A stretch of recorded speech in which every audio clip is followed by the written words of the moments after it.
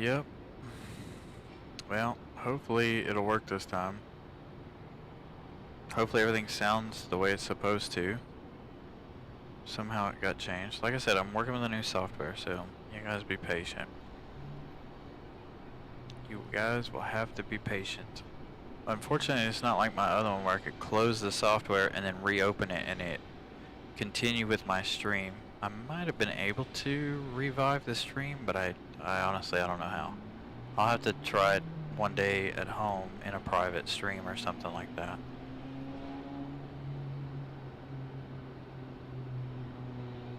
So hopefully everybody will come back. If they don't, then I'm just gonna go ahead and call it quits for the day, because I'm a little frustrated at the moment. Thank you to the 4 of you who did re-find us. Graham, what's up?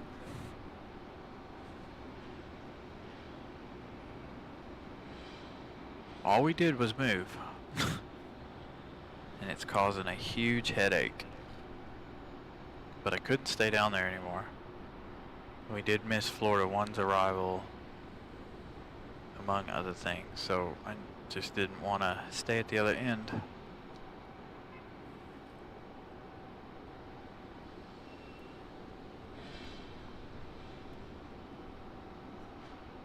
Does look like it's still giving my computer a fit though, because now all of a sudden the software is not running smooth either.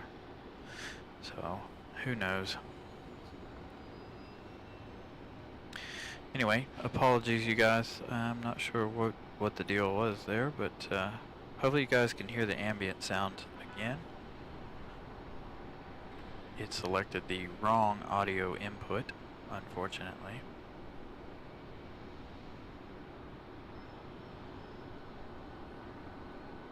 So we'll just wait on everybody to come back in.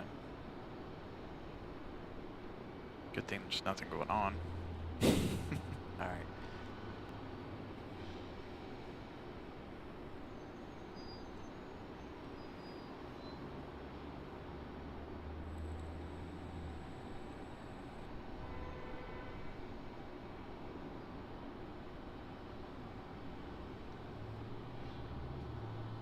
Yeah, yes indeed, it's selected the wrong audio interface. For whatever reason, it selected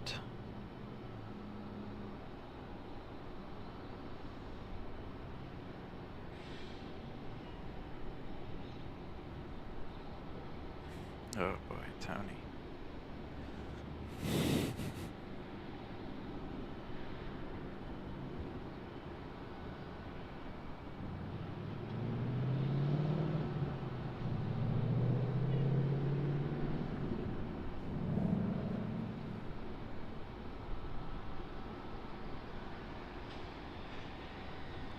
We're just waiting on everyone to return in.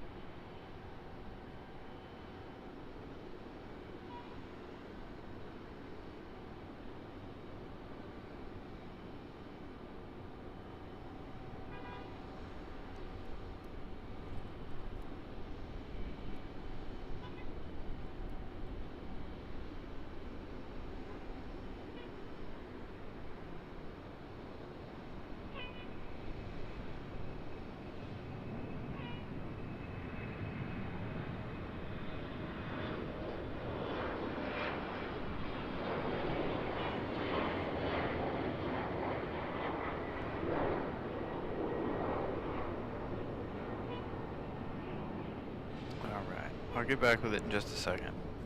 Like I said, I'm waiting on everybody to return, as well as checking some behind the scenes stuff. I got a message from my good friend of the channel, whose photos made it to the news for Air France.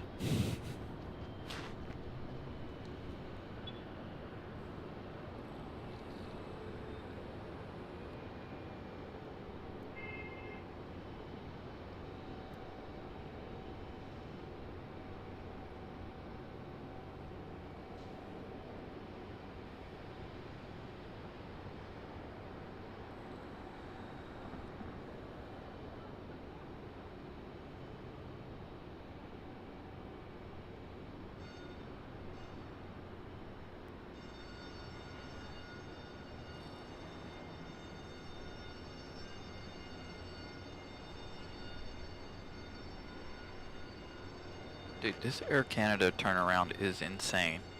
I feel like he just got here like 20 minutes ago.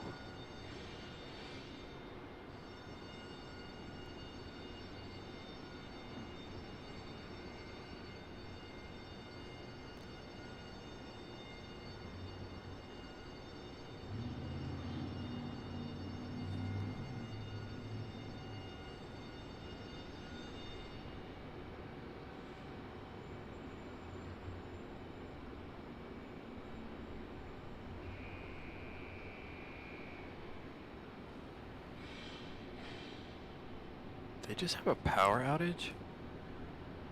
What the heck? All these lights just shut off or something. It was weird. I saw it out of the corner of my ear. Or out of the corner of my ear, out of the corner of my eye.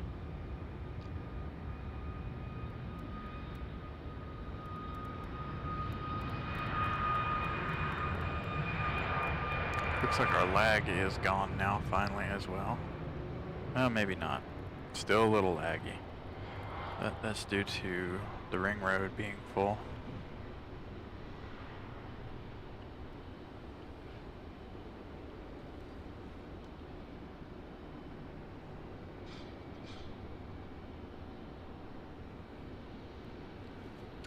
I'm actually going to try to move the Wi-Fi thing here in just a minute. I'm going to move it down a little.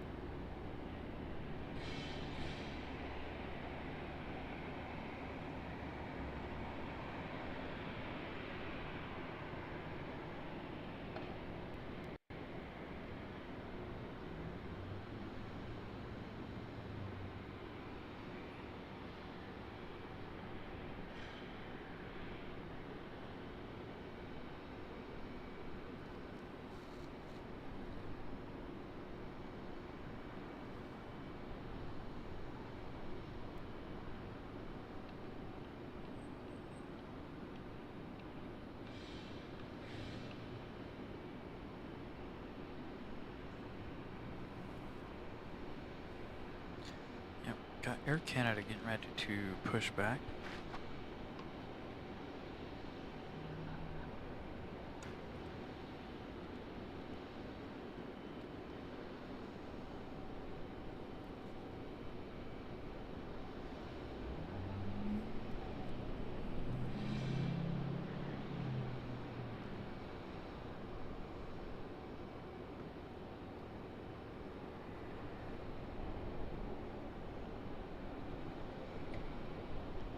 Ring road is full again. People getting dropped off.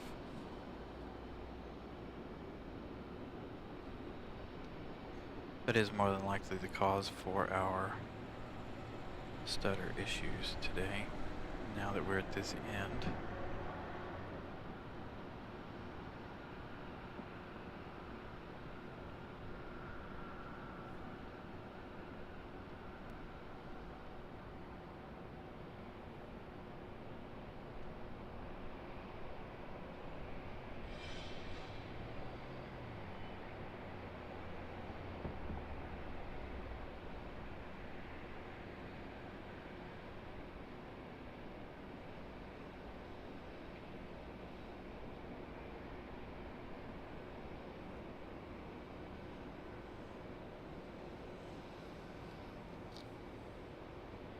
Feels like it got a lot colder too, moving down here to this end.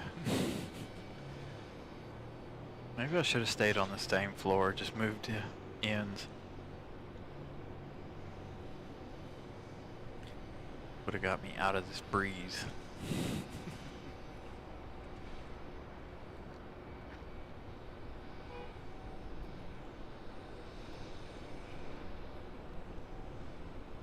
Alright, we've got a velo coming in.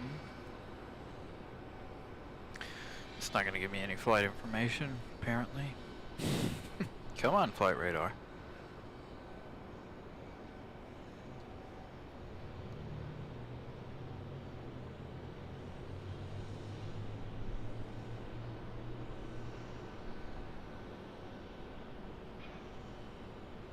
Yep, welcome to part 3 for today. This will be part last if anything else happens today. I'm not gonna fight with it. Although everything looks okay for right now, so I don't know why it decided to select the wrong audio for part 2. But when I tried to change it, the software froze. Then when I closed it, it closed the stream. So I had to start part 3. Part 1 was a very, very successful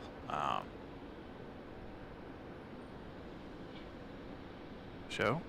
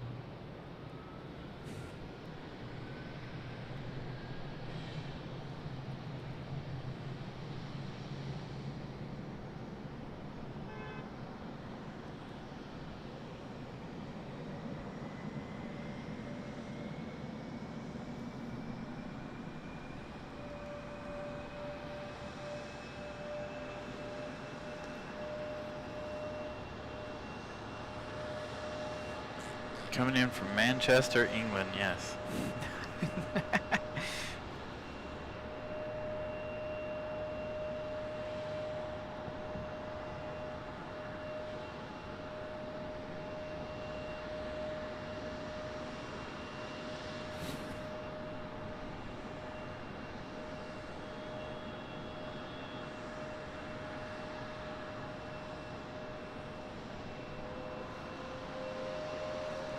Gotta reopen flight radar.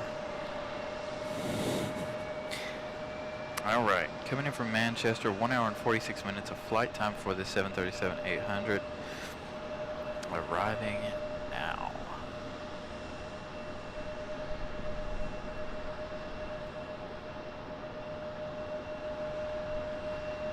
Yeah, you're not gonna focus. Come on, come on.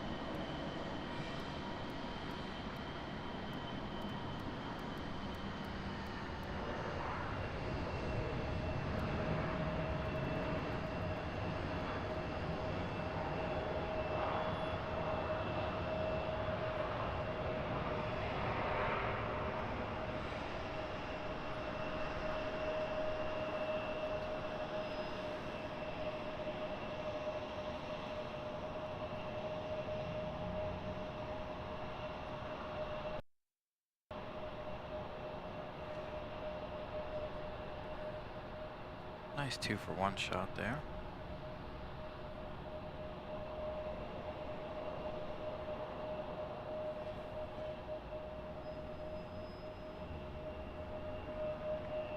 Ooh, somebody definitely turn the heat off because it is cold.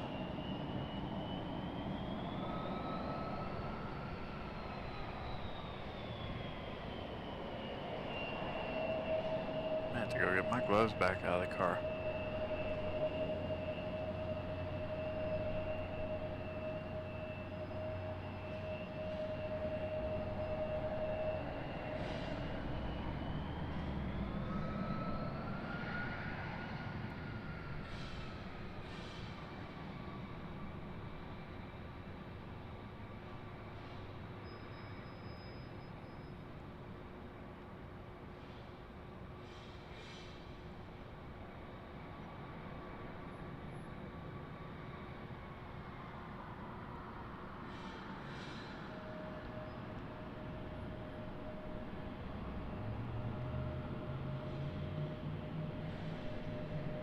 Nice touchdown for the CRJ.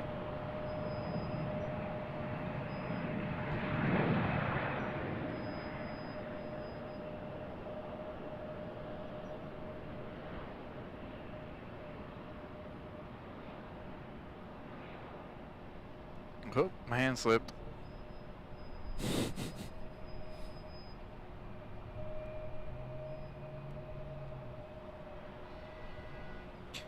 Quite a few arrivals coming in.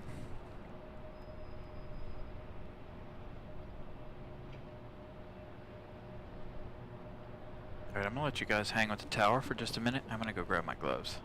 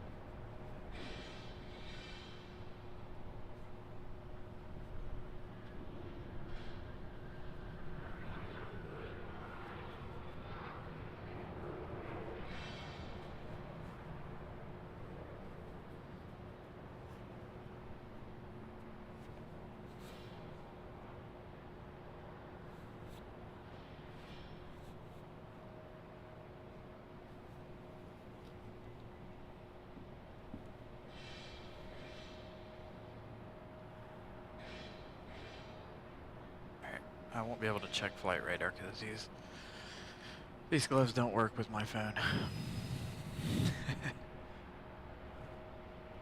They barely work with my lens. It is really hard to turn my lens with these gloves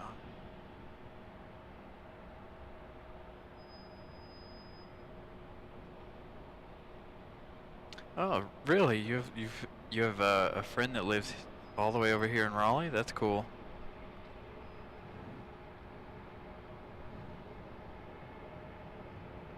Yeah, we've got an exec jet on the other side as well departing. This one over here arriving. Where did this one come in from? This one wasn't even up on flight radar. Our next one is an American Airlines. And then another American behind it.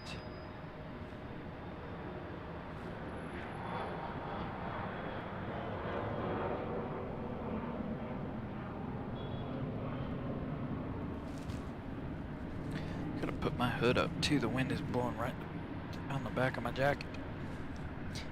FedEx 767 coming in after our two Americans.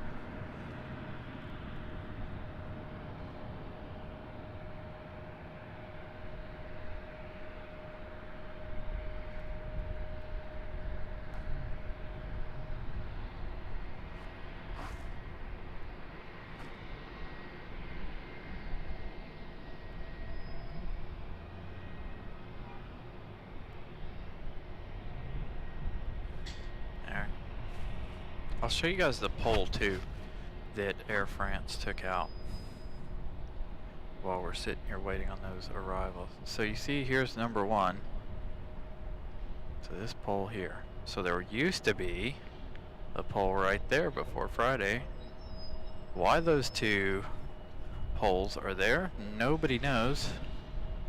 They really don't do a whole lot, as you can tell.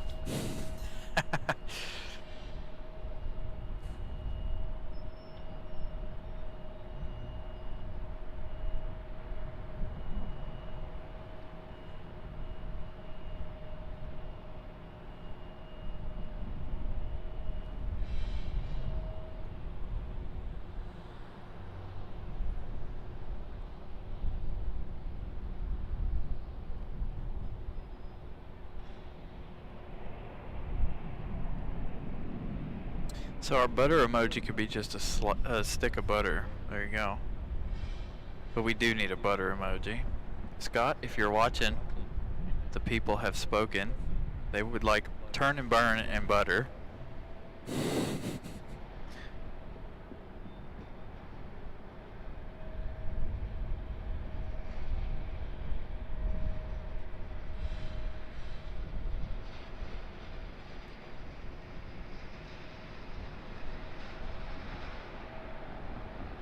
So you'll be over here in June next year. You'll be here just in time for the arrival of Lufthansa. Or are you flying over on that Lufthansa flight? They arrive June the 1st next year, 2024. If I could hold the camera steady. Ah, see, Scott's here. I know he's always here watching. Got Air Canada heading out in a hurry.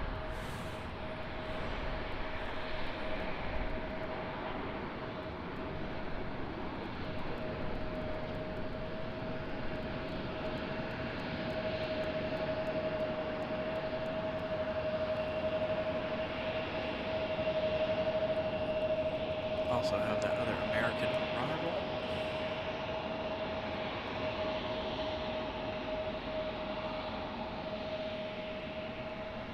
Yeah.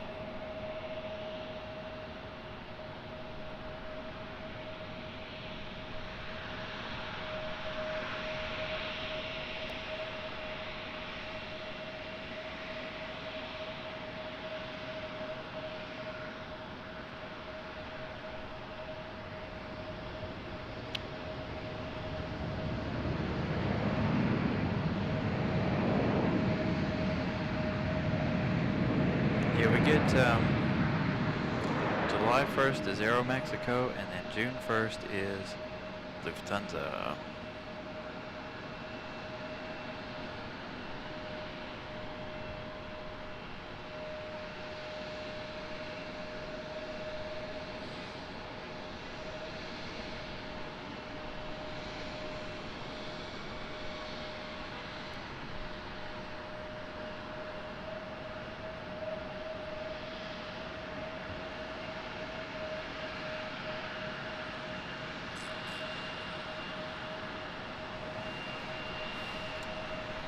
Alright, our next arrival is FedEx in the 767. Coming in from Memphis, Tennessee.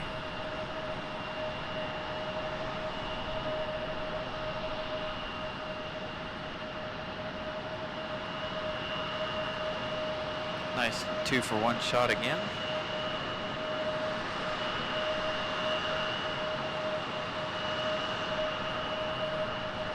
Dude, I would love, Hawaiian would be nice.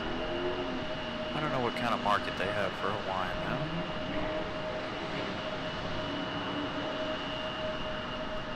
I think our next one will be Aer Lingus.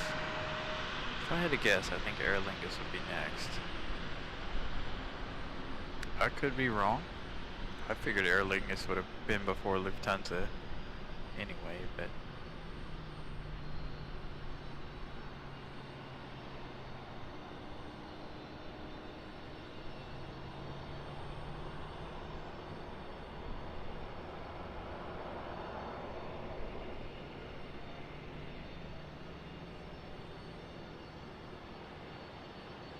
Oh, okay, so you're gonna come in through Canada.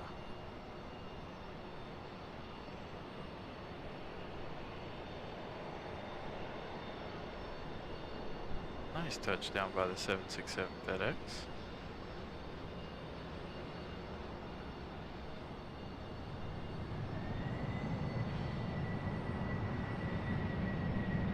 Man, I am struggling with the camera today.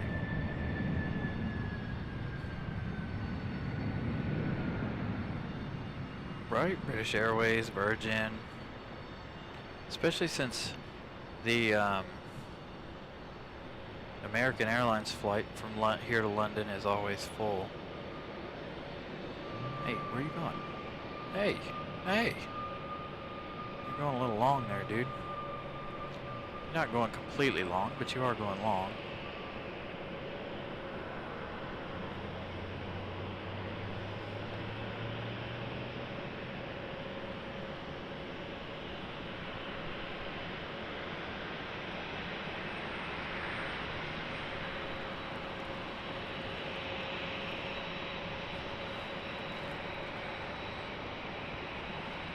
Got a bunch of arrivals coming in now.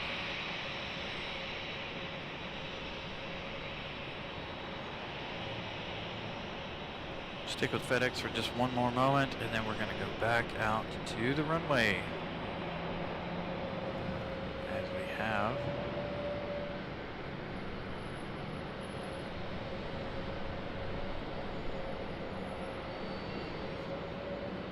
Another arrival.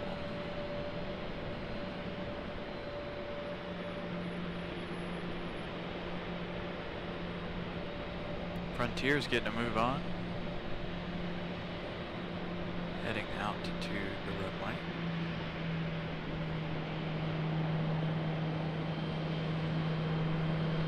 Another buttered landing.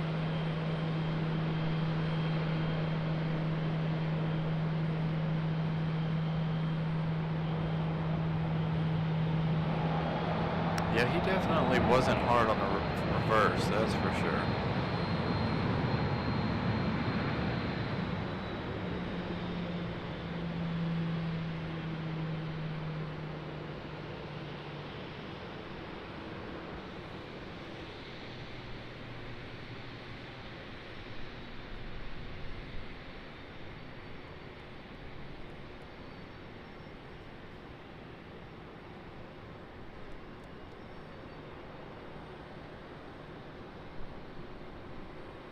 There's our FedEx making his way back to the gate.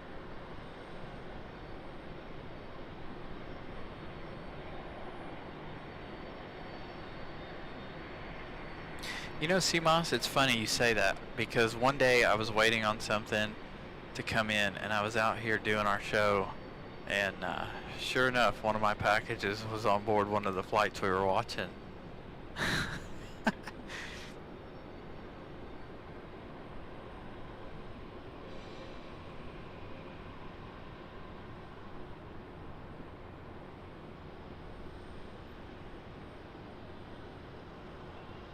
So CMOS, what'd you get me for Christmas?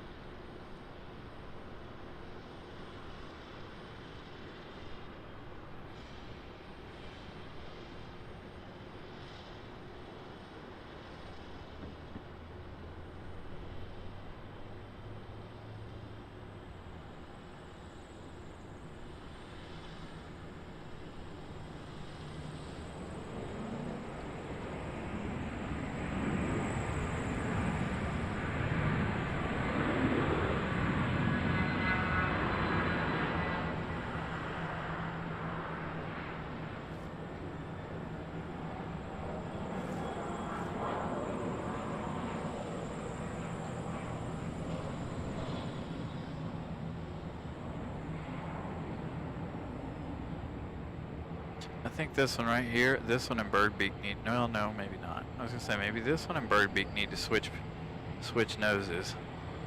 But I guess this one works. Oh, I wish Birdbeak would come back. That plane is so funny looking to me.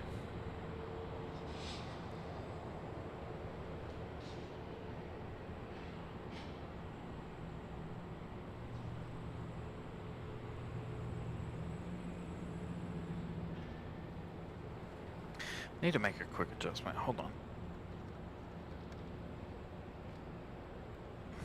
been so long since we've been down here. Every time I switch places, I get mixed up. Get my positioning all wrong for the camera.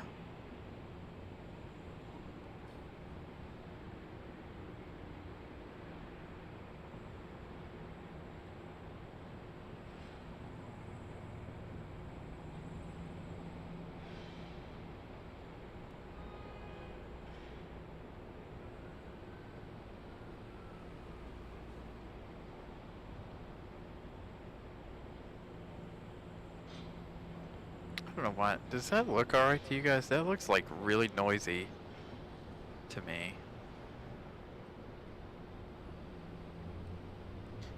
Here's our Delta A321neo from Salt Lake City. Pip Town. Pip is live right now, same time we are.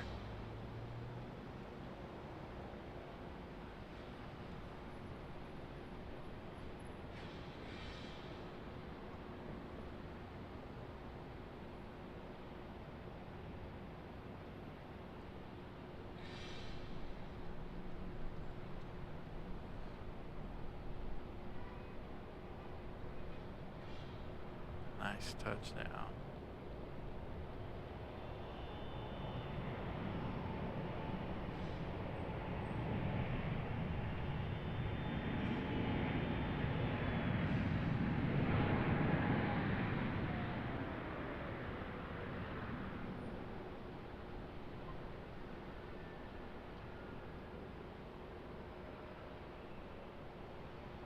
And compete. Why you want to compete against me there, CMOS? I thought you were a fan of the show.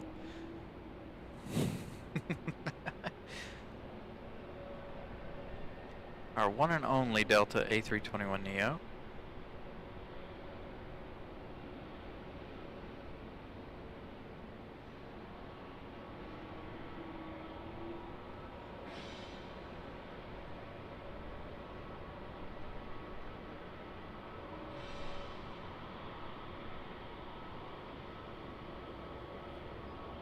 Yeah, it doesn't seem like a good idea to put that much wear and tear on your equipment if you can help it.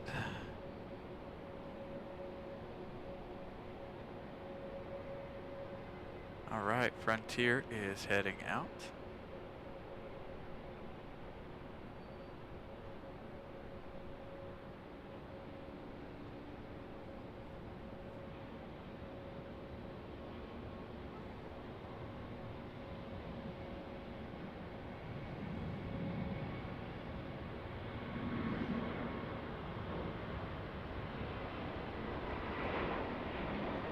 Manuel the squirrel monkey.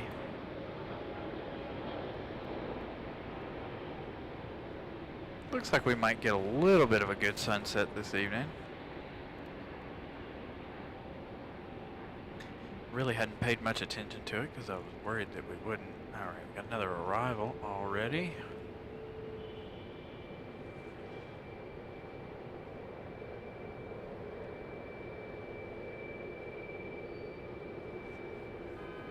Come on, dude, focus.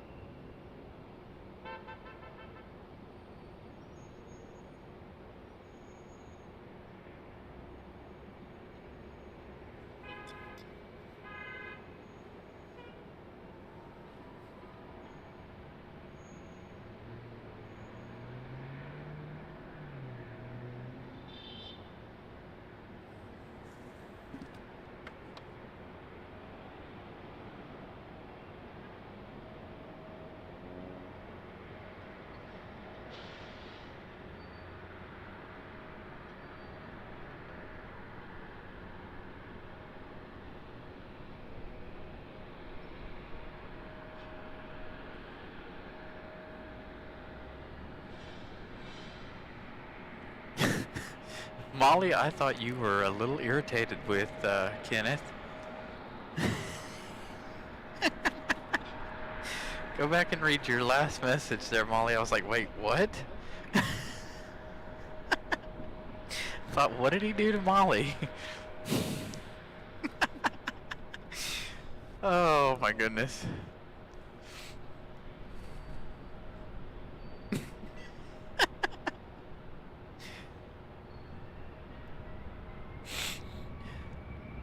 CMOS has got the correction.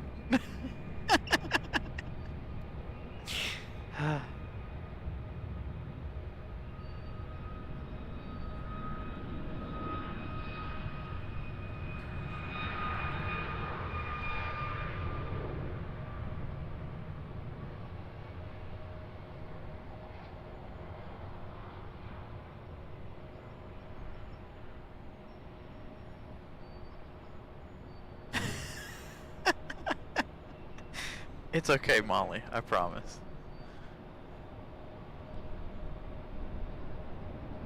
Made me laugh. I was just like, wait, what? What did he do? Did he make her mad? Like, and it took me a minute to be like, oh, shirt. It's like,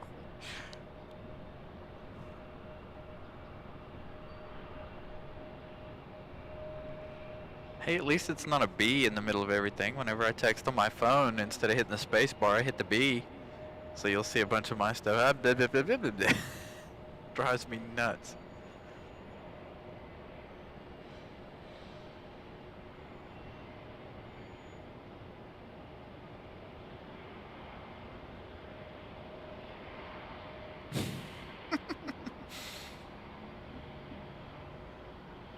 Then I'll be down a bunch of moderators.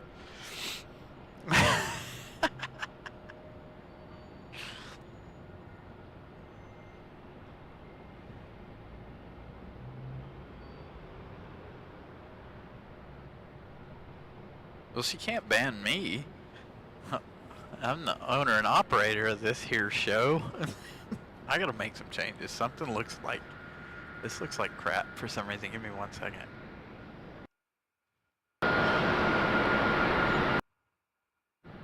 Whoa, what was that? That looks good.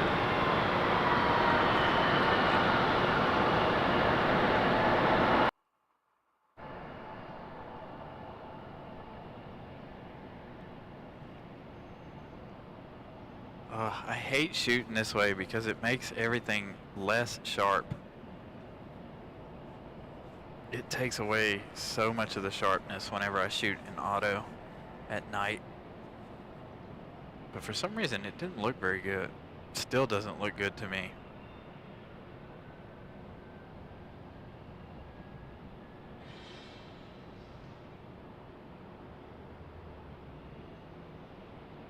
Oh, that looks awful. That looks even worse.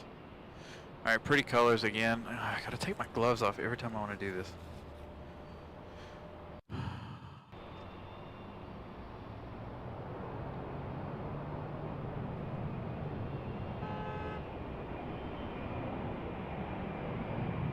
Yeah, that looks a lot better. Okay.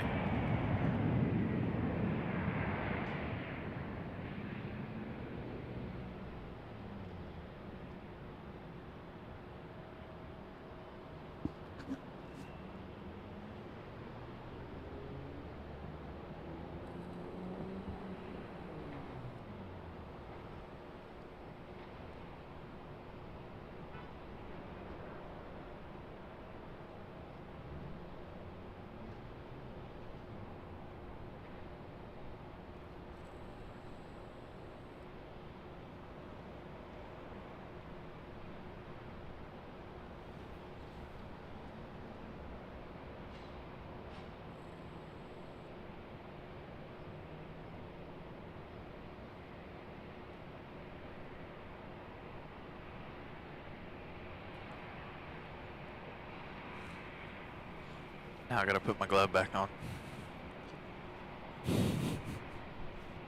I hate wintertime. I don't know if I've ever mentioned this to you guys, but I hate wintertime, period. God. Gotta bundle up and this, that, and the other.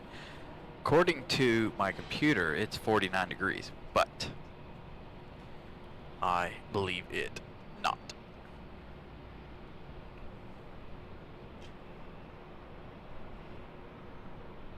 My computer always lies to me. Alright, we got another Delta out there.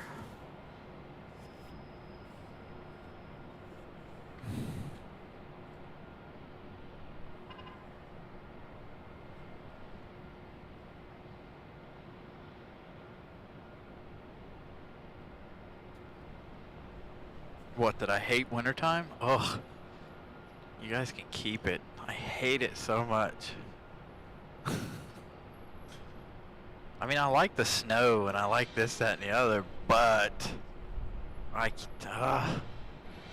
the time change and all that crap. I hate it.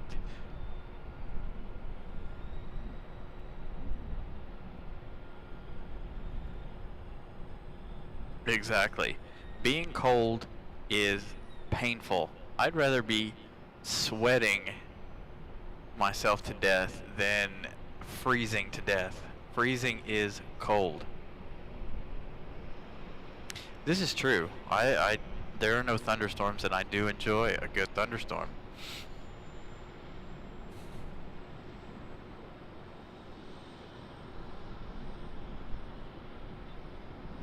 I know a lot of people are like, oh, you can bundle up in the wintertime. Yeah, well, I don't want to feel like I've got 100 pounds of stuff on and not be able to move.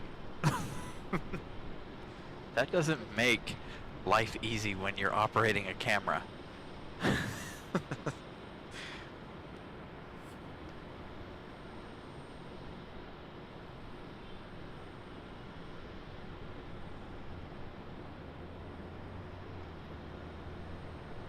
Oh, Molly. Thank you for that $10 super chat. I appreciate that, Molly. It says parking fund and apology fund. Oh, there's no need to apologize. We all have typos, trust me, like I said. CMOS and Yes Indeed were making fun of me earlier in the week for my typo. See, wearing all this stuff is making it hard for me to operate the camera.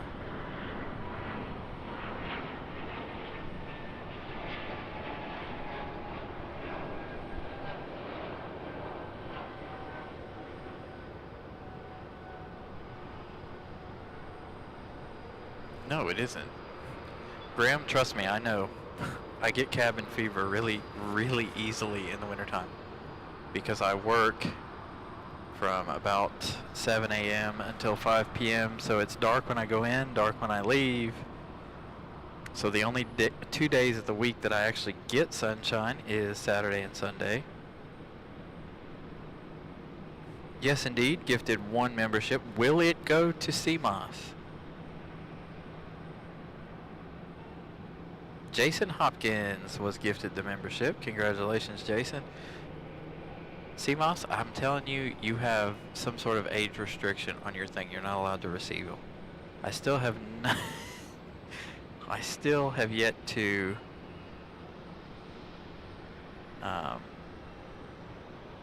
do the research on that, but I believe that there is some sort of age restriction on whether or not you can get gifted those.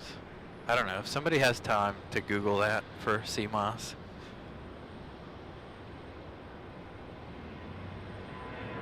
Vincent gifted 1 Carolina Aviation membership. Oh yeah, Graham, we get an hour for lunch, and in the wintertime I'll go sit in my car and just soak up the sunshine. I've had to, because like I said, I'll get that cabin fever, seasonal depression, this, that, and the other, and because of the lack of sun. And I have to take a long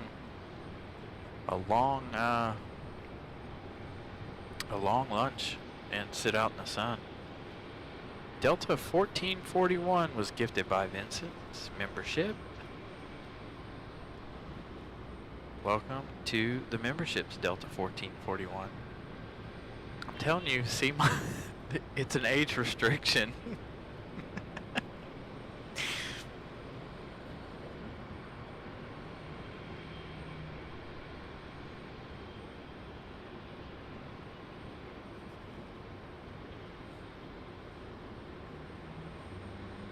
think you have to be um, 18 years or older in order to receive them, but I could be wrong. I don't know. I'm new to this whole live streaming thing, you guys. I haven't been doing it very long, as you guys know.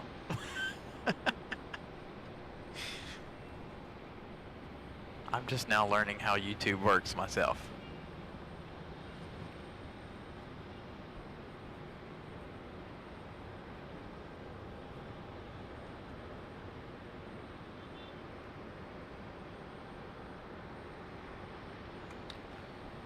Yes, it is, Graham. Yes, it is. The biggest problem I have with going to lunch where I work is I have to park a quarter mile away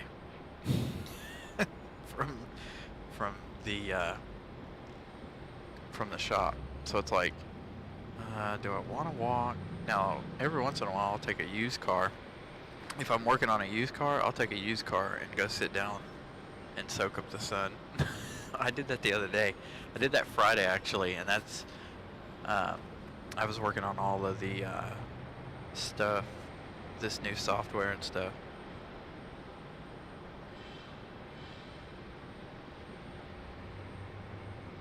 So so CMOS, it's not us not trying, buddy.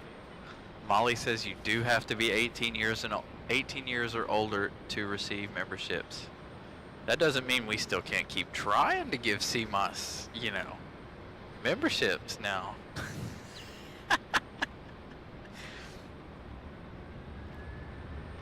Because I figured he would have gotten it like right away. So I figured there had to be some sort of restriction on it.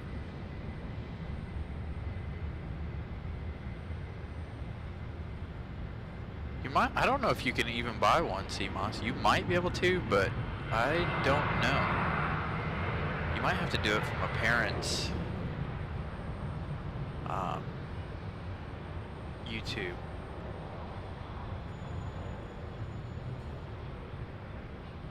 Alright, I do have to make a quick change to the camera to up the brightness level on it, which means I gotta remove my glove. Oh, it's cold! It's not even that cold out here, but it's cold enough. There we go. Vincent, $10 super chat, gift parking fund. Thank you, Vincent. I really wish I could get these up on the screen for you guys. But like I said, still working with this new software. So give me a couple of days, a couple of weeks, a couple of episodes, whatever to figure this stuff out. Because the softwares are similar and different all at the same time. But thank you, Vincent, for that parking $10 super chat parking fund. I appreciate that. Uh-oh, here we go. Got a departure. Is this our Mad Dog again? Our second Mad Dog departure today. Now see, that one didn't, that one took a while.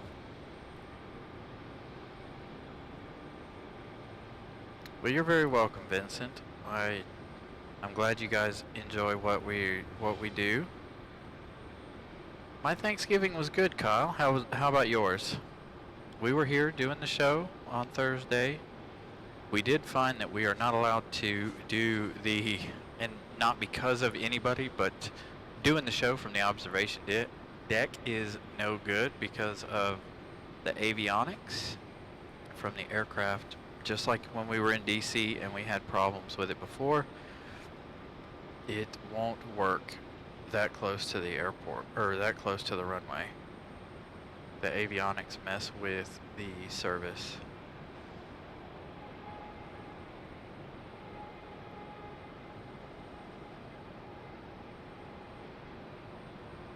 Yeah, I'm watching all the private planes flying in. Whoops, I'm a little bit behind here.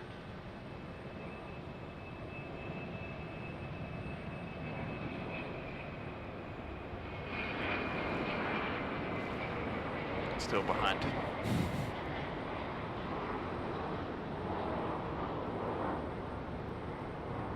Ooh, hey.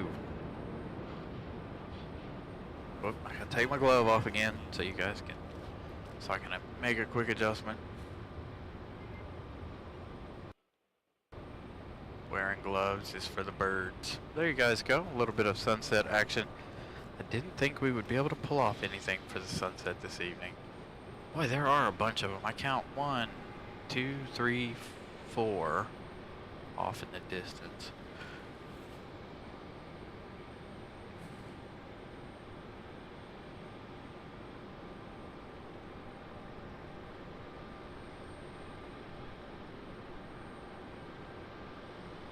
Yeah, they were very, very, very close to the MD-80s.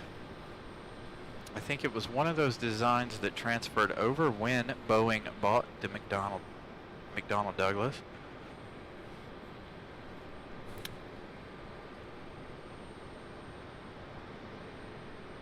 So it was one of the only ones that they kept for a little while. Oh yeah, we got a stack of private jets.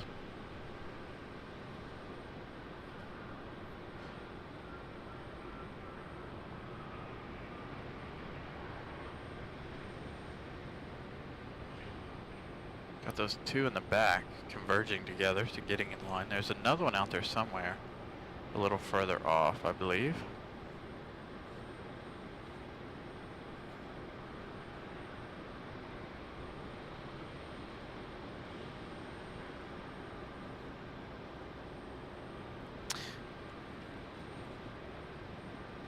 There you go. There's just a sunset emoji. Scott, the people have spoken again. They need another emoji.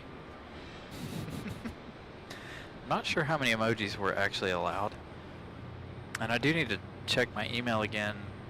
I'm sure Scott has sent us some other things other than emojis. I know we were working on getting the membership badges changed. And like I said, I haven't been on the email since I think Friday to check that. I should have done that yesterday, but I was working on the software, this, that, and the other, so.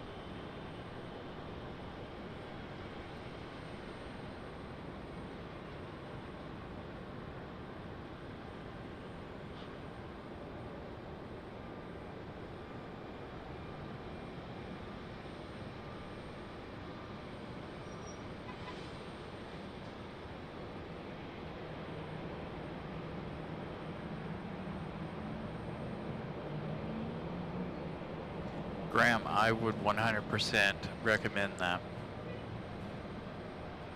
Infinities to me, and take it from me, I did used cars for a long time, for about 3 years.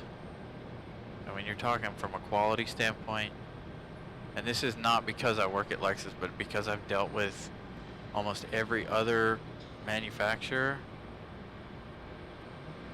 Lexus is probably the best one. I would pick a Lexus over Mercedes, BMW, just as far as a comfort level. Now, for a performance level, oh yeah, there are plenty of other cars performance-wise I would choose different, but from a luxury standpoint, in my opinion, you can't you can't beat a Lexus.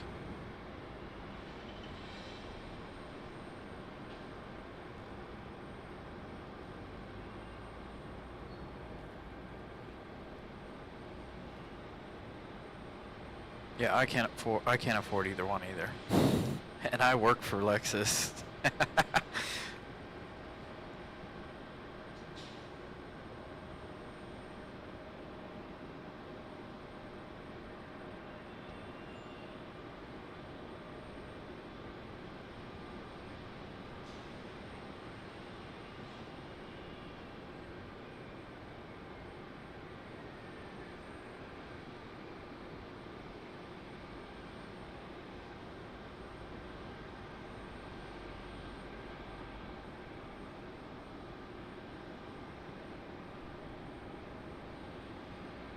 Yeah, you can't beat a Lexus on the quality. Unless it's an older one. Now some of the older ones that now they're not as good, nowhere near as good as what they were when they first hit the lot. A lot of people, like some of the older ones that people haven't taken care of, yeah, they're no good. We get a lot of them in that just aren't worth it. But anything within the last 5 to 6 years, as long as nobody's ragged on it, it should still be in great quality.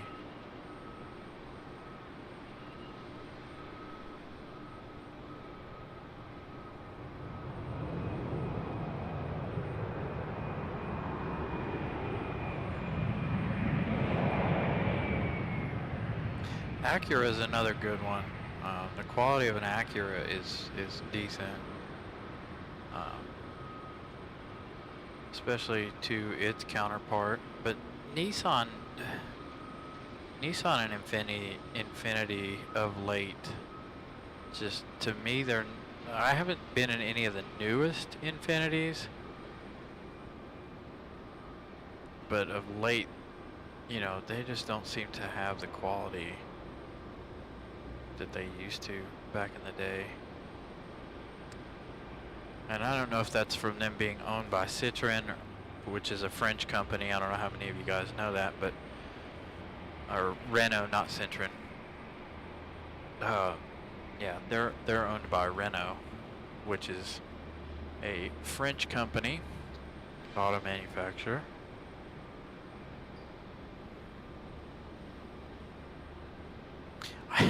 I actually, and hopefully I don't catch a lot of heat for this because this is not a car show, but I actually did one the other day, and I did it on Friday. It was a Dodge Caravan, and the quality of that Caravan, in my opinion, is embarrassing. Like, I don't like to talk smack about things, but when your quality is absolutely horrible, then I can't help it. I want to say something. As a matter of fact, at work, I'm like, dude, you couldn't give me this car. Like, take Hyundai for instance. Hyundai always had a bad reputation back in the day for not having quality cars. I would take a new Hyundai over this Dodge Caravan any day. Like, every single panel in it was loose, it rattled on the inside. It was just, the interior was absolutely awful. One of the worst cars I think I've ever had the pleasure of working on, if I'm honest. Subarus are popular here too. Matt, man, we get a lot of Subarus. Now, the dealership that I work for owns a Subaru dealership, and I think we're the #1 Subaru dealer in the Triangle area. But Subaru makes a good quality car. As far as I know, I don't work directly with Subaru, but I work with Lexus all the time since I work at the Lexus dealer. But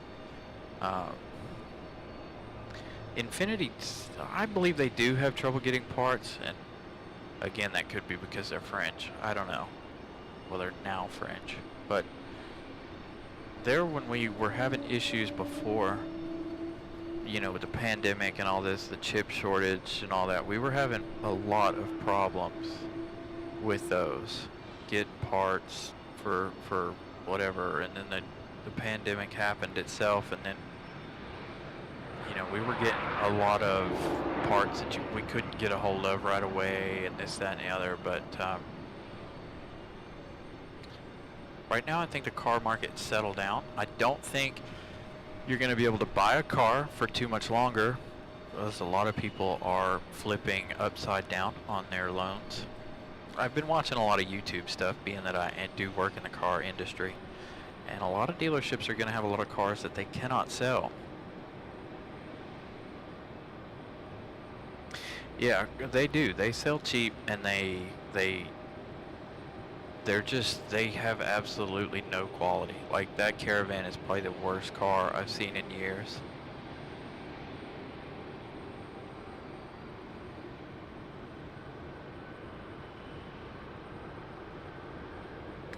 Dude, Hyundai back in the day was like one of the worst cars you could buy back in the day when they first came out. Now if you look at where they're at in the ranking, they've come up in the ranking. They're like one of the best cars you can buy now. I don't know that much about them. I've owned 2 Hyundais. Actually, my first car was a 97 Hyundai Elantra. That car hated me. But anyways, but I've owned 2 other Elantras since. I had 2 hatchbacks. I had a newer one and an older one, a 13 and a 17, I believe was the white one. Somebody pulled out in front of me in the white one. I got into a really bad crash, but first and only, knock on wood, first and only accident I've ever had.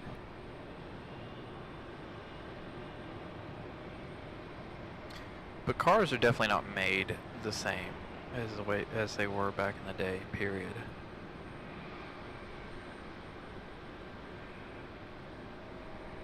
Yeah, I'm sure Lexus does. I'm sure Lexus sells really well, like the RX, because it's manufactured there in Canada.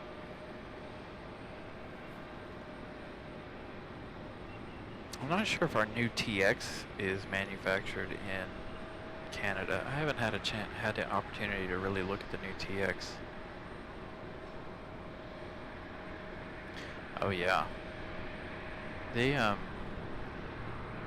Now the other one is Mazda. I would love to have another Mazda. I have a 2008 Mazda 3 that I've had for 12 years. Or not 12 years. I've had it 10 years this year. And it's beat to death, don't get me wrong, but it's still kicking. I mean, and I think I've had to replace oxygen sensors. It's been the most I've ever had to do to it, and brakes. But Mazda, I like the new Mazdas. They're on par. The new Mazda 3, in my opinion, is on par with like the Lexus ES. It's really quiet inside. The leather is really, really nice. I mean, it's just an all-around nice car in my opinion, but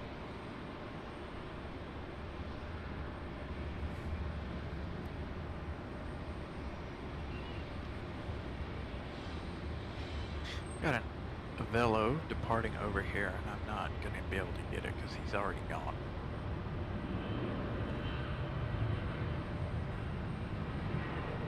Yep, the big Lexus plant up near Toronto.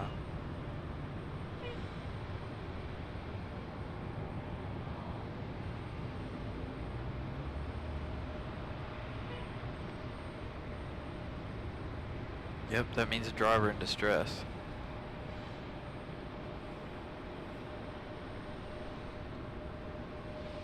Yeah, they are, so I've been watching some of these videos on YouTube, and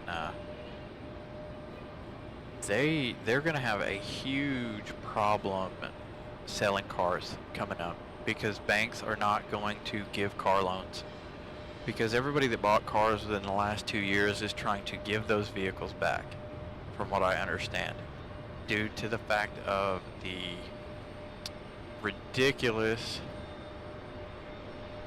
loan amounts and the payments. So a lot of people are trying to give their cars back. And so when that happens, the banks are going to freak out, and it's already happening. I saw a thing today about one of the Canadian banks is already like, nope, we're no longer giving out auto loans because of all of this stuff going on.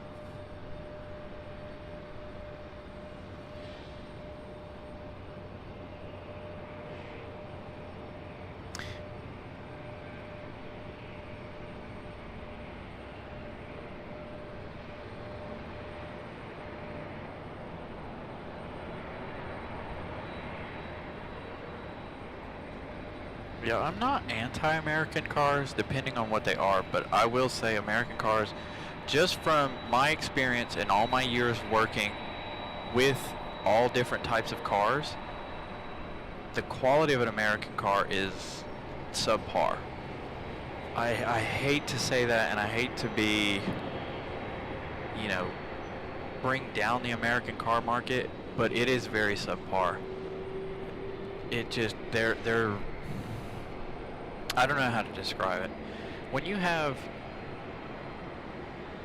8 out of 10 Tahoe dashboards that crack and bust in all of the Tahoes and GM products, I've seen it so many times. You know, they come in and their dashboards are busted, and just from, you know, wear and tear, you know, being in the sun and this, that, and the other. But yeah, the American car to me is not. Now you have your legendary cars like your Mustangs, your Challengers, this, that, and the other. Sure, they're also a little more expensive. But if you're gonna buy like an Aveo, a Chevy Aveo, or whatever, Cruze, or any of that, don't expect quality. You're not gonna get it. You'd be better off buying a Toyota Camry or a Honda Civic, or, you know, something like that. But that's just from me, and I have 10 years experience working in the automotive industry, and I've worked with all different types of cars. I did the used car stuff, so everything wrong with any of these vehicles I have to report. So, and I'm reporting way more stuff back to my manager on what the vehicle needs than I am the Japanese cars and some of the European cars.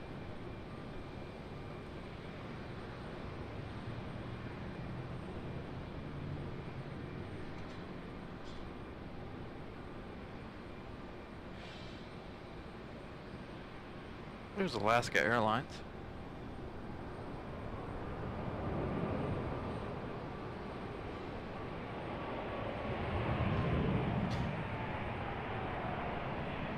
Me too, Jackson. I have a Honda Civic. I have the Big Daddy Civic. Wouldn't trade it for the world. As a matter of fact, I'd like to get one for Miss Carolina, but she's like, I'm not driving that. Even though Miss Carolina loves driving my car. Don't let her fool you. I told her I would buy the new Type R, and she could have the old one. It's not even old, it's a 2019, but I do like the new Type R. Speaking of Honda and Honda Jets, they're manufactured in Greensboro, North Carolina, if you didn't already know that. Along with the soon-to-be Boom Supersonics. I saw a comment about that just a second ago. And as soon as they get that factory up and going and they get some prototypes going, we're going there. Hope you guys are ready for that, since that is only about an hour's drive from here.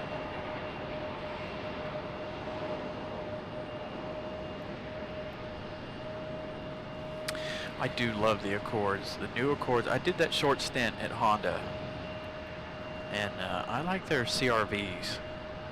That new CRV is really nice, and I really like the Honda Pilot. If I were going to buy an SUV or something, I'd buy that Pilot, I think. Or the Ridgeline truck. I do like that as well.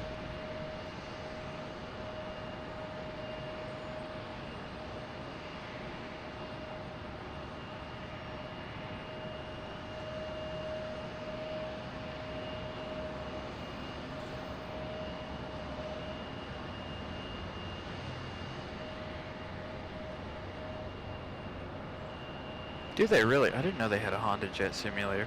I think it's really cool how Honda Jets start like a car. They have two push button starts after you hit the battery.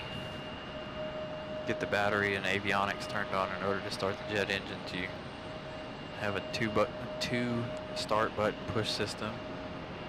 I absolutely love the Honda Jet along with the Cirrus G2.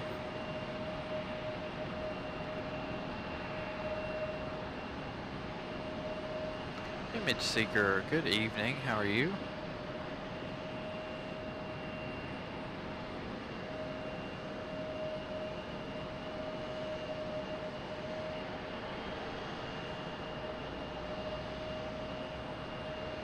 It does have a ton of safety features. That is the one thing about these new cars that kind of bug me. So that you get all these safety features. Now I have a 2019 Civic Type R. You guys know this. And it's basically a race car, and it has no safety features, which is amazing. The one thing I do wish it had, though, is the laser cruise control. Our Hyundai we had that laser cruise control, and it also had start and stop cruise control, which took me a while to trust, but once I did trust it, oh, it was amazing. Because you never have to touch the throttle, you never have to touch the brake, nothing. It does it all on its own. But all the safety features kind of bug me.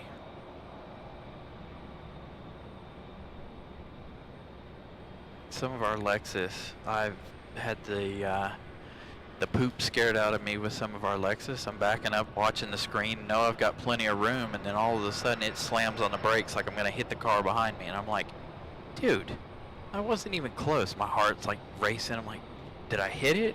I know I didn't just hit it. Did I hit something off to the side? Yeah, so some of the safety features get a little annoying.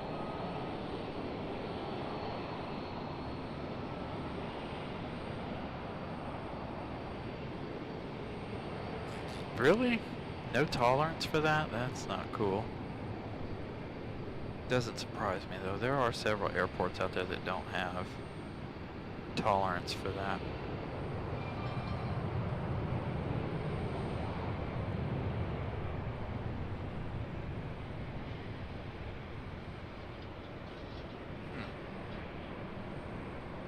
Probably because they know that this is getting ready to come up with the boom factory and this, that, and the other.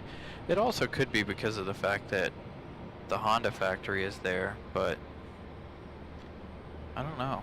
That's weird.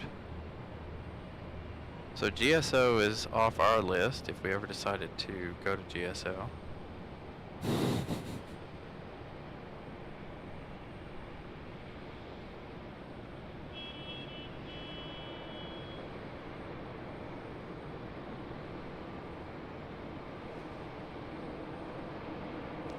A lot of business jets.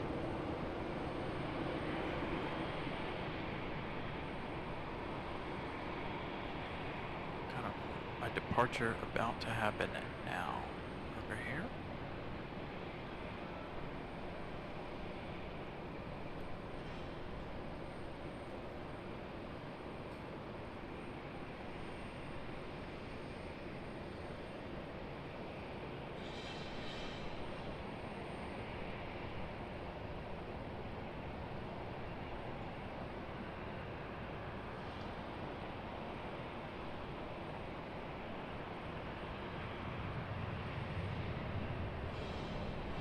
Speaking of Charlotte,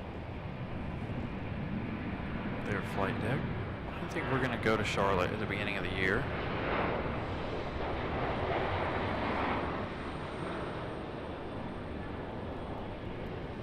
But we're not going to go to the observation area because I don't like that one. The makeshift observation area. I cannot wait for you guys to get the new one up and open.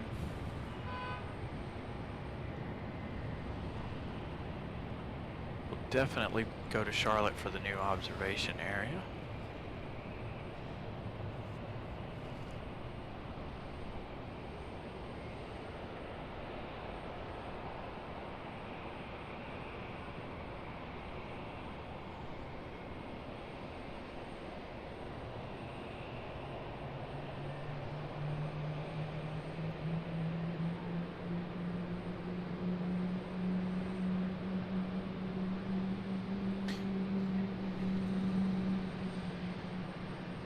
Hopefully, Image Seeker, you had a good Thanksgiving. Sorry, I'm a little behind on the chat.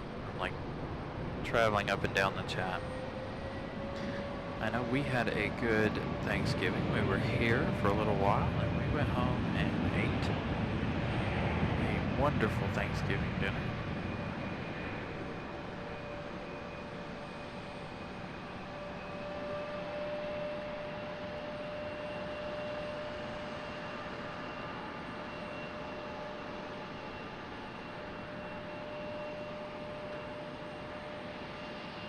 Yeah, I can't wait for their new thing to be open. The only problem that, and I don't know how many of you will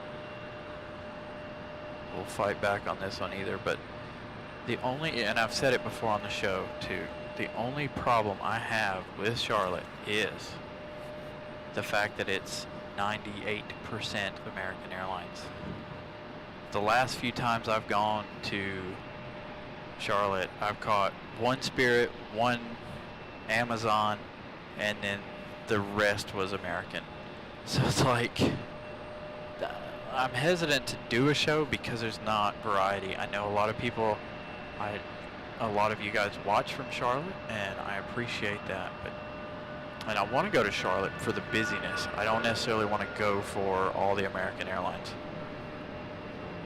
And you know, it's weird that Charlotte is the worst for that. Like, because even and we've said this on the show, I've said this before, Dallas-Fort Worth has Emirates, British Airways, Lufthansa, all these other international flights, where Charlotte gets Lufthansa, and that's it that I'm aware of. Like, they don't have any other international flights. I could be wrong, but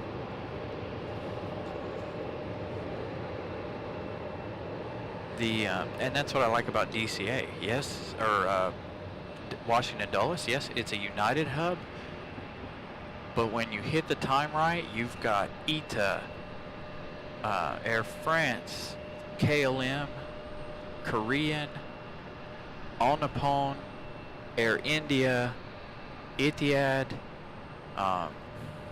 Emirates. I'm trying to think who else. Brussels. You get all of these different airlines, and so it's like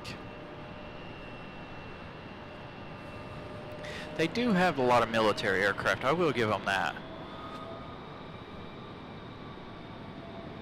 And I've got a friend of this channel that really wants me to go to Seymour Johnson as soon as we're able to break away from having to be on power all the time.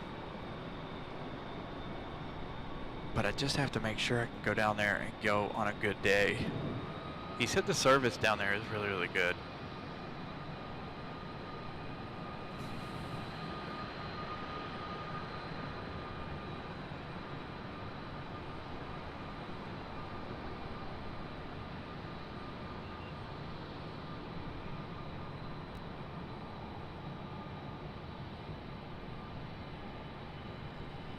Just like I've struggled with trying to go to Atlanta, because I know Atlanta's nothing but Delta. Granted, I'm not nowhere near as familiar with Delta or Atlanta as I am, like, say, Charlotte, this, that, and the other, because I've watched Charlotte on Flight Radar, you know, weeks in advance before I go down there, trying to learn the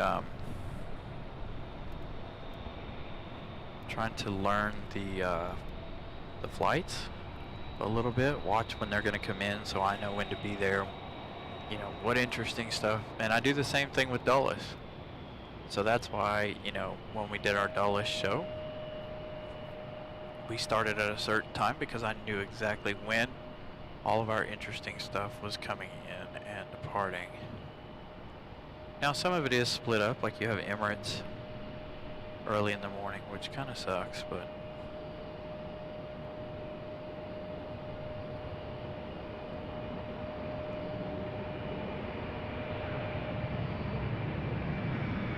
I definitely don't hate any airport.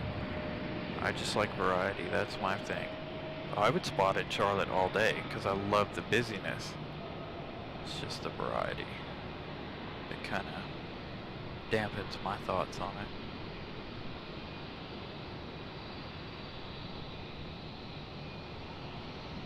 Yeah, it's all connecting flights, which I get. I mean, I completely and 100% get that.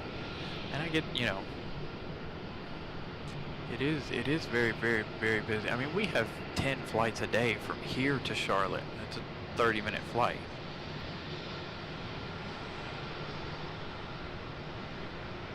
Here's looking at blue, kid. I like that.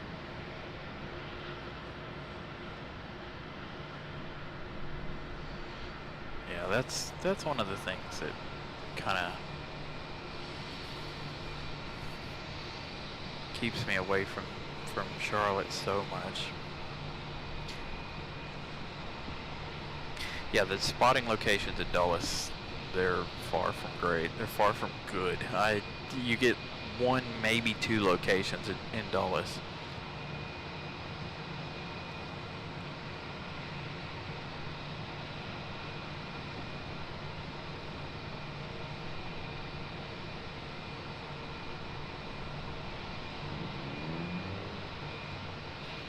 So my favorite plane is probably the 737s. When you're talking semi, the smaller stuff, quote unquote. I do like the 737, but I also like the A220s.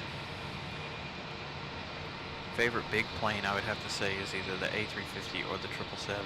Probably along with the Dreamliner. It's easier for me to tell you what plane I don't like than it is to tell you which one I like the best. And some of you might throw stones at me for this, but I really don't like the A330. I don't know why, I just am not a fan of the way the A330 looks. There's something about the A330 that just bugs me.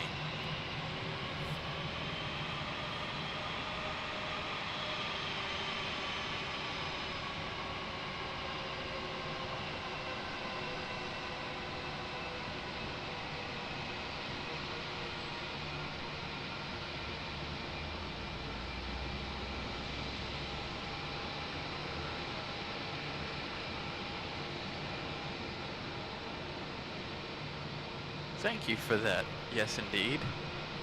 Really, Spirit is their next highest destination served?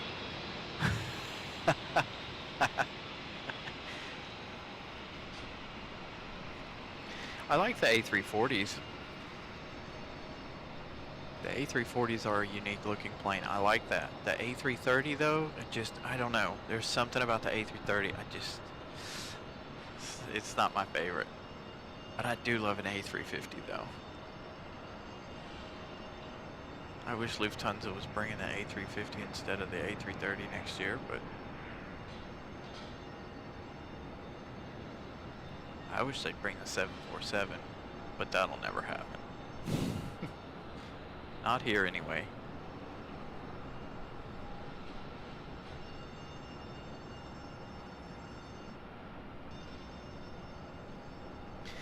Yeah, that would be the bell for...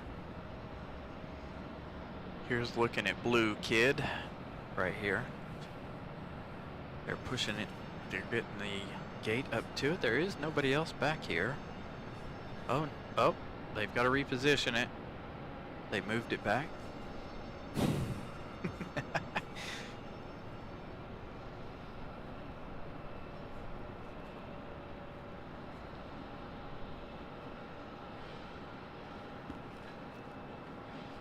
Now, if you're talking military aircraft, I'll take an F-14 all day.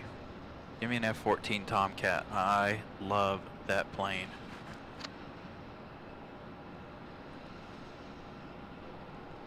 Sure, there are better ones out there, but I love the F-14.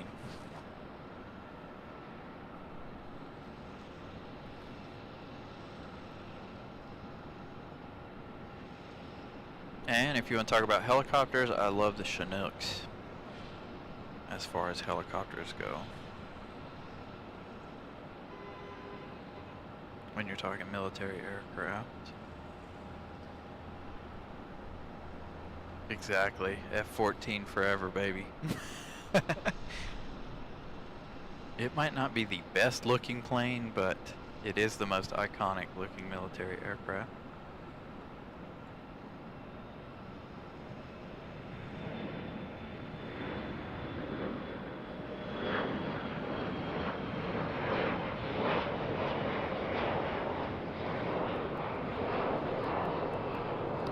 I wish we'd have another F-15 fly by right about now.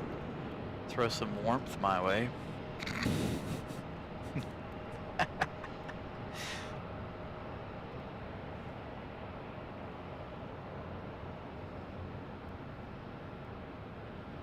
Alright, let's see. What do we got going on? Did it really just die out? I know there's another one out there toward the end.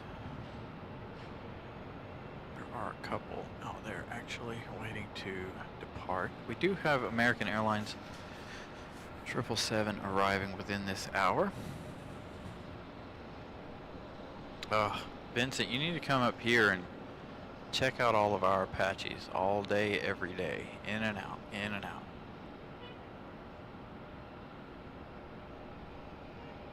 Yeah, it's been about a week or so since we saw them.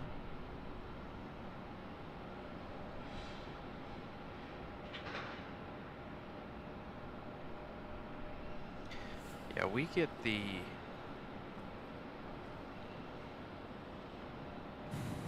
No, I haven't. But like I said, we do get a lot of the Apaches in and out of here. Every day, all day.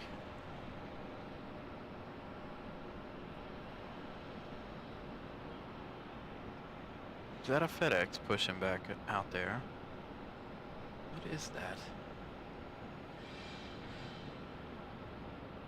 Looks like it might be a FedEx.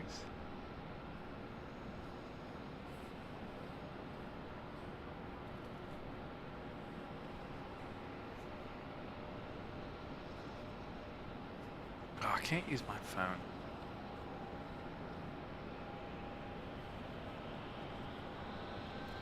Is it United? Maybe that's what it was. Maybe it was at United.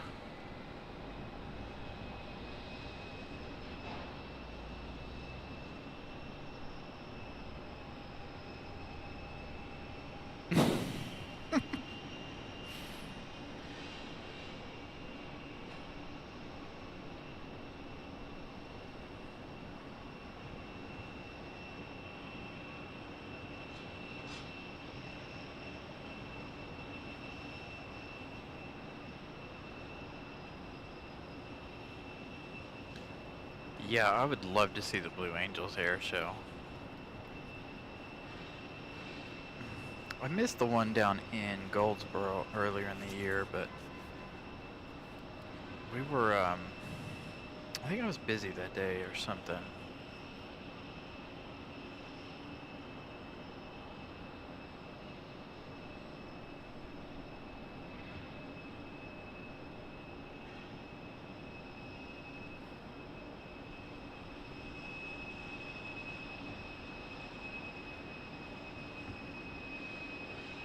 Or I wasn't able to go for whatever reason for the air show down there. I think I had to work that weekend.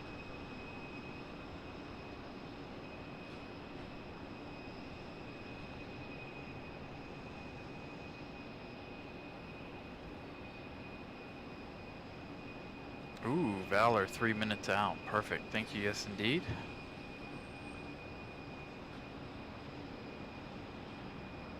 We should get a good shot of that one when it touches down and it decides to do its back taxi.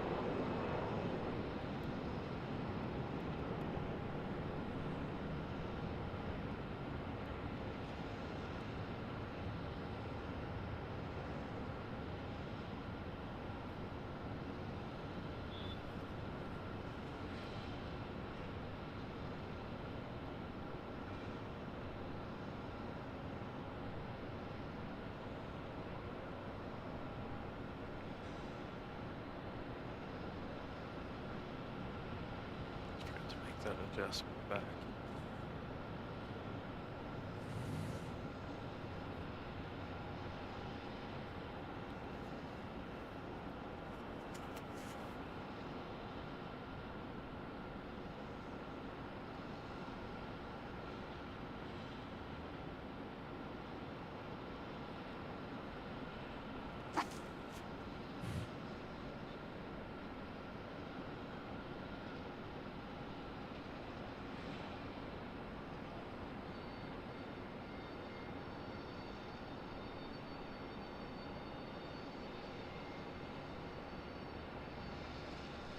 There's our Republic Airways. I was wondering when that was going to depart.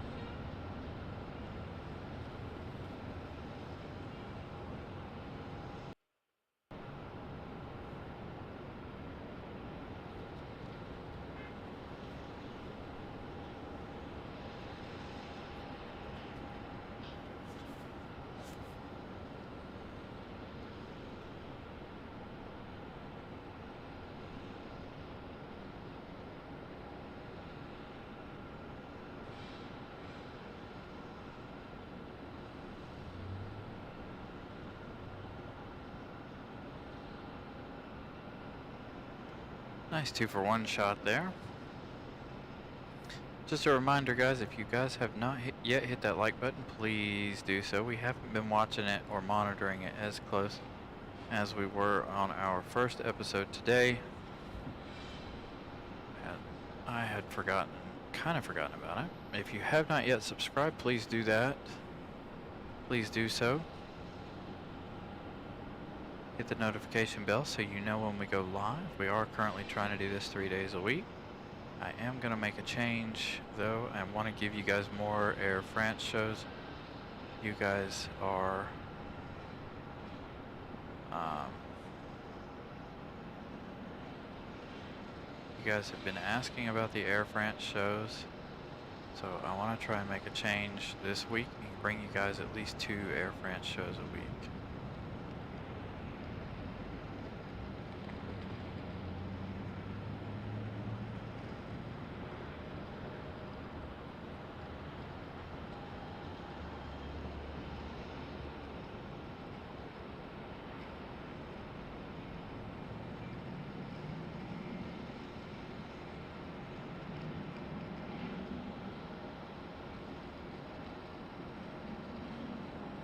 And that one's going to go long. I figured it would have stayed a little shorter, but I guess not.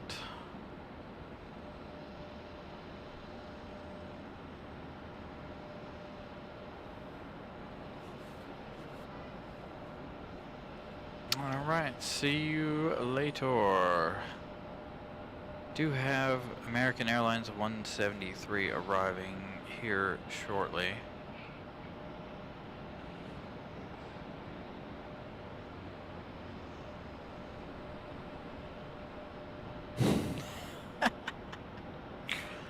Yeah, right? Be really close to Air France when if I'm near the light poles. Poor Air France. Ooh, a smoky startup for that 737.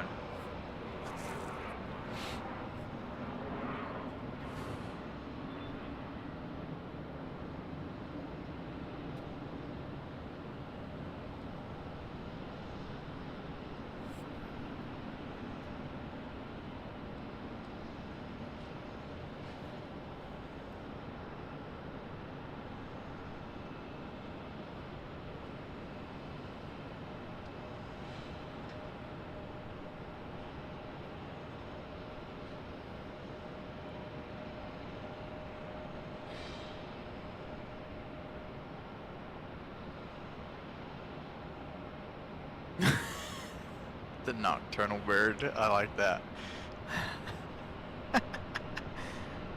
I know, I hate how it comes in at 6:30. Seems like it does this every winter time too.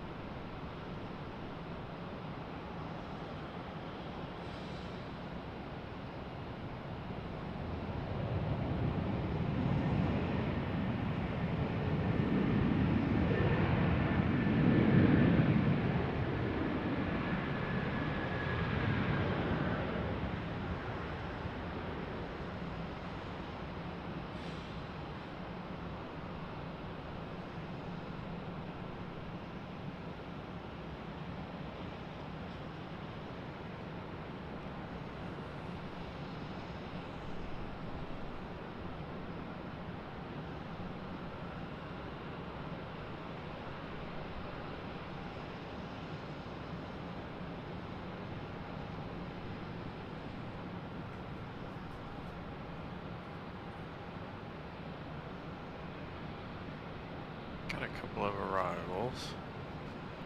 I'm not even bothering with flight radar right now anymore because of my phone. I can't do it with these gloves on. This looks like a Velo.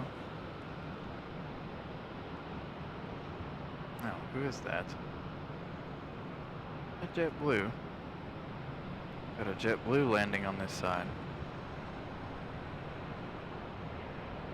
It's because the 777's in its way, I believe.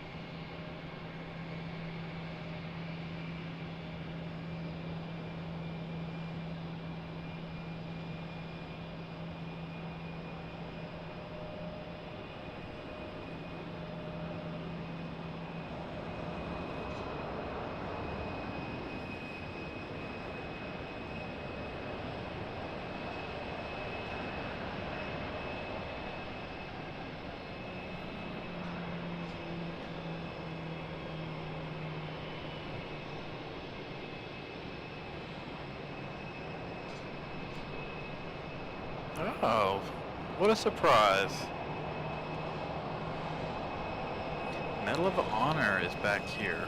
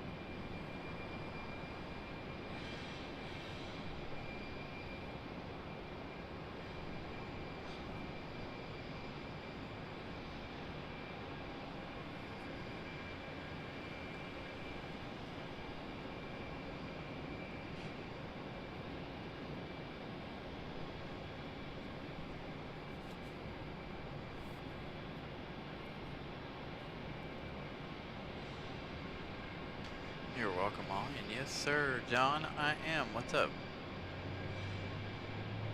I'll be on until who knows when.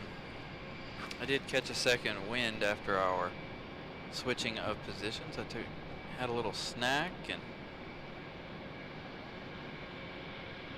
had a little bit of a break, so we'll see what happens.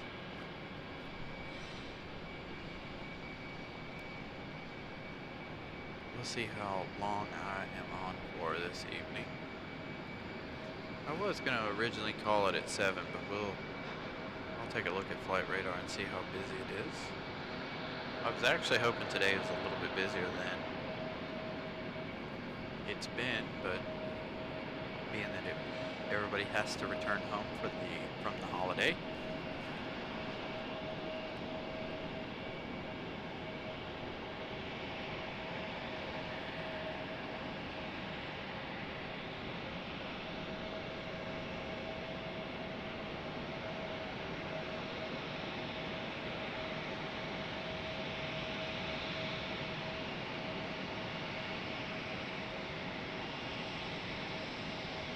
Oh, they must have told him, hey, you can't sit here, got a 777 coming.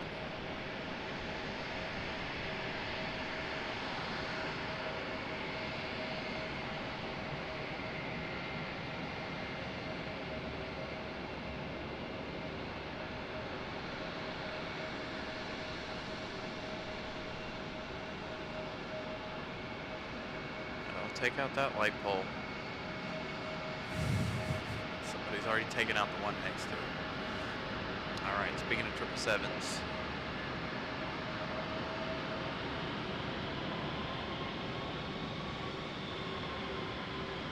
I believe this is our 777 right here.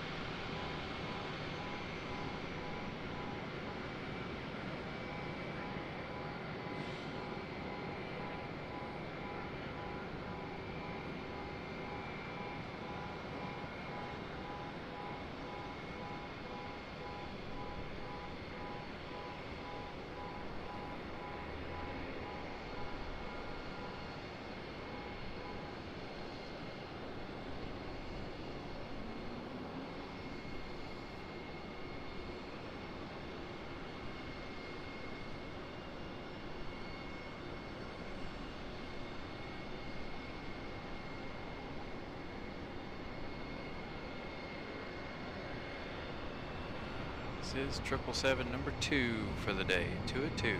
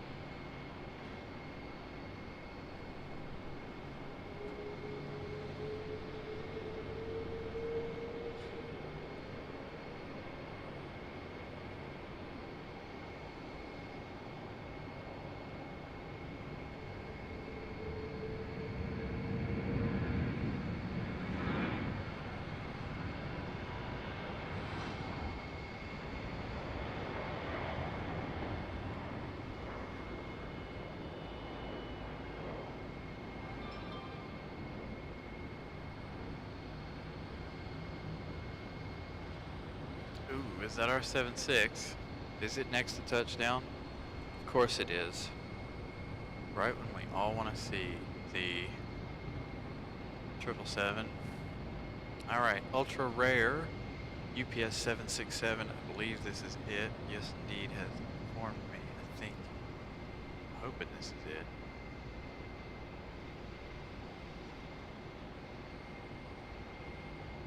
I don't think it is. I think.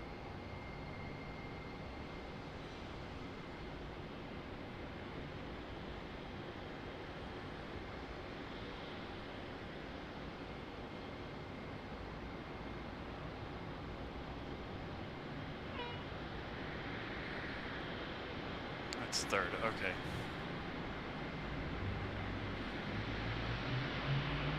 They had a follow me car for the 777. Which is not something you normally see here at RDU, but I guess since the incident on Friday, they're making them follow them in now.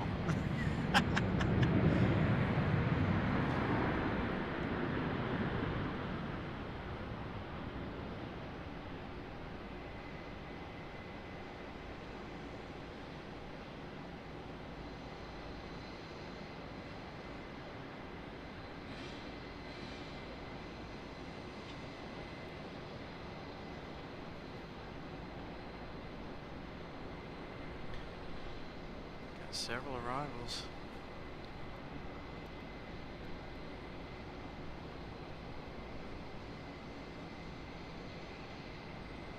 There's what I'm looking for.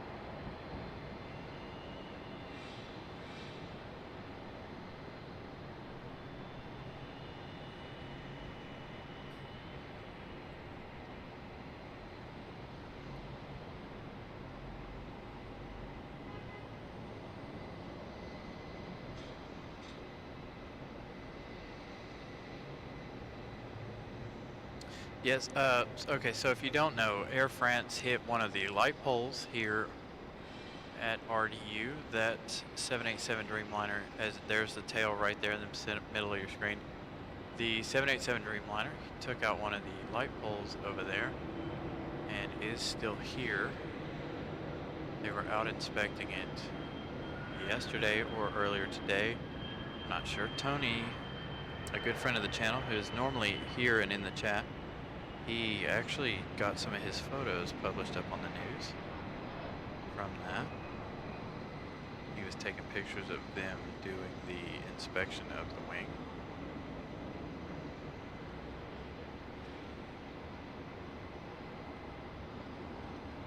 So yeah, they ran over one of the light poles over there. So you've got one light pole right there. That's the one still there. And that's, well, what's left of the one that Air France took out. It does have some slight damage to it.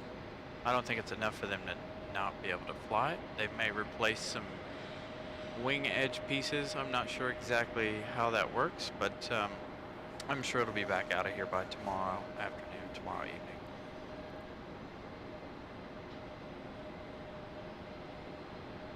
Nice 2-for-1 shot there. As we have a very rare UPS 767 coming in.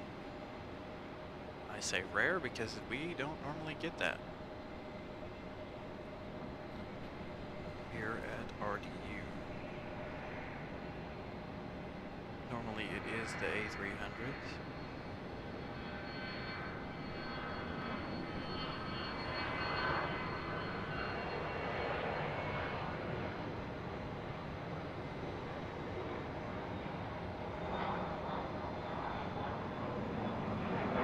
Uh,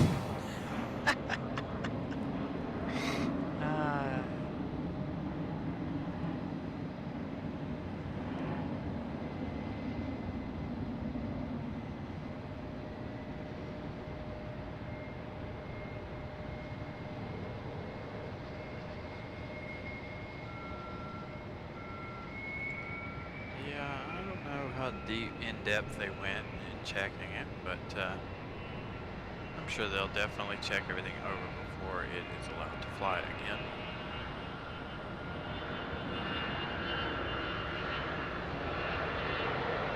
Our moderator Molly was here capturing all of that.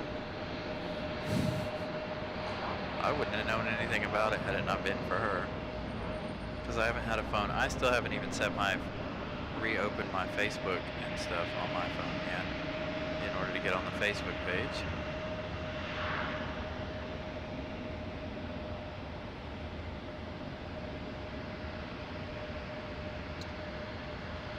UPS is the only one to bring the MD-11. As a matter of fact, on Thanksgiving it wasn't here. I couldn't believe it. It's probably one of only 2 days of the year you don't see the UPS MD-11 sitting out there. Now I don't think it's departing tonight.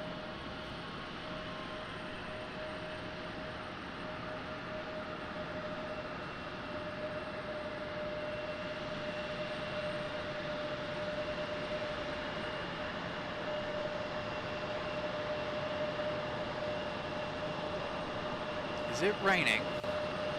Did you guys see that?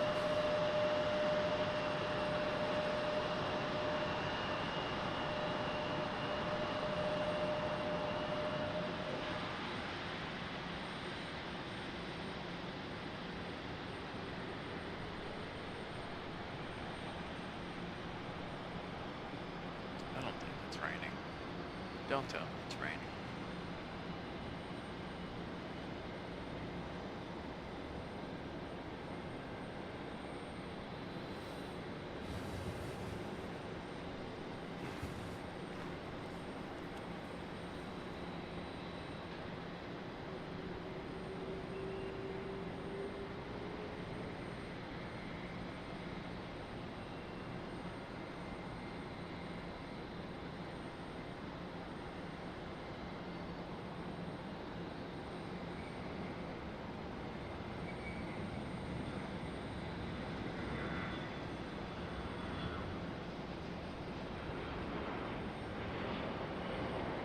Check out all the people at the bottom of your screen coming off the London flight. Oh, yeah, in the terminal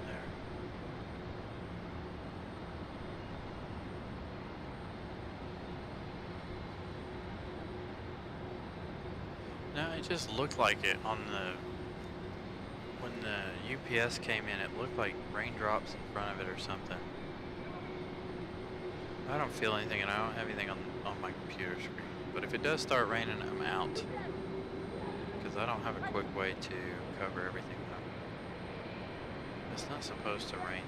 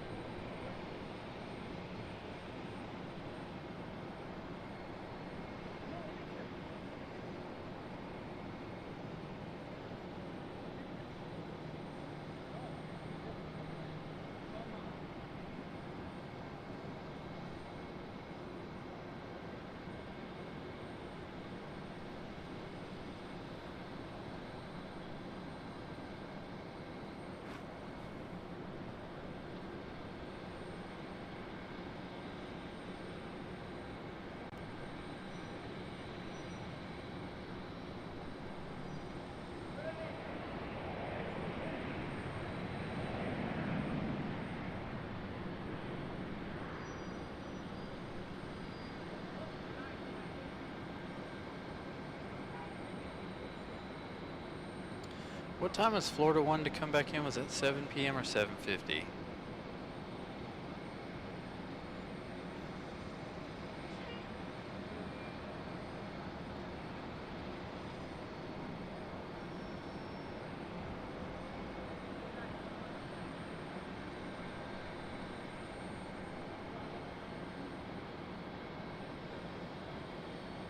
is this it right here?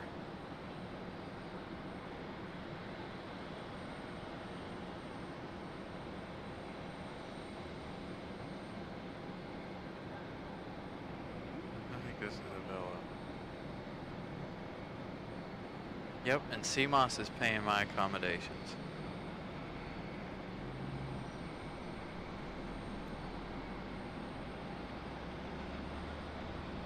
If I get stuck here, CMOS is paying for all of my accommodations, food, and everything.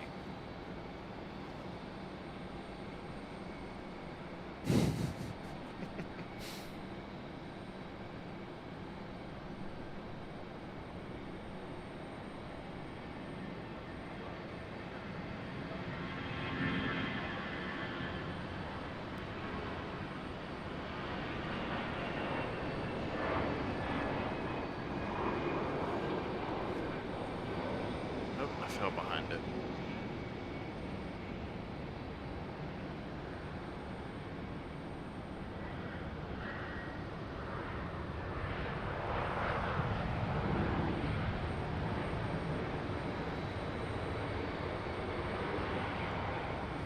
Yeah, because I'll have to go down in the terminal and get some soup or, you know, something.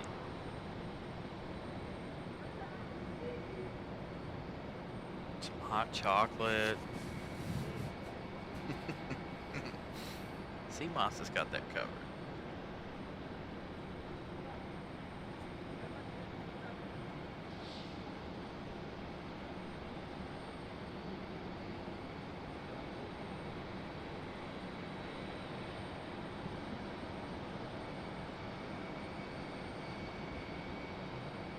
Yeah, it won't be long. We'll be getting snow.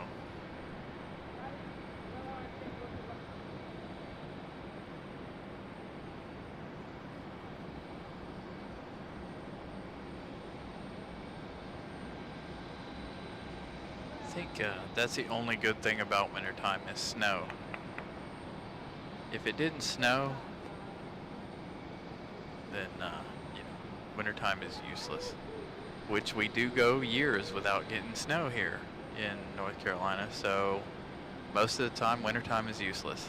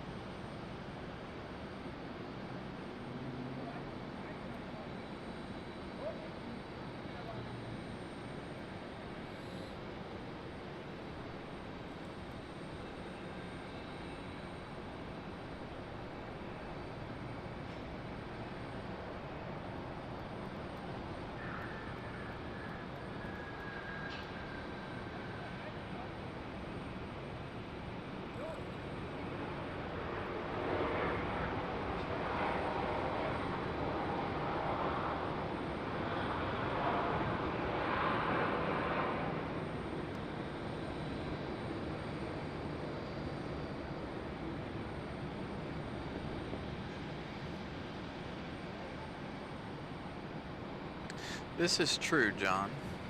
You can do a lot more without snow, but as we talked about earlier, with the darkness and this, that, and the other being so early, wintertime to me is just useless. If we don't have any snow at all. Although I do get to have a nice warm fire in my fireplace. That's probably one of the only other good things about wintertime. I do love a good fire in the fireplace. Speaking of which, I gotta get some wood.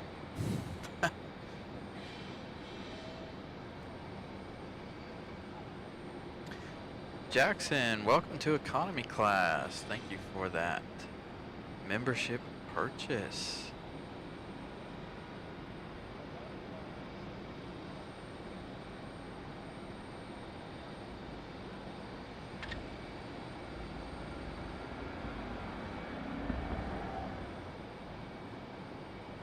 I do like a good snow day though. You know, stay home next to the fire with some hot chocolate, soup, whatever. Watch airplanes, watch TV, watch YouTube.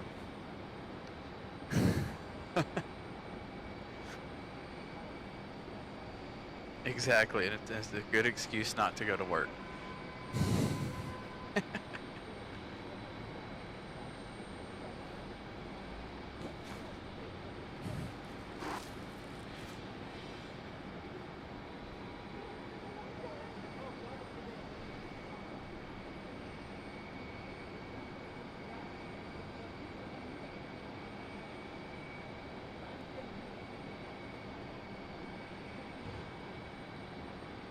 I love the snow. Don't get me, like, to me the snow is beautiful.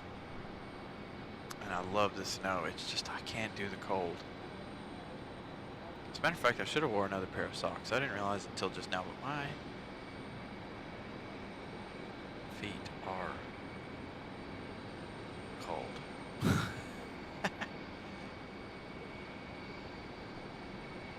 I do have 2 pairs of pants on today. Couldn't find a sweatshirt to throw on under my jacket, but for whatever reason, one of my sweatshirts has gone MIA. It's really annoying.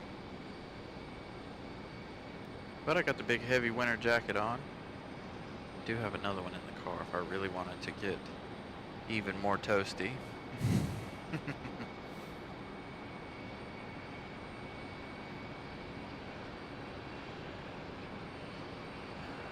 Ooh, that's our exec jet that just came in.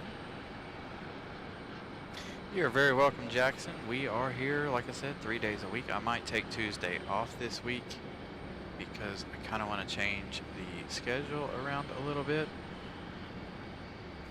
Yeah, I saw that it's supposed to be like 19, 20 degrees. So that's another reason why I don't want to do Tuesday evening. Because I know as soon as the sun sets Tuesday evening, it's going to get cold. And I'll be coming straight here after work, and I'll have to, you know, change clothes and this, that, and the other, and it'll make for a delayed start time to the show.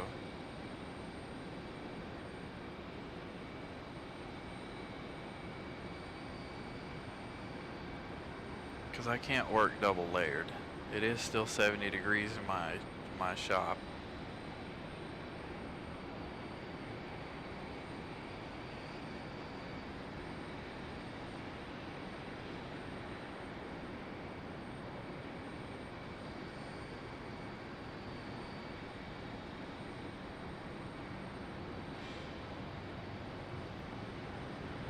Yeah, 28 degrees is cold for us.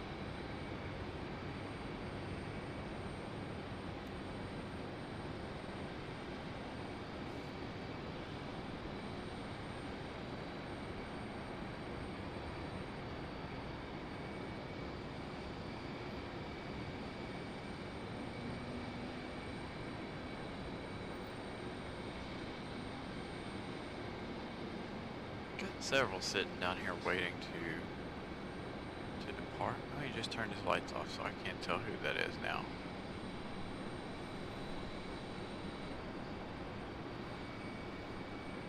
I know we have a Delta and an American down there, but it looks like we might have somebody else sitting down there as well. Just a friendly reminder, if you guys haven't hit the like button yet, please do so.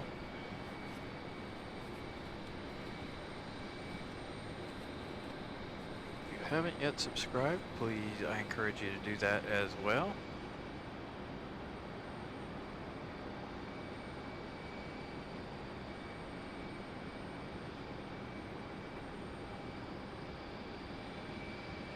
Thank you guys again for joining us for part 3 of today's show.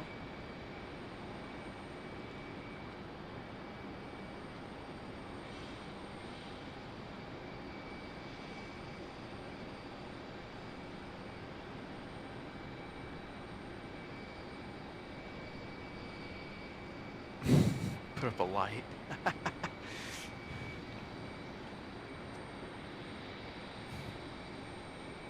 I've got a really bright light at work, but I don't think people around the airport would be too happy if I brought that to work with me, or brought that here and wasn't shining it.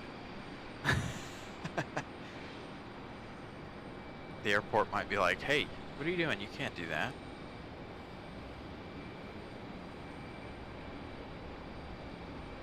I guess if I would have had that light the other day, I wouldn't have broken my phone on Tuesday. Looks like United.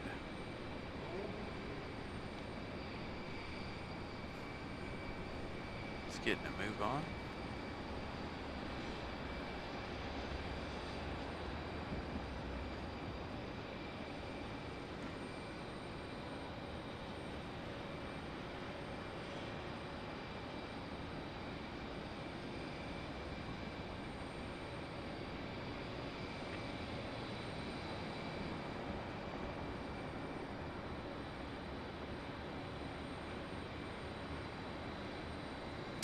John, we had a good amount of, well, you were here for our first episode. We had a good amount of views, and then the winds changed and we left, so it came back. Trust me, I've been thinking about that too, trying to figure out what I got to do to get our views up. Can't compete with them boys in LA, unfortunately. Doesn't seem like. Although we are doing a great job. I want to thank you guys for being here, all of you who are here consistently.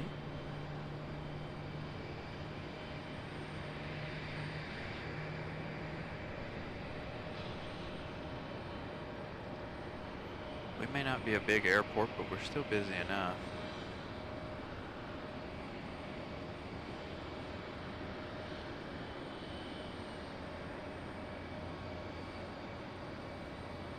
So I said I need to go to Dulles once a month or something. That'll bring in viewers.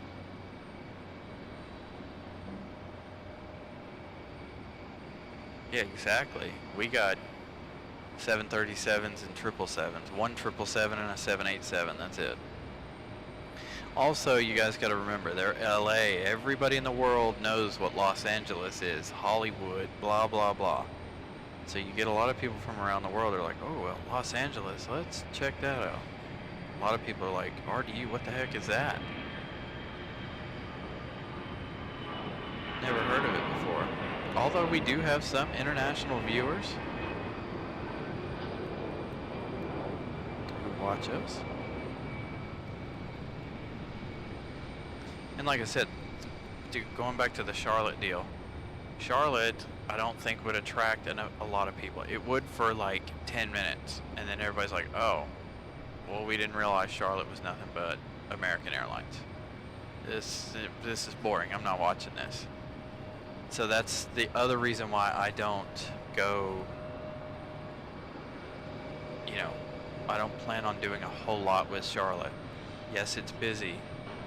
But no, there's no variety. So if people are going to be like, why the heck am I going to watch this? It's nothing but American.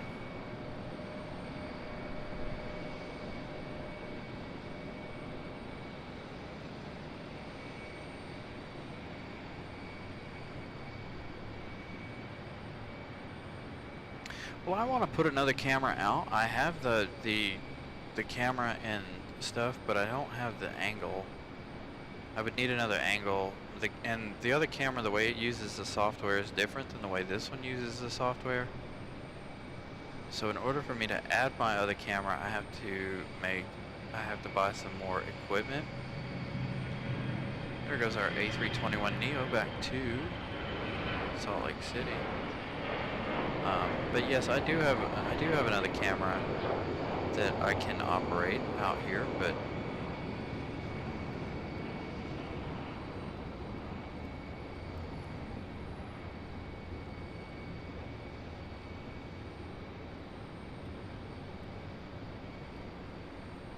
well, so John, yes, he does have a lot of American and in DFW, but they also get British Airways, Emirates, Lufthansa, and Qantas. They have a little bit more of a variety than Charlotte. Charlotte, like I said, has Lufthansa and Spirit. Amazon, they have Amazon, UPS, and of course they do have the military stuff, but a lot of the bigger, if you watch the guys, some of the bigger shows, they won't even touch Charlotte because of the fact that it is nothing but American Airlines, and I'm the same way. Like I don't mind it, but because it is busy, it's just the variety's not there.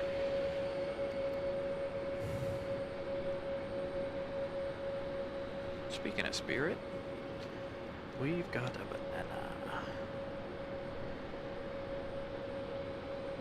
Well, we have more foreign flag carriers than they do. Air France, Air Canada, Iceland, Bahamas. That's 4 right there. Soon to be Lufthansa and Aeromexico, so that'll be 6.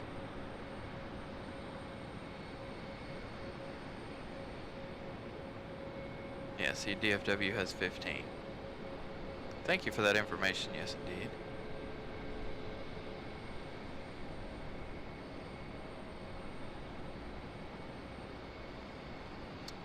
This is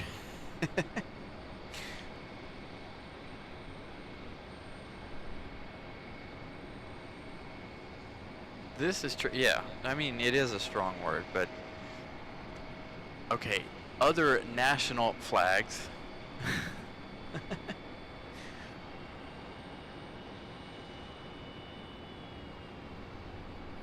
Yeah, so we've got, come next year, we'll have Aeromexico and Lufthansa, so that's 6. That's already, we already have one more than Charlotte. Yes, Charlotte goes a lot of places. Germany, London, France, all these places, but it's all with American.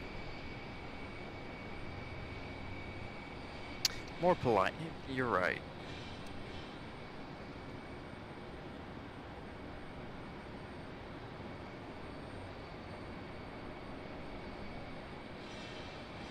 International carriers. Yeah, I could have worded it a couple of different ways, but I was also reading off of Yes Indeed's thing, so my brain didn't change that up.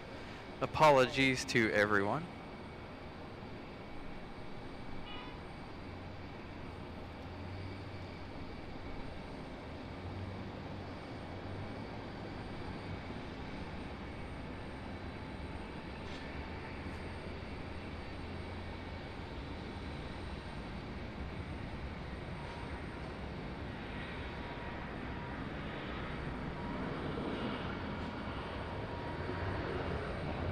Another Neo heading out. 2 Neos back to back, something we don't typically see at RDU, especially that Delta A321. We have been getting that daily lately. Let's see, who do we have down here?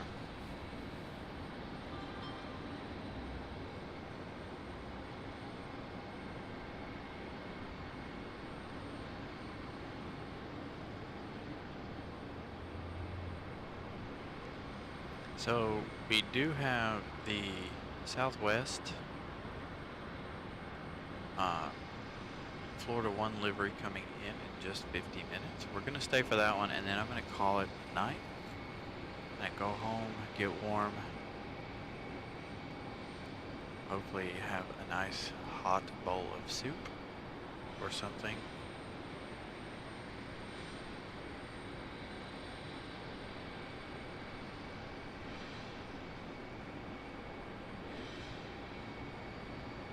Well, it was an accident, okay, C-Moss. I apologize for the, like I said, I was reading off of messages, and that was the first, you know, the word that was there. I was just quoting what he said, but yes, and most of the time I'll say international flights. But, yeah, I wish, and I can't wait for all of the international flights that we are about to receive. I'm really honestly surprised that Charlotte doesn't have more international flights than we do. I mean, obviously they do, but it's all American Airlines. I think even Atlanta, and obviously we all know DC has a lot more international carriers than they do. I do really find that weird, though. I've never actually thought about that until just now, how weird that is.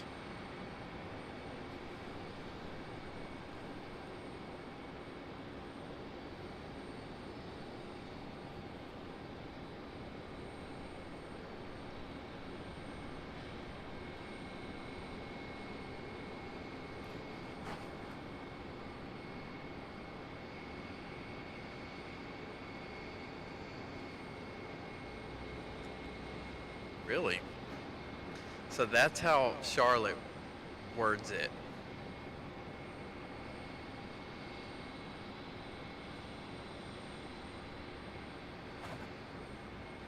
Yeah, I'm not educated on how the world, you know, outside countries. I mean, I get how some countries see the US and this, that, and the other. I just didn't realize that was a thing like that, you know. I mean, I get it if you were talking about somebody like who was closer, but shoot, if I was in another country, I'd be like, yeah, I'm a foreigner. I've never been here before.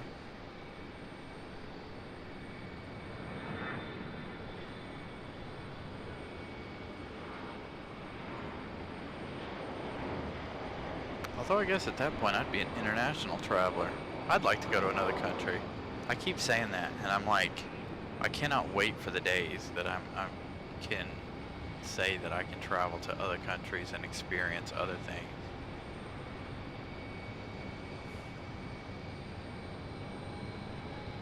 Really would love to go visit Europe.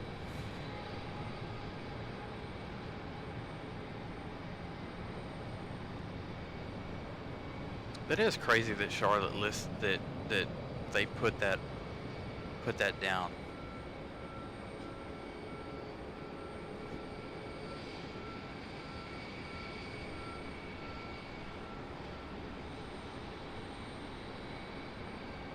It makes sense. I get it.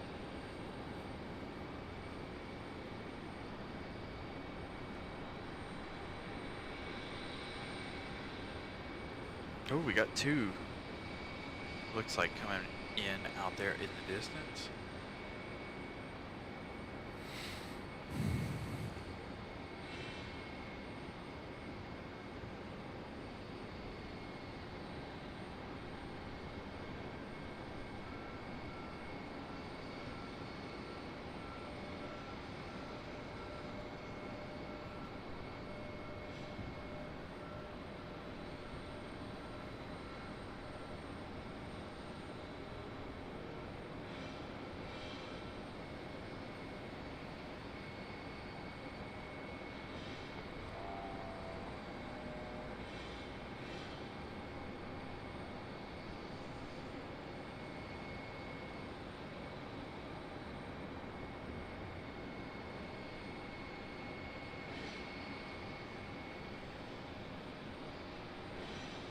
I was watching one of the LA streams yesterday, and they were talking about an airport in Korea that has like a golf course and a couple other things in it. I was like, really?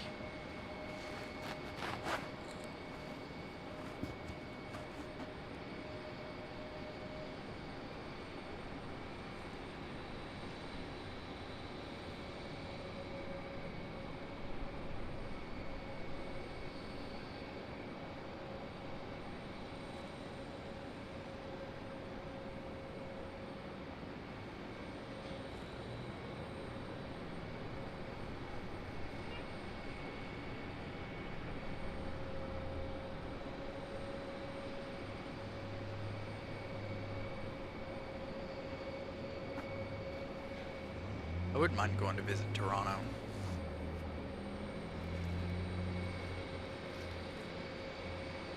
Toronto's a beautiful city in my opinion.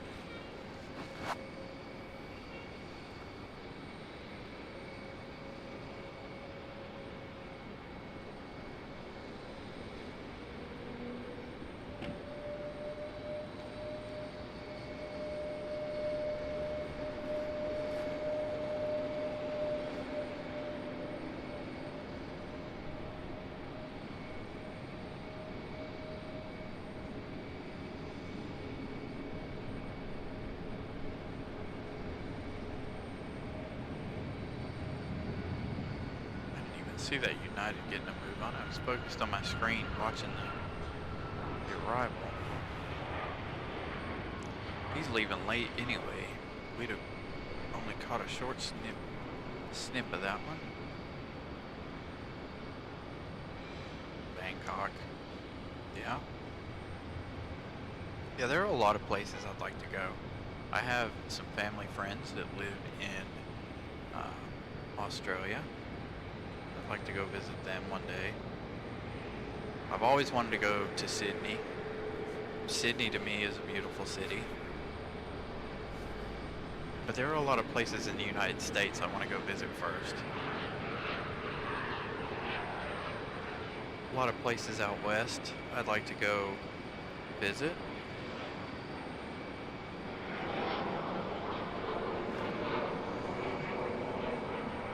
Thank you for that update, Northfolk. Norfolk? Oh, I can never pronounce that either.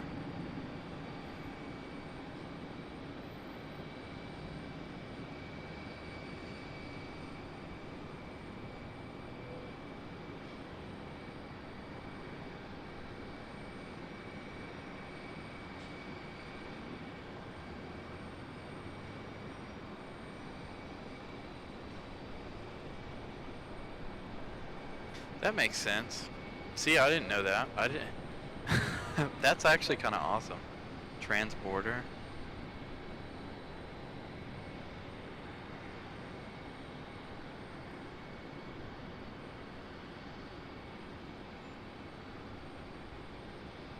I guess that makes sense because I mean we are, you know, you don't need a, I mean I guess you do need a passport, but it's a lot easier to get into Canada than to say like fly over to London or something like that, I would assume. I honestly don't know. Like I said, I've never traveled internationally, so I don't know what the processes are between, like, say flying to Canada versus flying to a Germany or in England or something like that.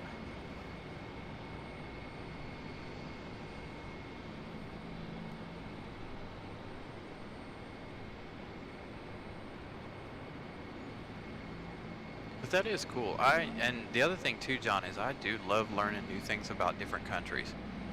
Like in school, geography was one of my favorite subjects, and learning about other places. Like I loved it because I have always wanted to travel. I've just never had the opportunity to travel.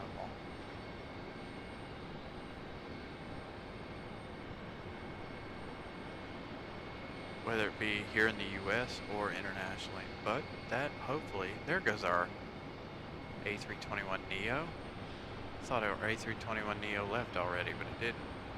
This one is headed to Salt Lake City.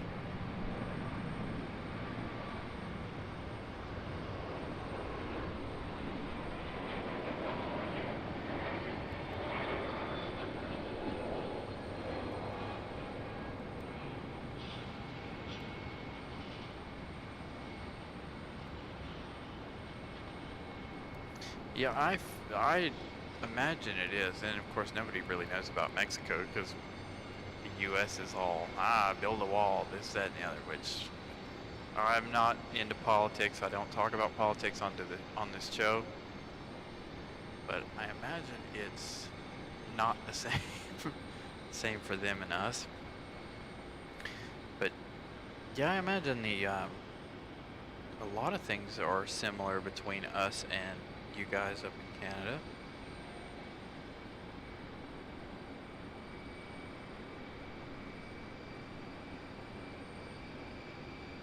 I want to come up to Canada just to try the poutine.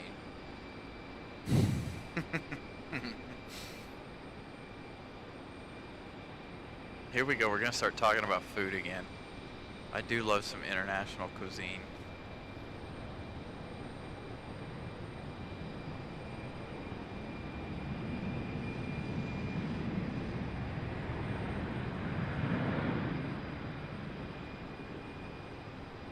Yeah, the reason for the passport in 2001 was because of all of the things that happened in 9/11, on 9/11, along with all of the security checks. Me and somebody were talking about that the other day up here, where we were talking about how you didn't have to go through but pre 9/11. If you wanted to go into the terminal and say go shopping or eat at a restaurant or go plane spot inside any terminal in the United States, you could do it without a plane ticket. Now, after 9/11, you are no longer allowed to be in the terminal without a plane ticket. So,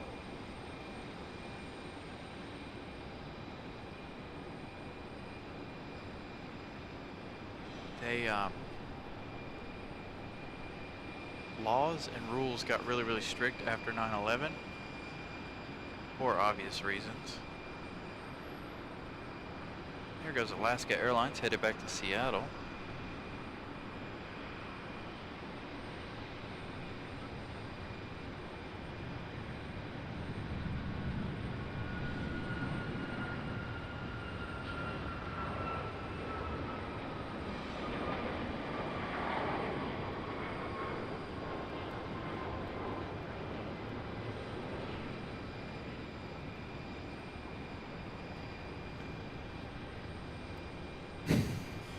Scott. Well, Mexico is also in North America. Just FYI.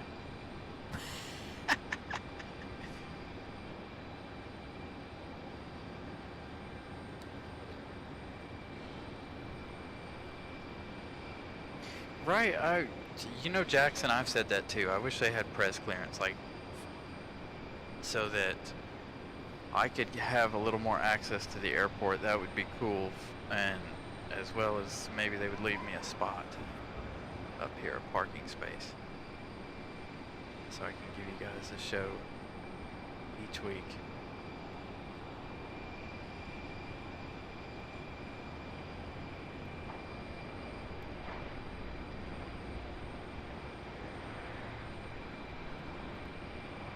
Ooh, nice wheelie. For that Southwest. Yeah, it's amazing how much, you know, things have changed. And obviously when 9/11 happened, I was 13 years old, so I didn't get to experience any of the good days of aviation before all of the laws and things were put in place. Although the reason we were talking about it though is because somebody was waiting for during Wednesday's show, somebody was up here waiting for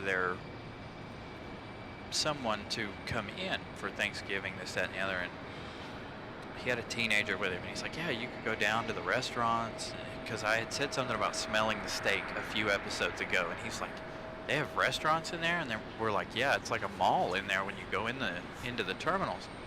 And we started talking about, oh, you can't go in there, you know, anymore like you used to be able to due to the 9/11 situation. But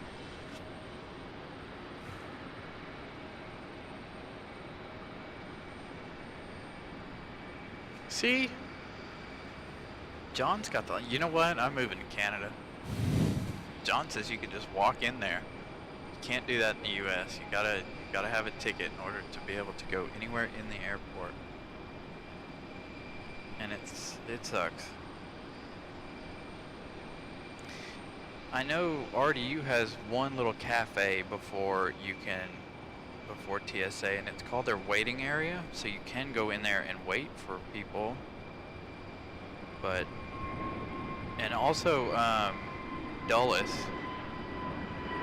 when you enter the first main architectural, beautiful building, I was trying to say something else, but anyways, their first building, they have some stores, like little convenience stores, and they have a couple little restaurants in that building as well, before you pass over into security and on over into the concourses.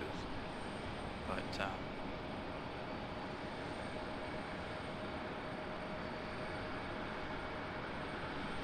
it would be nice if they would figure out a way to allow us back in, you know, without needing a ticket. You know, put us through TSA, but we don't have a ticket. We just want to go and have dinner or something, because I don't know about other airports, but we have a restaurant called Whiskey River inside here, and if you know NASCAR, you know who Dale Earnhardt Jr. is. Even if you don't know NASCAR, you're more than likely know who Dale Earnhardt is, Dale Earnhardt Jr., this, that, and the other. Well, Whiskey River is owned by Dale Earnhardt Jr. I want to go in there and eat one day. Sadly, without a ticket, I can't do that.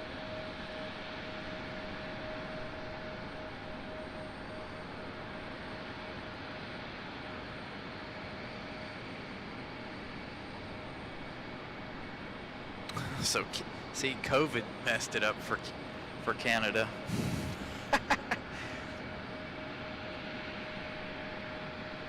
COVID messed up a lot of things.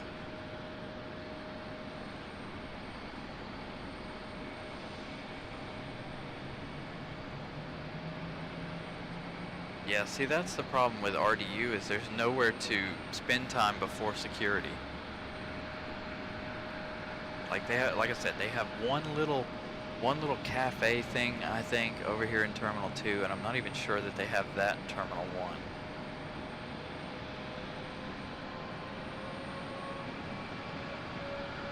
I'm not trying to ruin anything.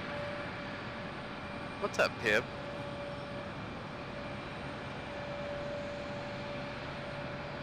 Yeah, I had technology issues. This is why we're on part 3.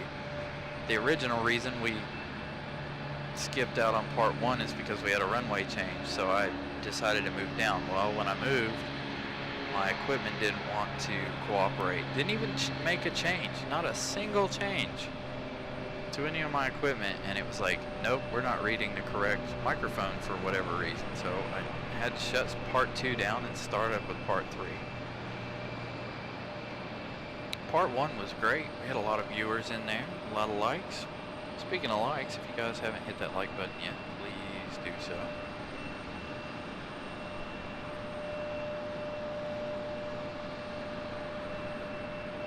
But I am trying that new software, by the way, Pip, and it did work. I'm able to do the collab cam. I send a link to my phone, and I can use it as a behind-the-scenes camera.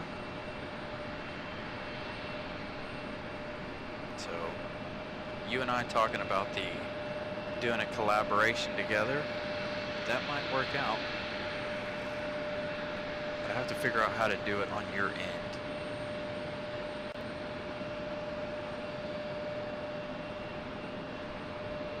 Molly, I've seen that, and it's up on like the 2nd floor, right? I want to go there so bad. There's another one like in Smithfield too, I think, or down around Smithfield.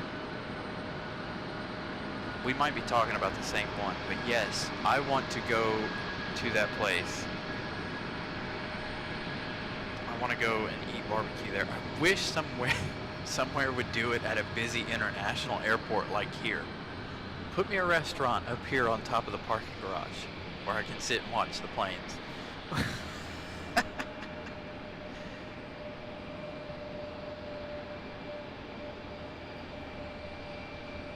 I thought you were gonna be in like Kansas City or something, Pip.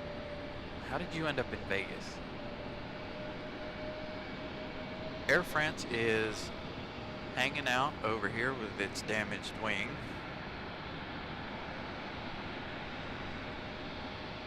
There it is, right there, just behind the tree.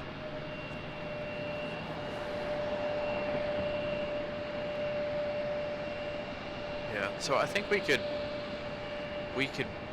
probably put a stream together where we can go back and forth on each other's stream.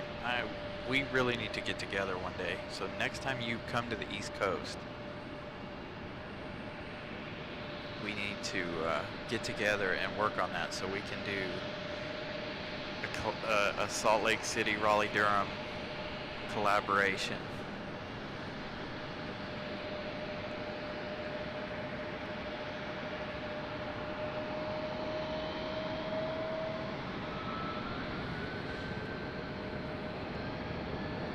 We've had 2 777s today.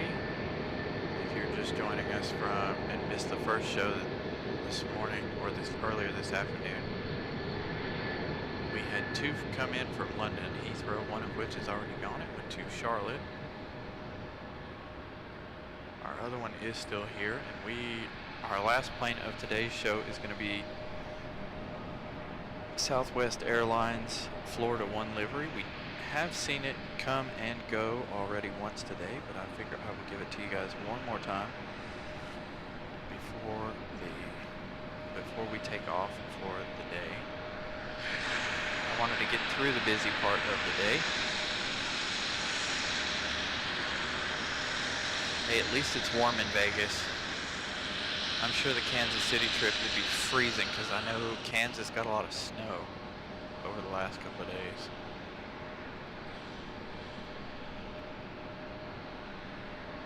I believe it was Kansas.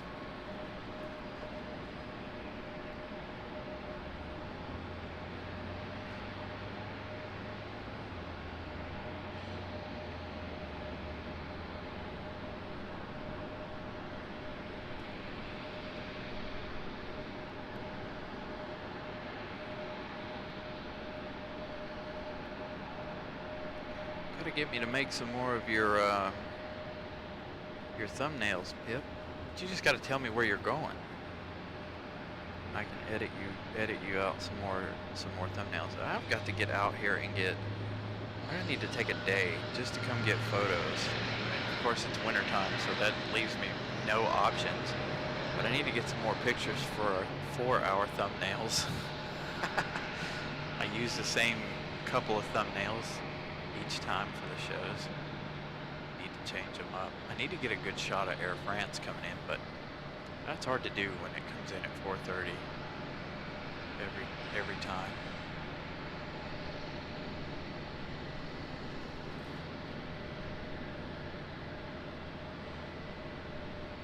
No, one of the other 777 left and went to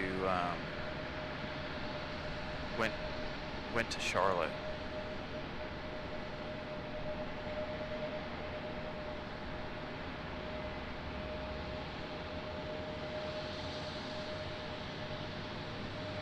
So that 777 left way earlier when it went off to Charlotte, but it did come in from London Heathrow.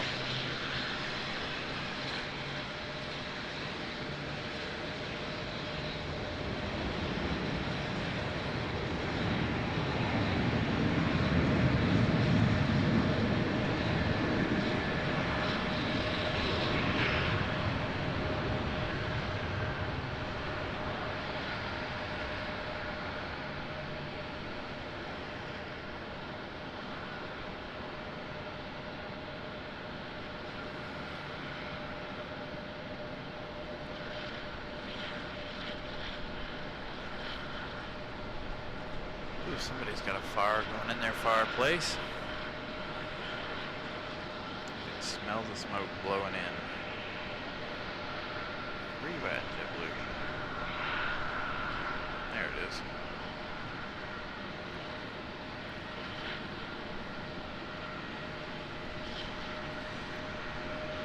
The second one was it was another London flight, but I think the one yesterday was canceled, so they flew 2 today, from what Yes Indeed said.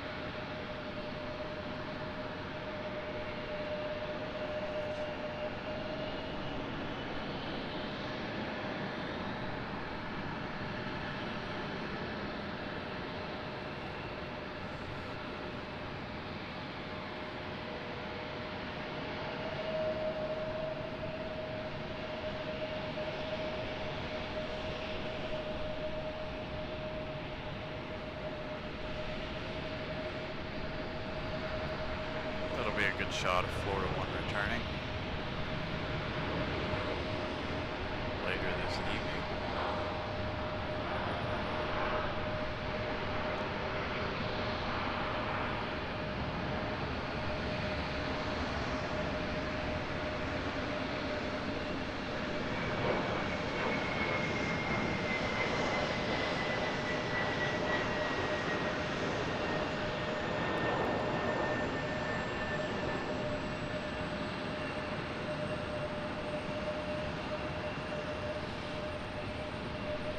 That's interesting.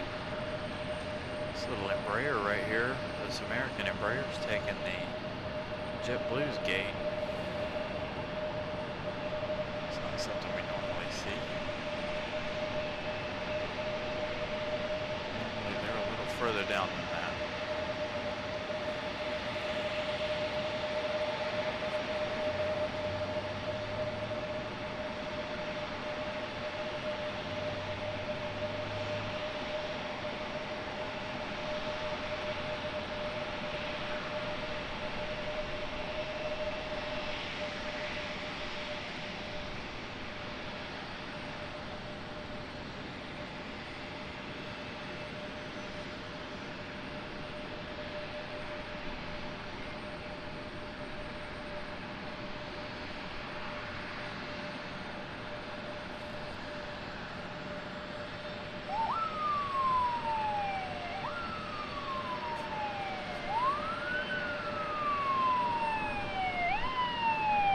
Good evening, Madeira. What's up? I would love to go to Madeira and spot.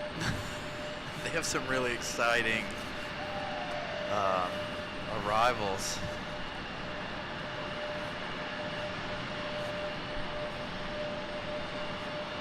Pre-economy. So you're in business class.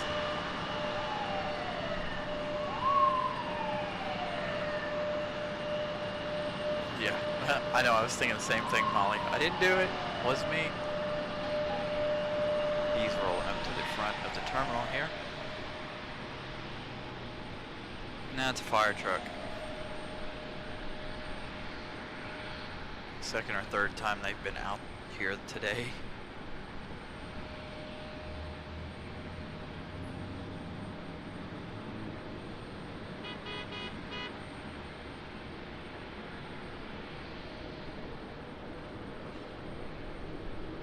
Show you that in just a minute. What he's doing there. Got another arrival. I was trying to warm my hands up just a little bit. It's kind of hard to do when you got gloves on. I can't stick them in my pockets.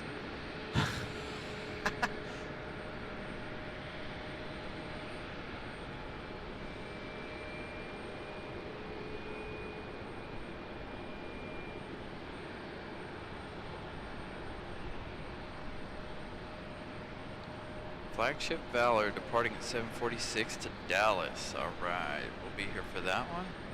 And as far as being here until 9, Jeff, I'm not sure if we'll be here that late.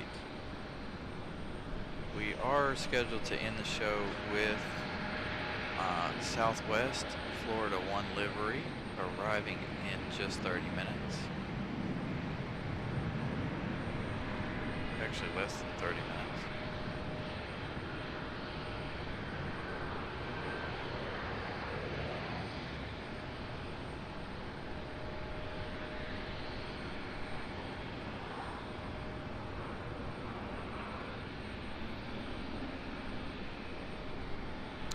Yeah, we didn't, so we're on part 3, and so we didn't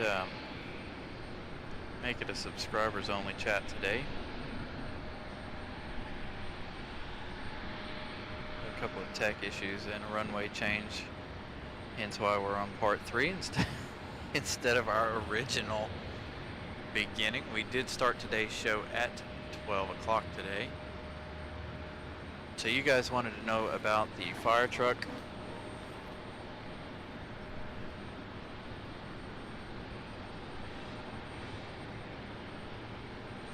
Got the fire truck down here at the main entrance to Terminal 2. It's the second time they've been down there today. Second or third time they've been down there today.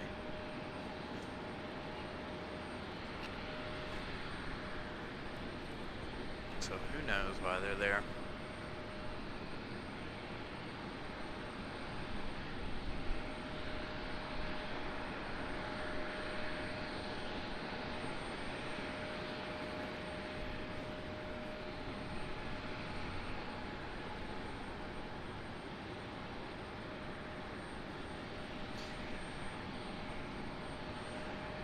Just a reminder, if you are enjoying today's show, please hit that like button. It helps the channel out the most, of course. Also, if you are new and are not yet a subscriber, please subscribe. Turn on the notification bell so you know when we go live again. 3 days a week. I'm going to change the schedule probably to Wednesday, Friday, and Sunday, so that we get Air France at least twice a week instead of not at all like we have been doing. Hopefully Wednesday and Friday will be busy. Oh, we got a southwest departure over here.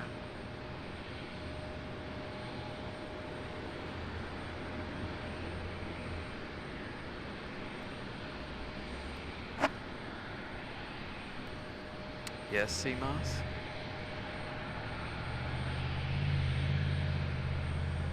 Oh, yes, my name is Brian, by the way. All I saw was CMOS's message, and I'm like, yes, CMOS?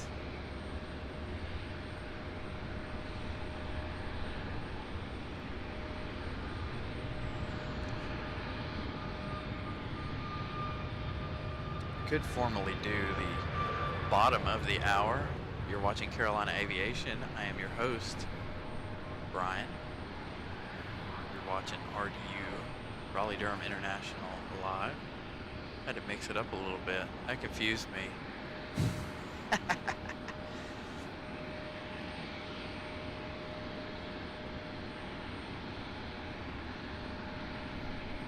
Nice. Thank you. Welcome. Welcome in, Madeira. I would love to spot from over there, by the way. I don't know if you heard me a minute ago, but you guys have some really awesome approaches against the mountain there.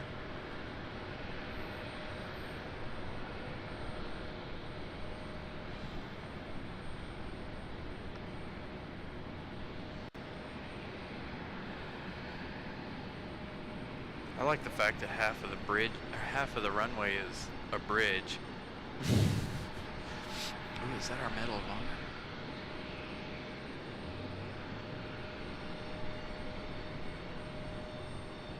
It is. Here's the one we've all been waiting for. Unfortunately, it's really, really dark out there. Yep, we are really new. We've been doing the live show for about 2 months, 2.5 months now.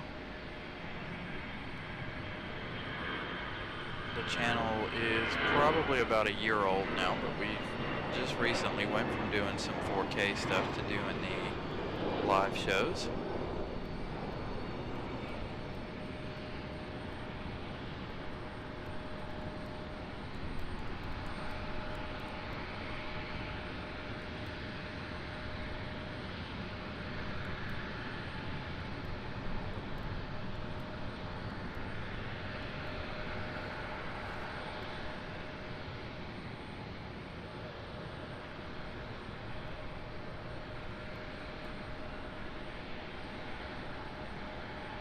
Oh, you want CRJs?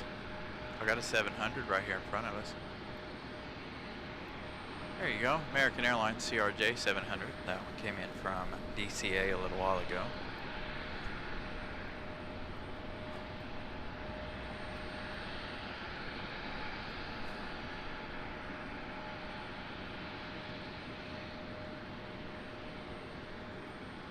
Again, we are waiting on the Southwest Florida 1 livery arriving again from, I believe, Fort Lauderdale or Tampa. Can't remember which. And I'm not trying to use my phone because my hands are cold. I have my gloves on. I need some... So you guys know I bought these gloves. Well, they have little pockets on the top of them to put hand warmers in. I need to go get some hand warmers. I almost bought some the same day I bought these gloves. However, Target moved everything around and, well, they weren't where they said they were, so. Yeah, it's really not. It's the only one now that we got back here.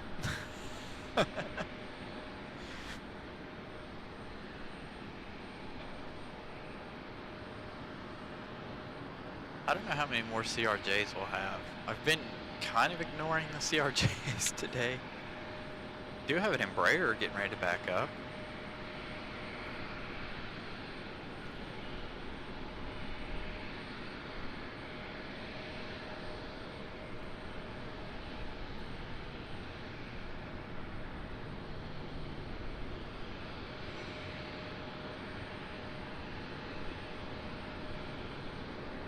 Ooh, we got a Velo.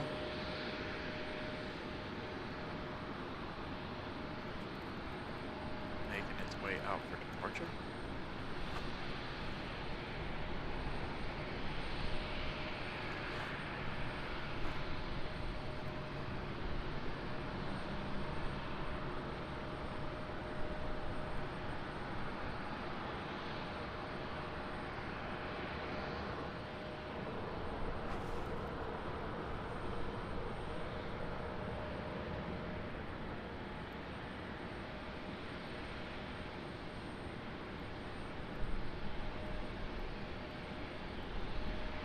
You can also, Madeira, you can also find us over on Instagram as well at Carolina_aviation88.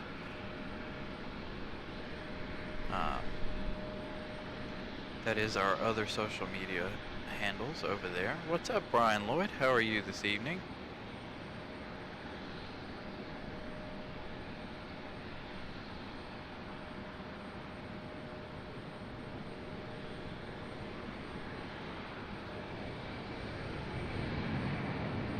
Ah!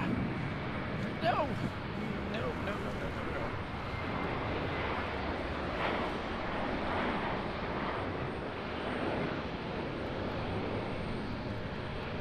Dang, he snuck out there on me.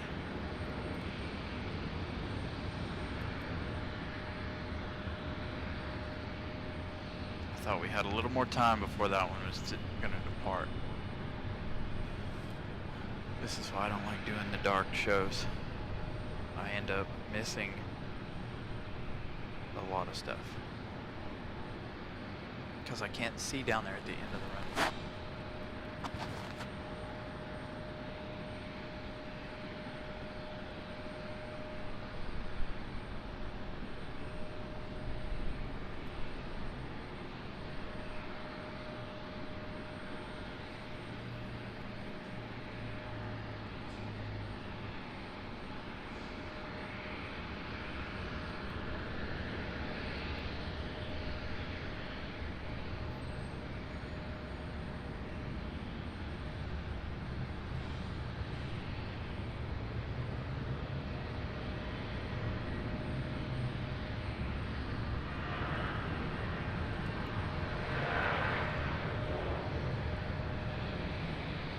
Yep, they all have a purpose.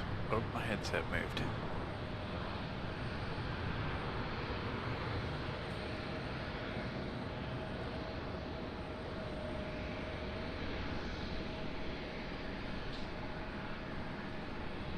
There you go, Delta CRJ 900, heading out for departure.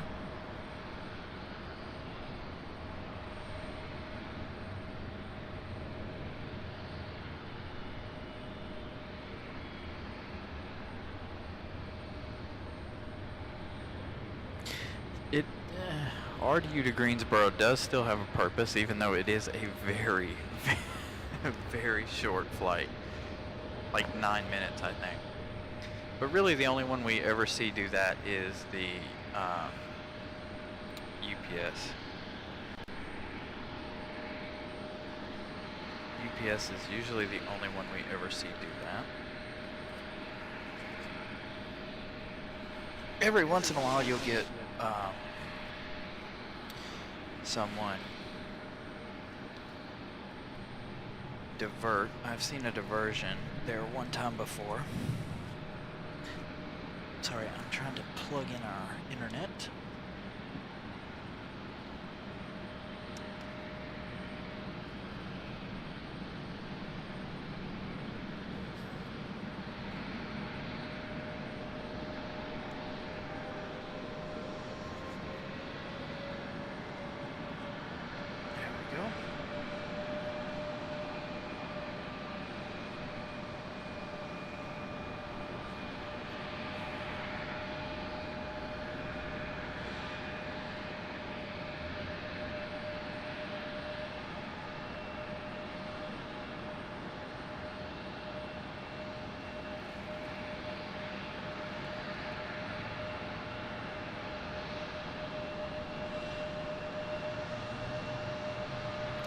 My question is not why do they have the Greensboro or RDU to Greensboro, but why they have it on such a big plane.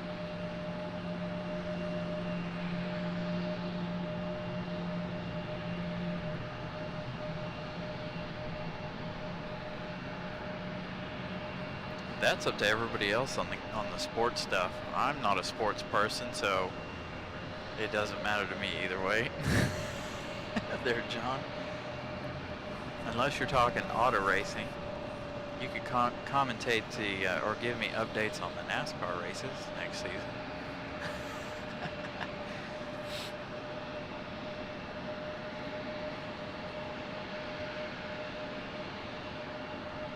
All right, Nadira, check us out on Instagram. Come back, check us out here later on in the week.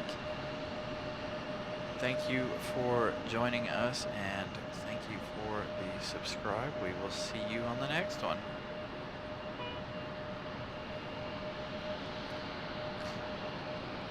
Yeah, it is funny. It is a hilarious flight to me here to Greensboro.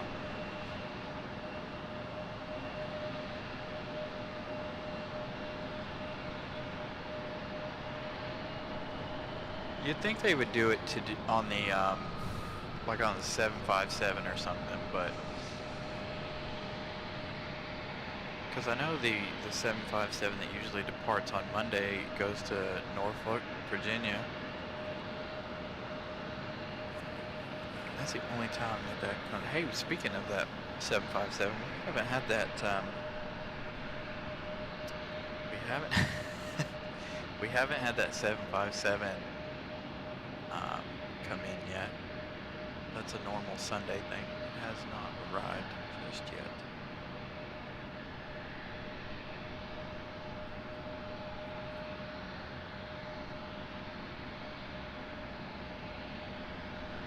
I'm sure it is cheaper to operate an A300.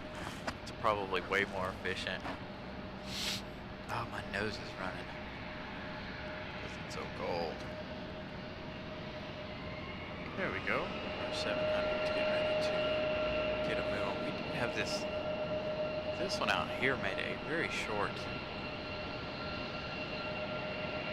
very short final. Another exec jet, I assume. Looks like it.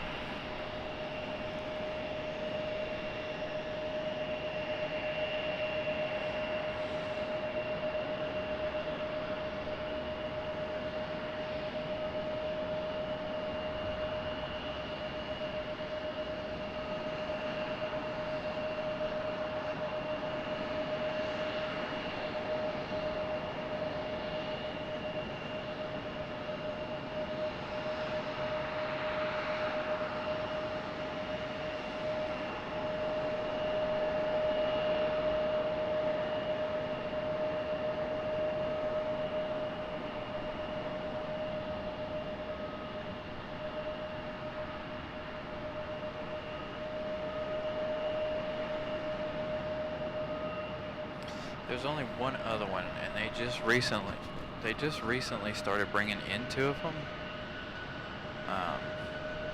Recently it was just one, and it was the only one that they were bringing in. But this one comes in from DC. They both come in from DC.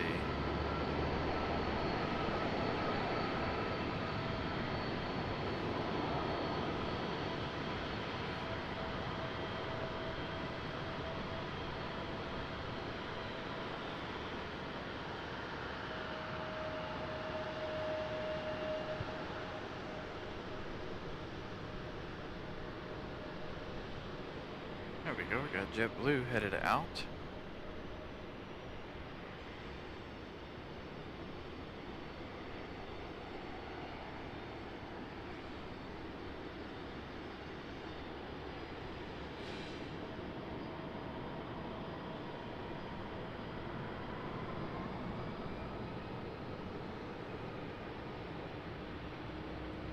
Where is our Southwest? Anybody know?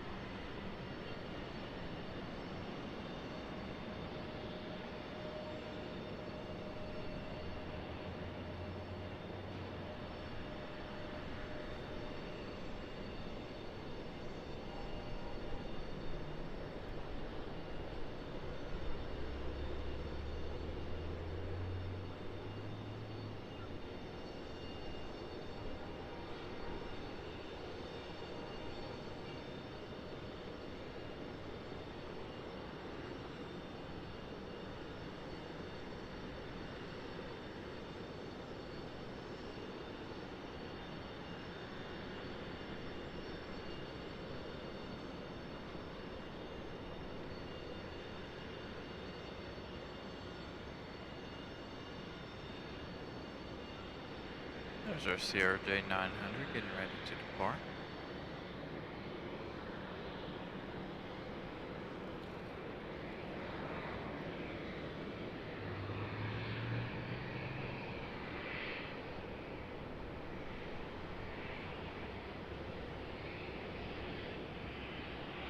Ooh, it left at Tampa an hour late. Okay.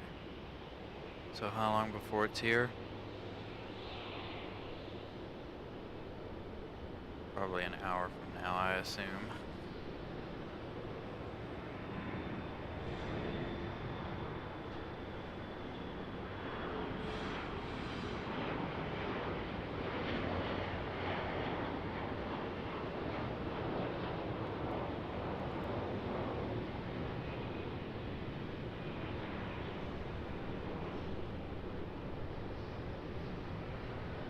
I'd say it's a toss-up between the two.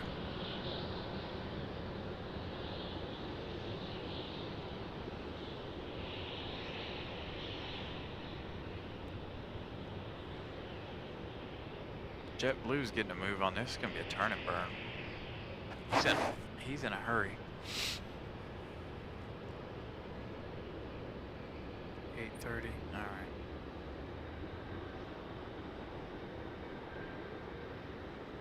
Well, it looks like we're getting busy again, anyways. So we'll stay till 8:30. That's gonna be the last plane.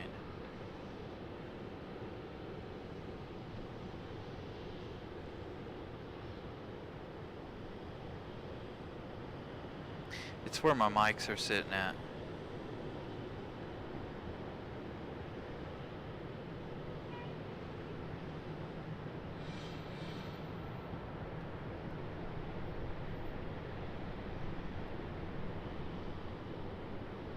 The 777 doesn't depart until like 9:30.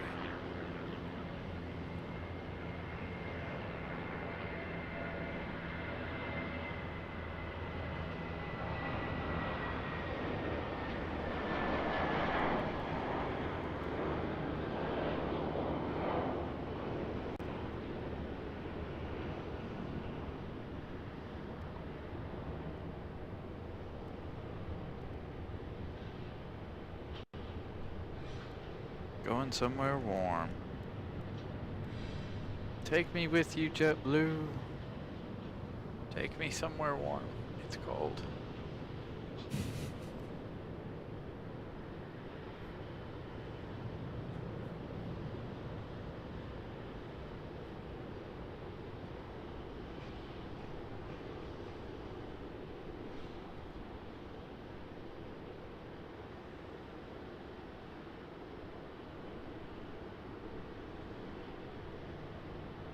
every day except for Sunday.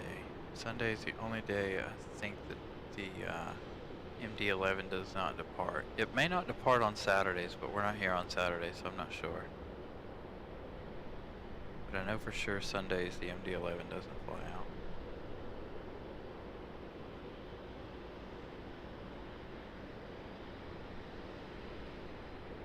Oh, we've got another A220.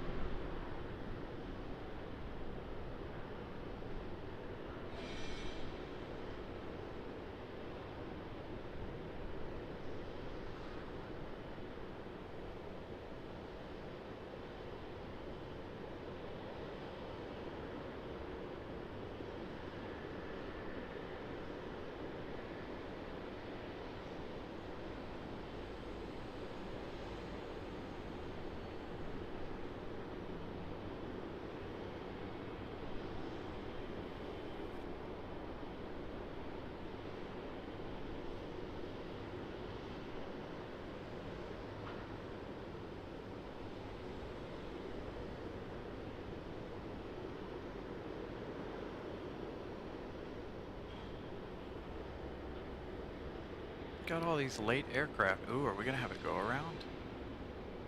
I don't think so, but maybe. Nah, I think they're far enough apart to have a departure here, but we also have this arrival. But I think they're good. They're gonna clear it.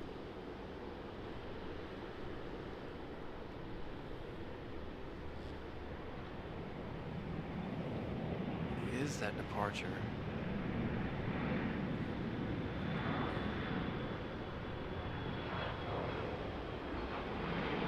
Delta, I think. American, maybe. I couldn't tell. Nobody turns their ident lights on for me to know who it is.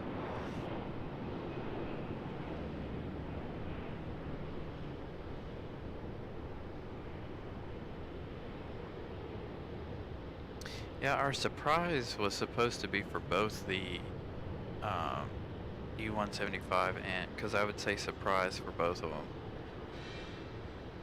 The CRJ and the E-175.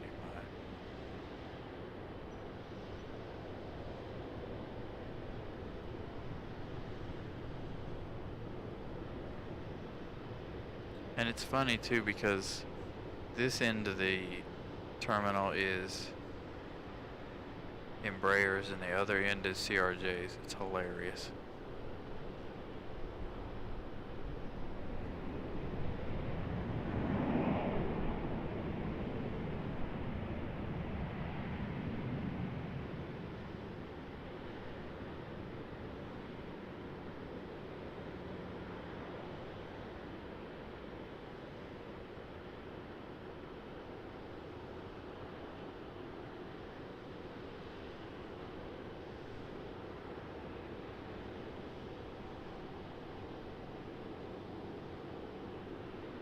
Yeah, the MD-11 is actually here. It's sitting down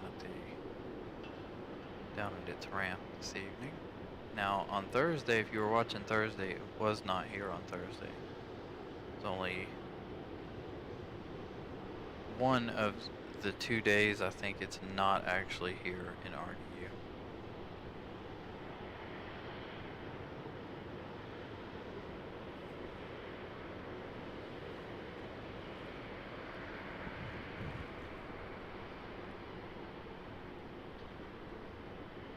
Ooh, C11, that's the one right here on the corner, isn't it?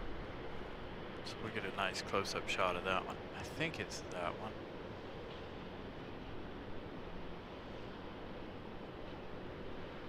Maybe we'll try to get a... No, these are all D, I think. Hold on. It'd be easier for me to look at the sign, the jetway signs. C16.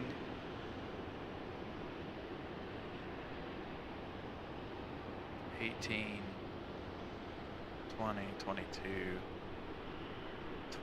24, I assume. Yeah, so it's going to go around on the other side. Over there.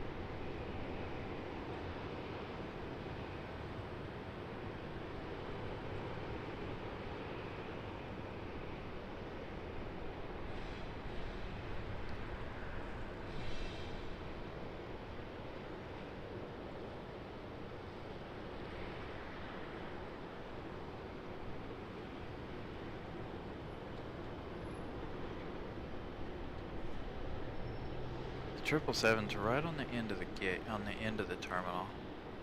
I'll show you here in just a second. And we have this United Embraer depart.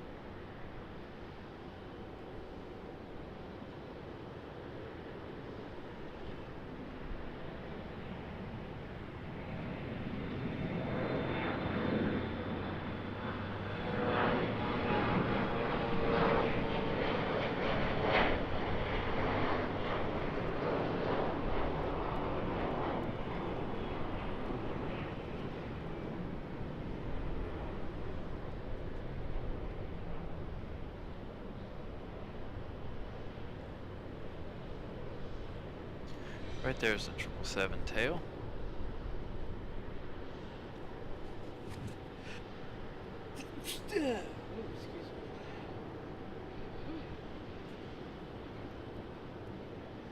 Ow, that gave me a headache.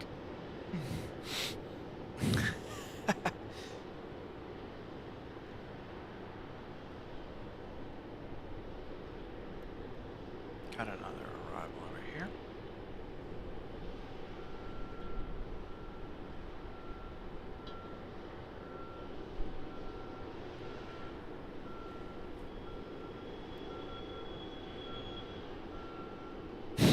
Thank you, yes indeed.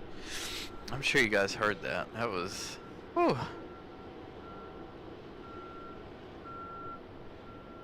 I was afraid I wasn't going to get my mic muted in time. I mean, I knew I had the little ones over here. You guys would be able to hear me, but I didn't want it to be on my main mic.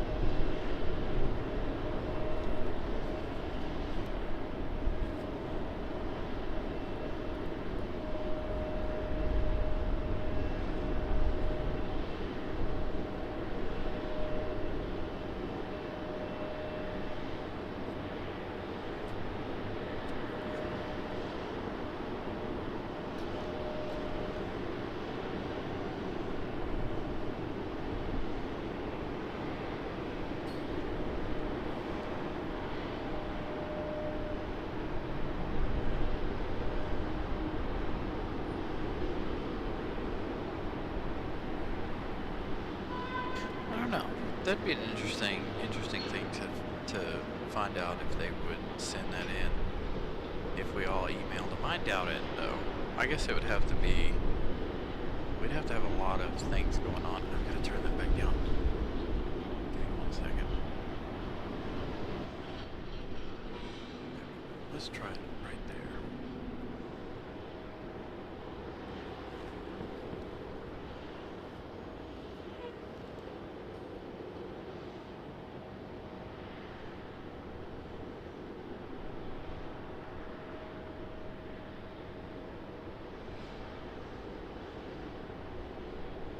Yep, Cubby always goes to D11. I don't know why. Although we wouldn't be able to see him even if he wasn't, since we're not on that end of the airport anymore. Or on that end of the terminal.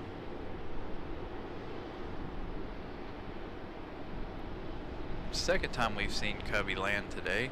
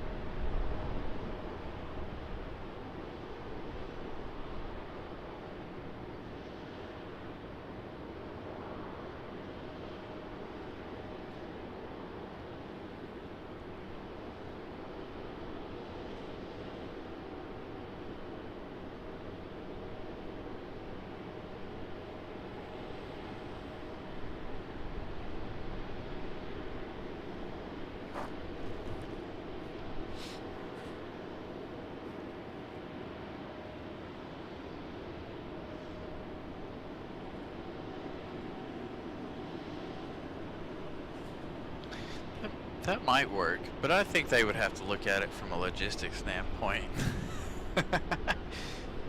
Would it be profitable to fly a 747 to RDU? That's exactly how they're going to look at it.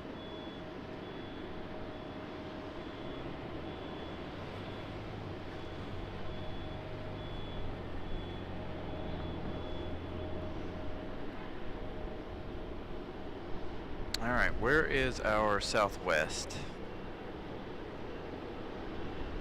I imagine it's going to come in at about 8:30.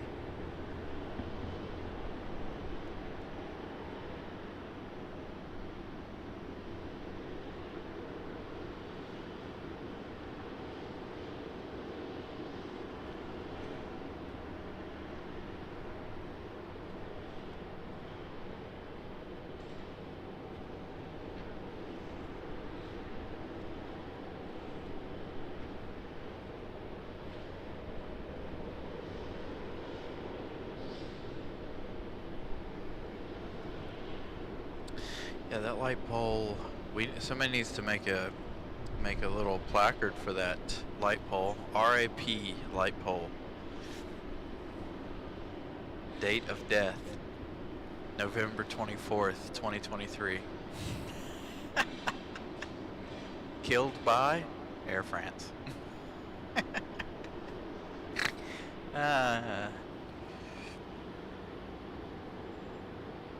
Exactly. What about the light pole? That's what I'm saying.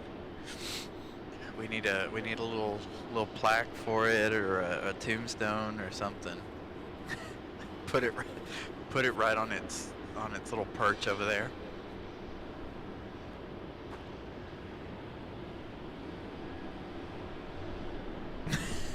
Time of death, 4:20 p.m.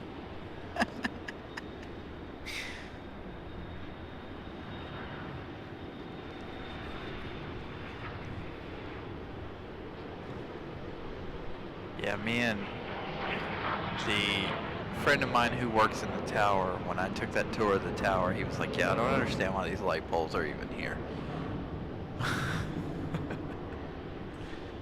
He's like, that's gotta be the weirdest place to put a light pole.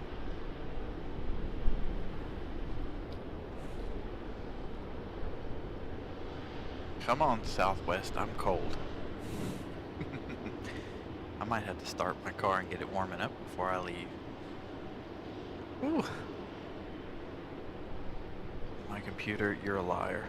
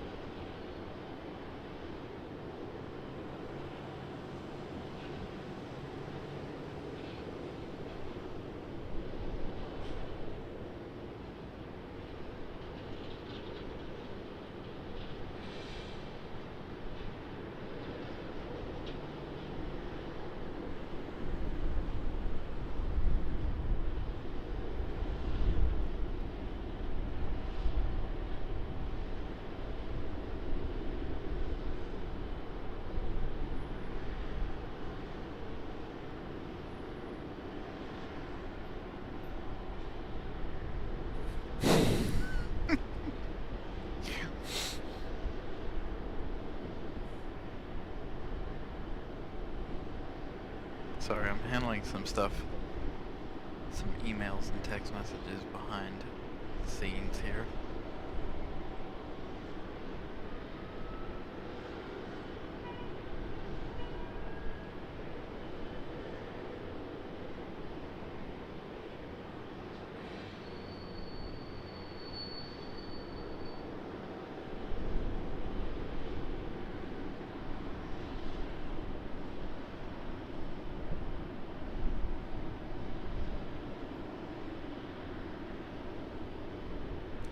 A friend of mine from work is eating over at Angus Barn, and he said he's gonna bring his binoculars so he can see me through the woods. Oh God.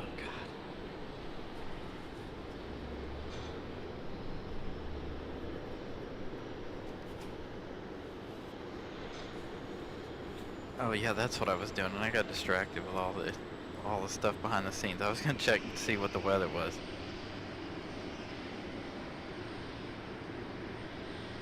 Make a YouTube short about that.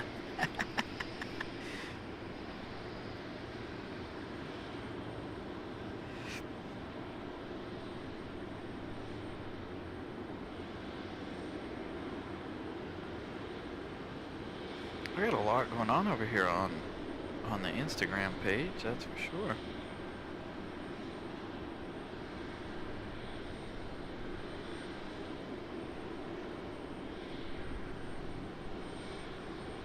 Alright, weather. It says 46. You're a liar. There's no way it's 46. It says the cold is going to be, the low is going to be 40 tonight. It feels colder than that out here.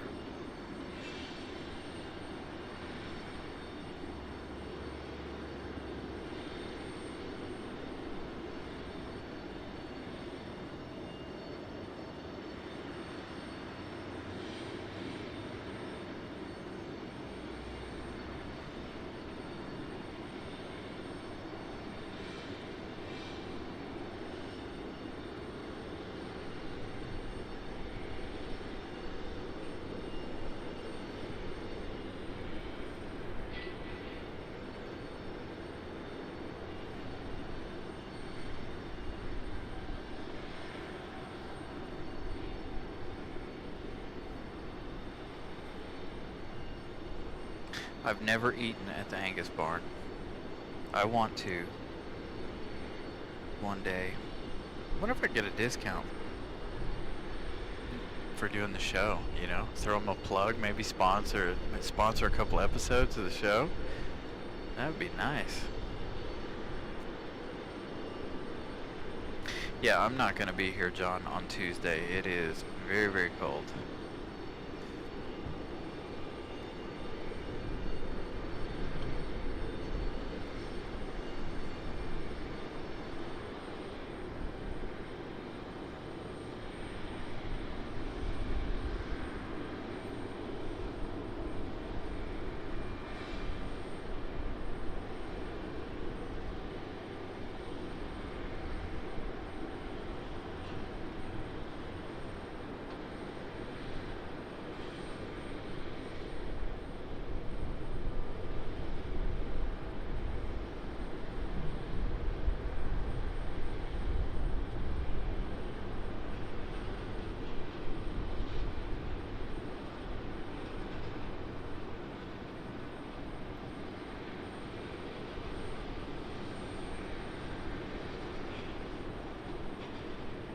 Alright, so southwest is upwind.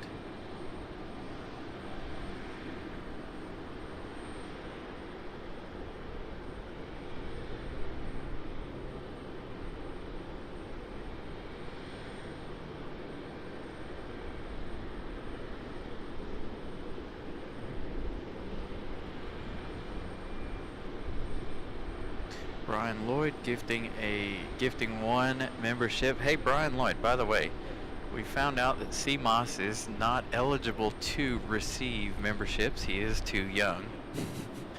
David Miller was gifted the membership by Brian Lloyd. Thank you very much for that gifted membership, Brian.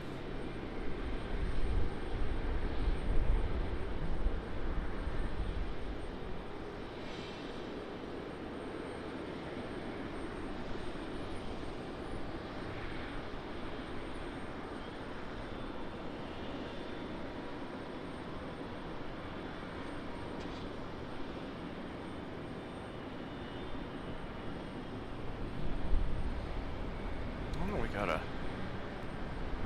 Embraer pushback.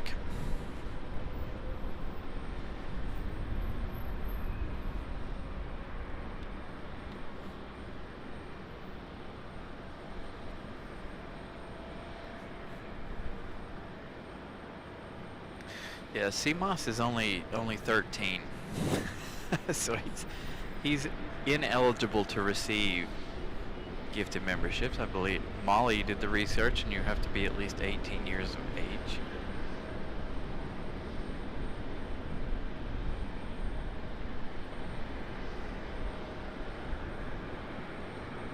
Ooh, we hit 100 likes. Perfect.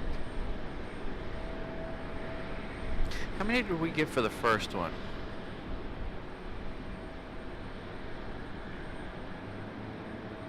Pole sitter.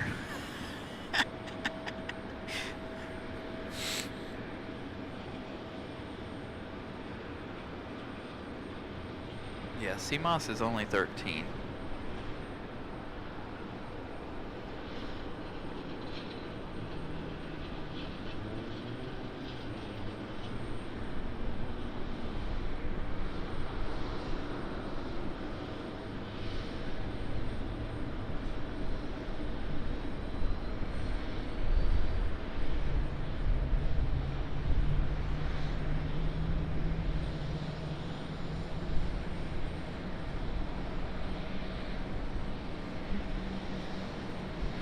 But were you gifted the membership or did you buy it, Evan?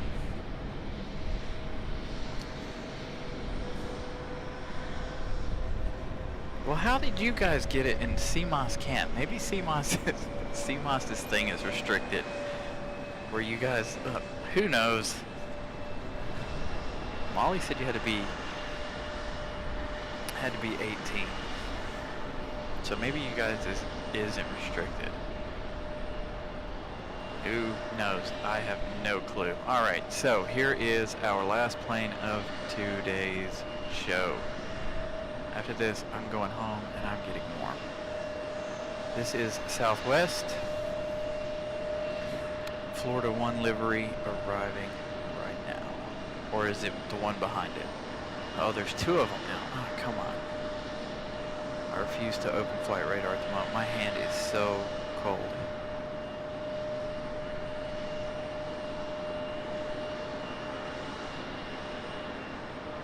Oh, we got 192 likes for our first half of the show today. Sweet. Thank you guys again so much for all of those likes.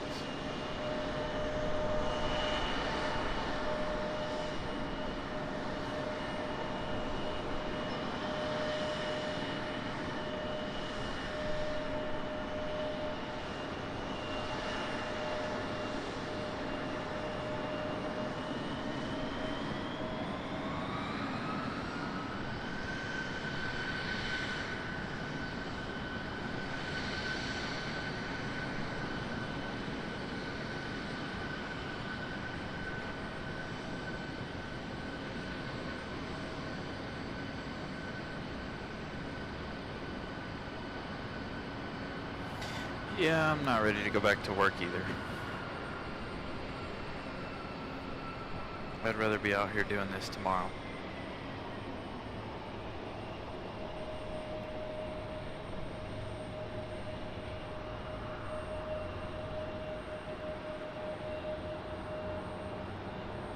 Alright, here she is again for the second time today. Southwest Airlines, Florida 1.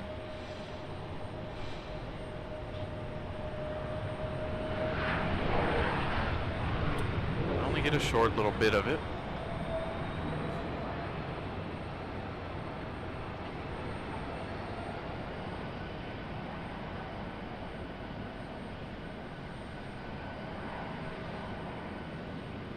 We do have that Southwest right there, but I think we've got either a Velo or another Southwest coming in here in just a moment.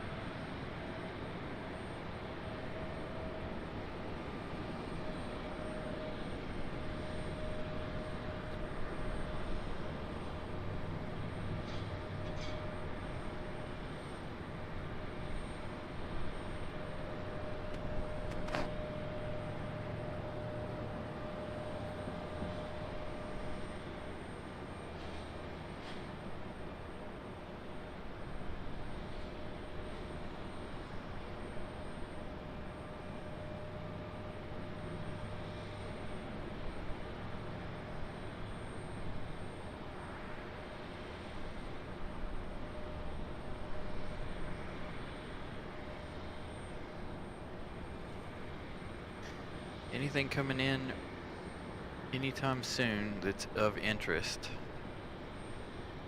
Something we might want to stay for?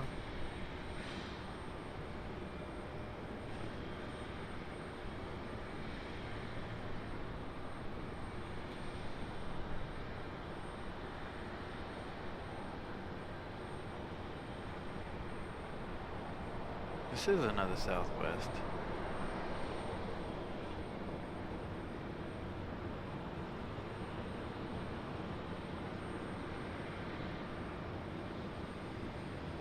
Yeah, but the 777's not leaving for another hour, so.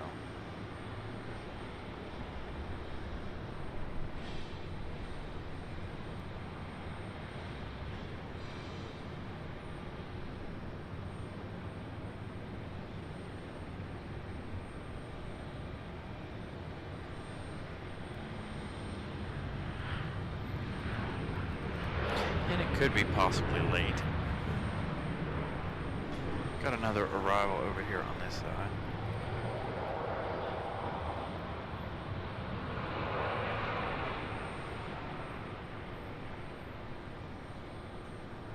Although today's streams do make up a little bit for Thursday, since Thursday was so slow.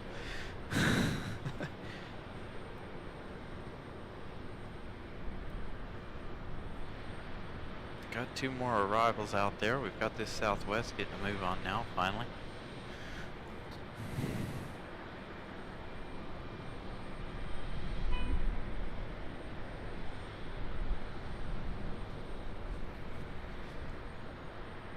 Arrows looks like it's got its APU running.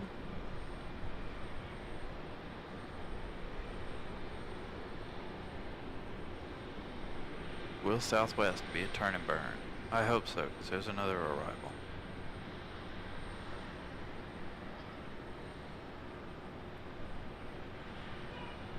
Alright, we've got UPS departing at 8:31.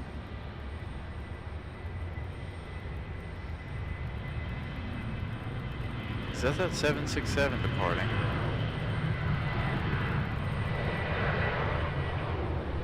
Because it's either that or the MD-11, because those were the only two out there this morning when the only one here when I got here this morning was the MD-11.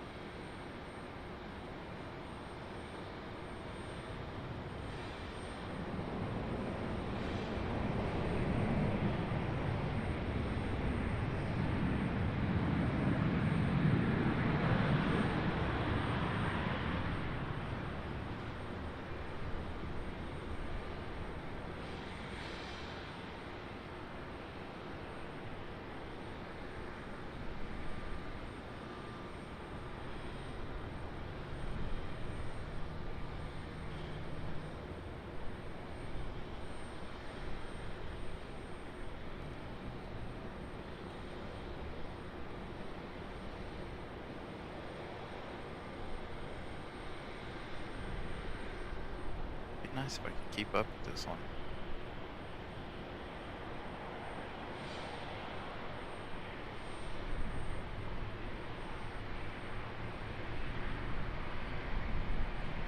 Oh, which way are you going? American had no clue which way they were going. Alright, here we go. We're getting busy again. You guys know I can't leave when we're busy. Here we go. I think this is at 767. Make sure you guys turn it up. We have that emoji.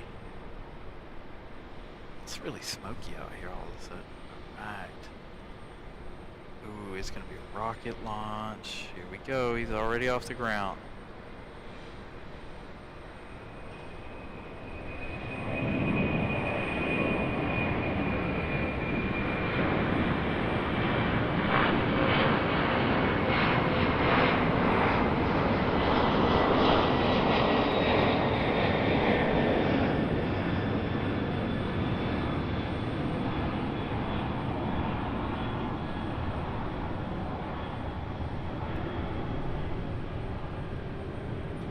Absolute rocket for that 767.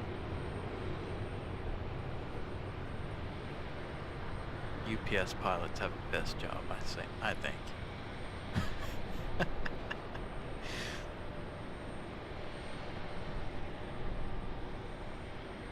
Exactly, the home of the many more planes, because you know I can't leave when it's busy. I just can't do it.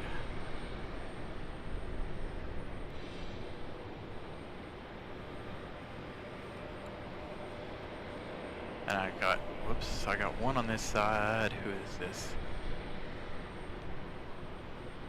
A little exec jet coming in on this side.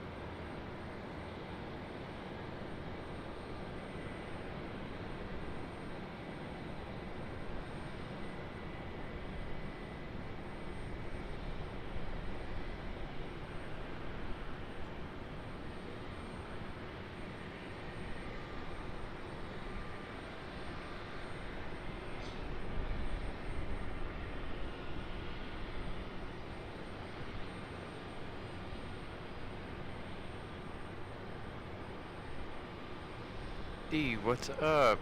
You're on this one right here? See, we would have missed an A220 from Vegas had I left. Can't leave our A220s hanging.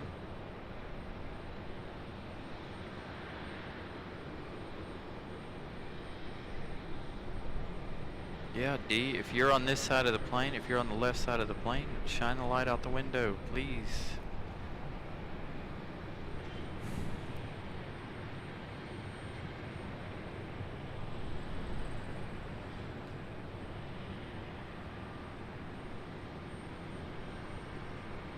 Oh, you were kidding? Oh, come on. That's not cool.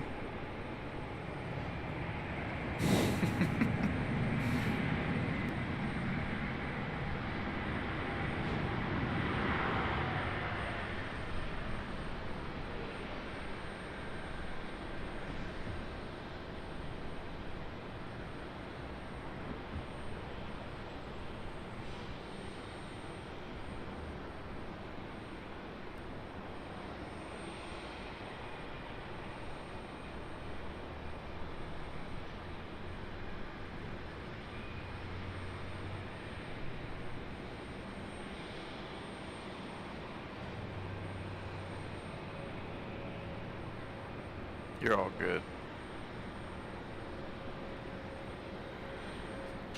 Alright, so this one here.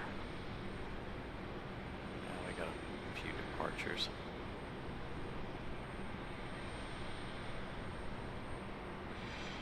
See ya, Evan.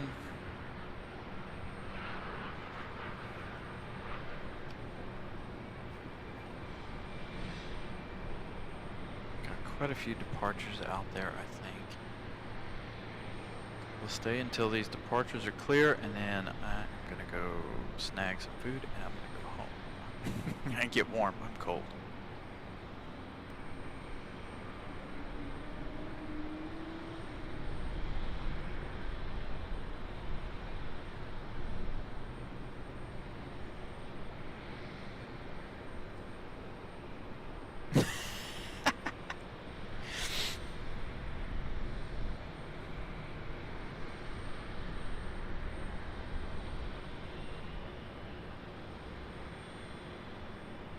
Oh, got another arrival.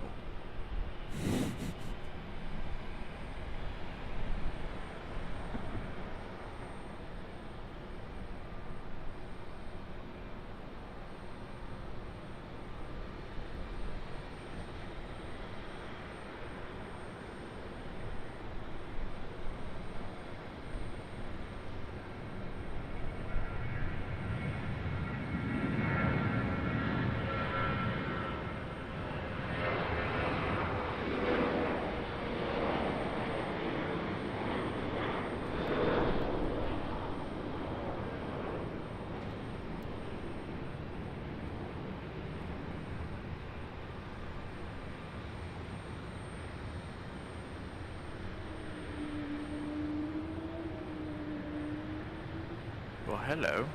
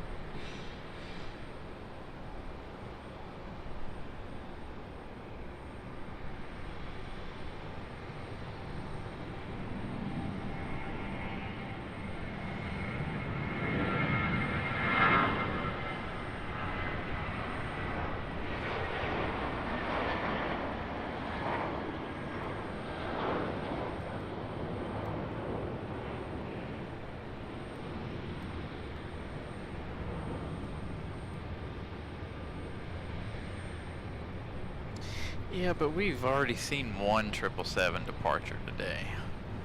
I have been here since noon. Ah, my nose won't stop running.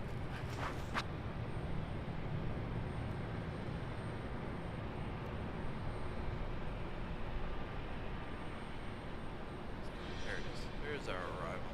Couldn't find it.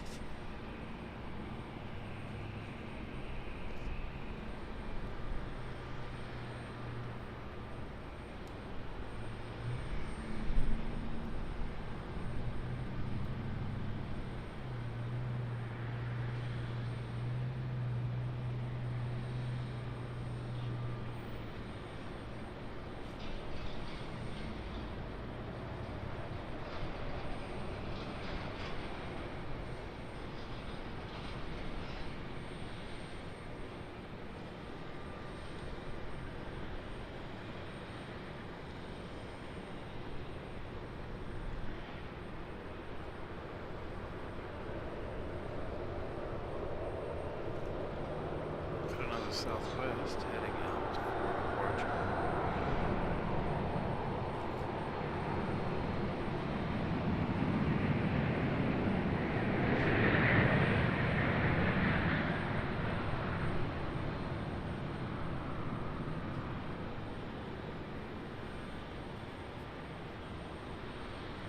Let's see, where are you gonna go, JetBlue? We got an American in your spot.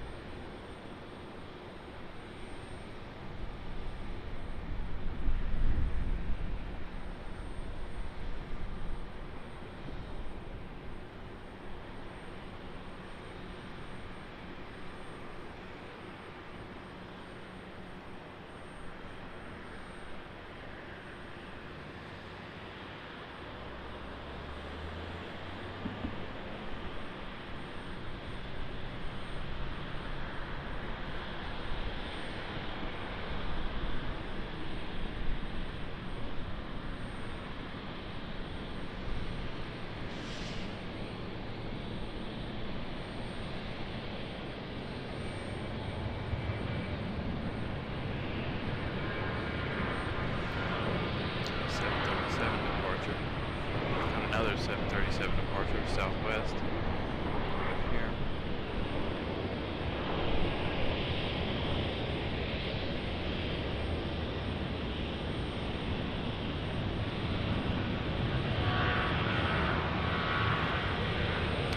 Departure from that southwest.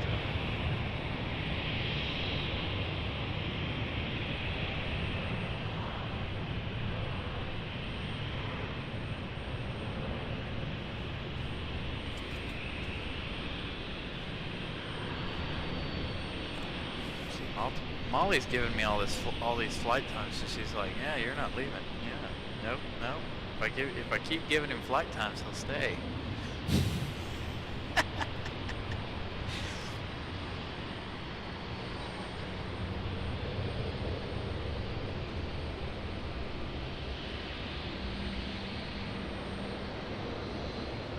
Oh, if only they had their lights on. Big Apple Blue.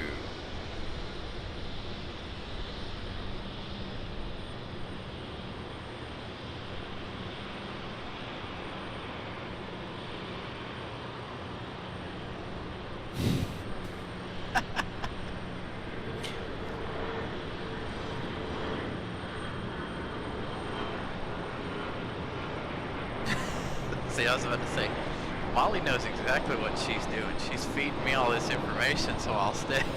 I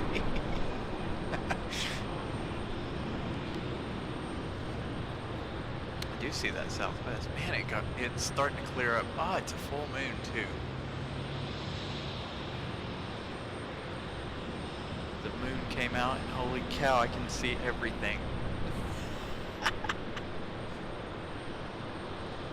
Well, that'll be good for lighting.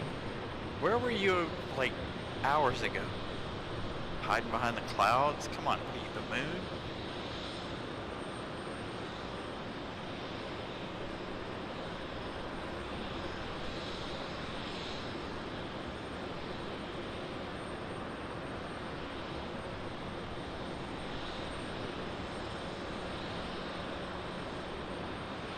Come on, focus.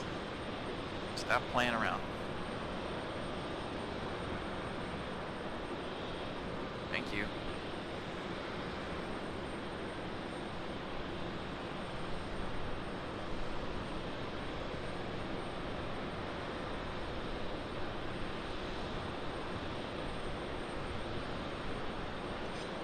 Yeah, it just got really, really bright.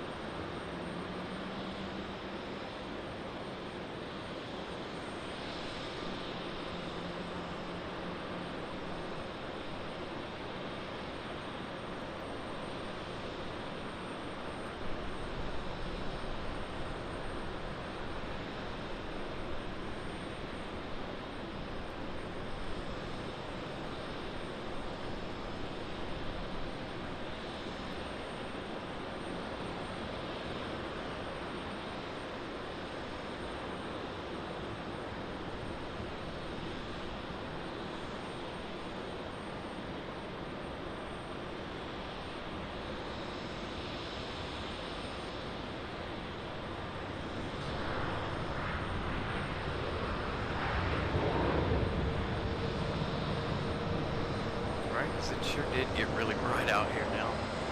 If the clouds would completely clear out and there wasn't a haze in front of it, then it would definitely be a lot brighter out here.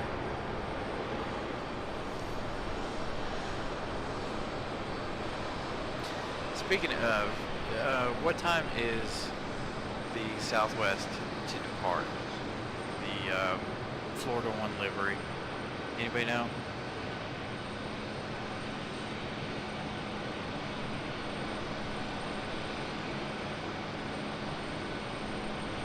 I think we probably stay for that.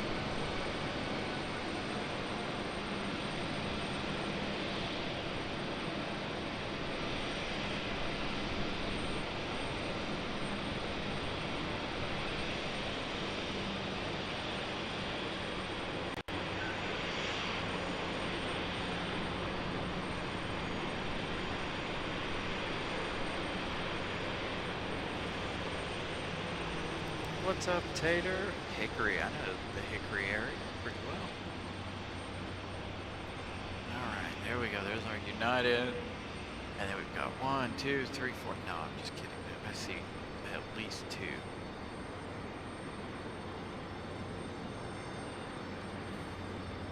Estimated departure is 9 o'clock. Okay.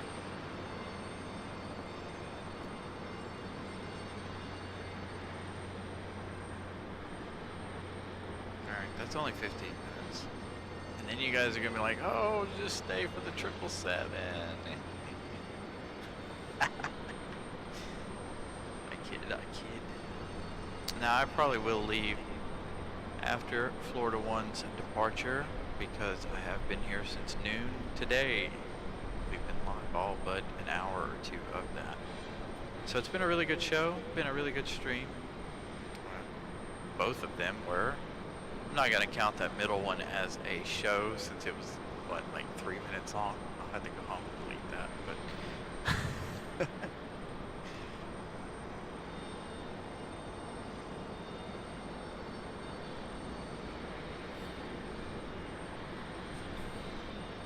stay for, see, I knew it. See, Mons.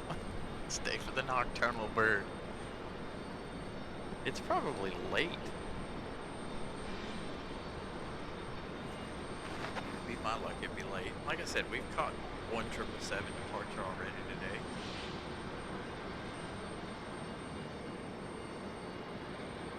I think my drink is actually colder than when I bought it earlier today.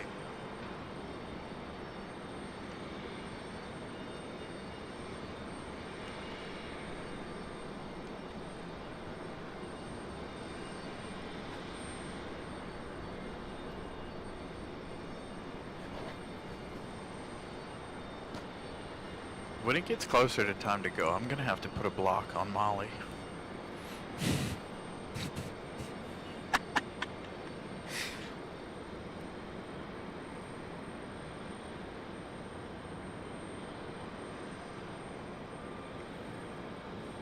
Because I'm gonna be like, oh, it's time to go, and then she's gonna feed me a list. And I'll be like, oh, wait, I can't go for now.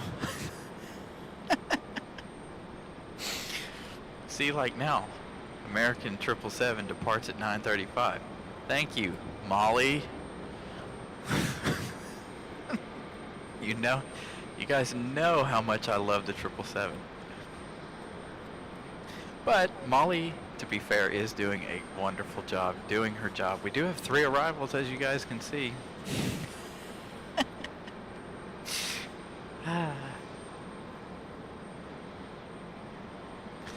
I'm only teasing you, Molly. But it was funny. I didn't hear from you for a while, and then all of a sudden I'm like, yeah, I'm gonna go, and then you're like, yeah, no, you're not.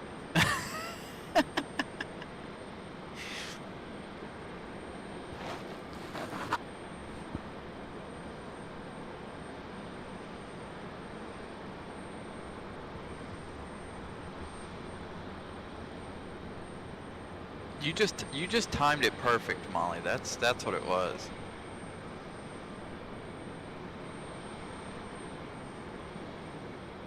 There's our United.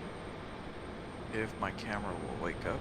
Focus, dude, focus.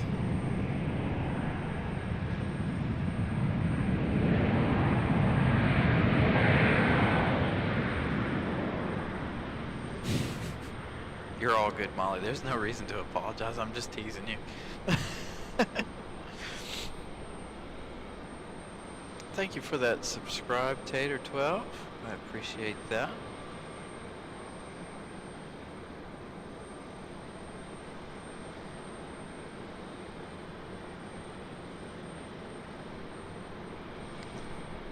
Leave you guys out of what? See, Moss, you've been arguing with people.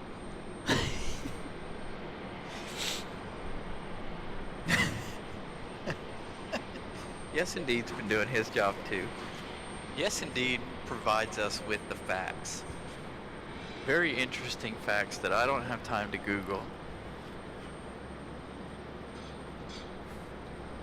And Molly gives us arrivals and departure times to keep me here longer. Gonna have to bring me some soup. Hot chocolate. Ooh.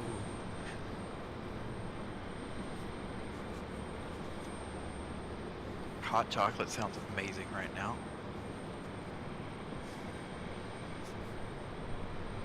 Actually, what really sounds good is some broccoli and cheese soup from Panera Bread.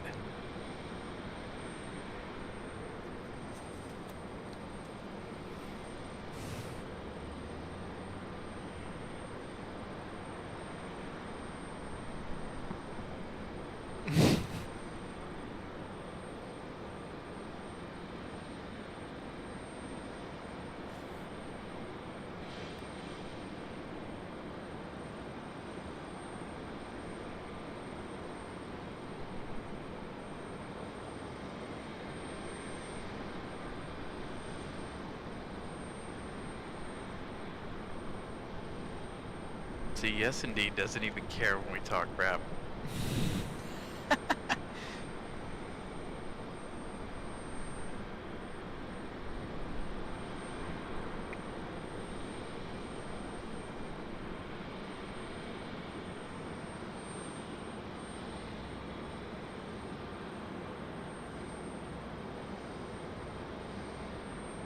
I know I'm hungry and I'm cold, so that soup really sounds amazing.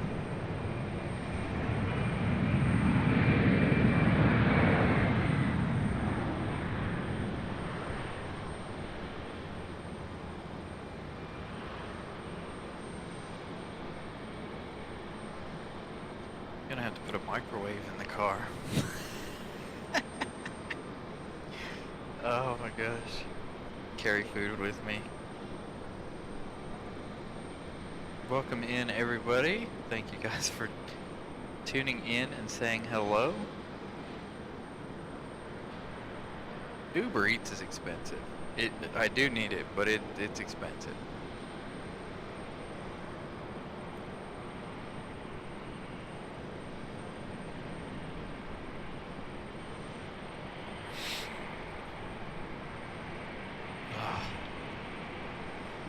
But yeah, I need to put a microwave in the car.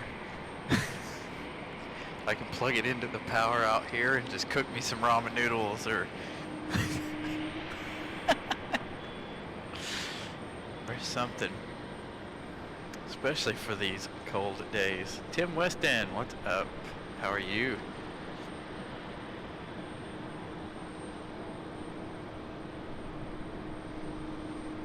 Oh, I hear an A220.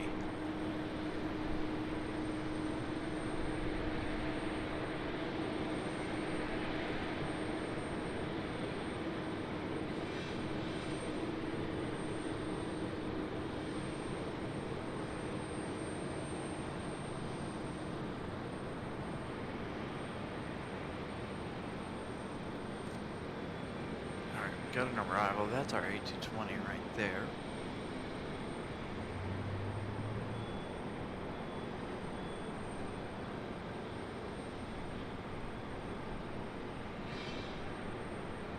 If it stays busy enough between now and 9:30, we may stay for the 777 departure. You know I like to end with that one. Usually, so we'll see what happens. It does look like we are getting a little bit busier.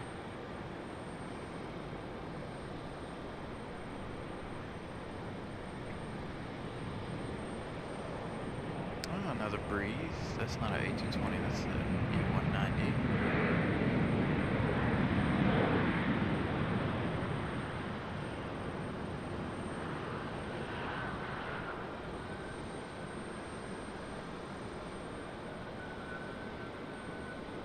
Thank you, Brian.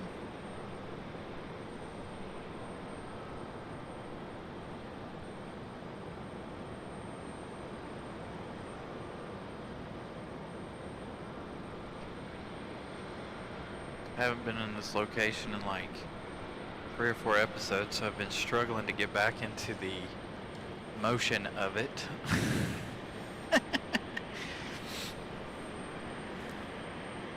It is hard to transition from one camera location to another.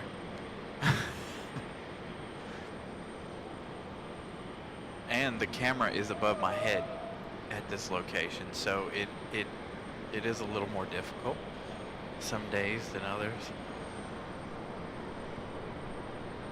From Cincinnati. Ooh.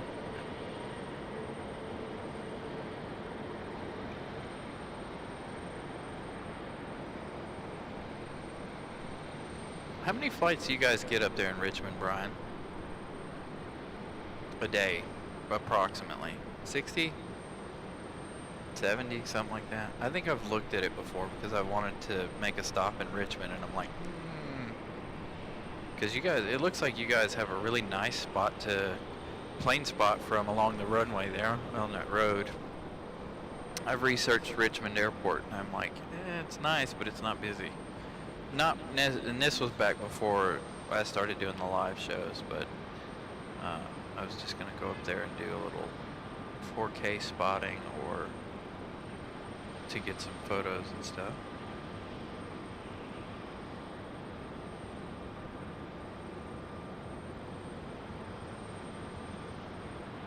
You know what, Brian? I bet it's easier to land a plane at night than it would be during the day with the lights and everything. I don't know though.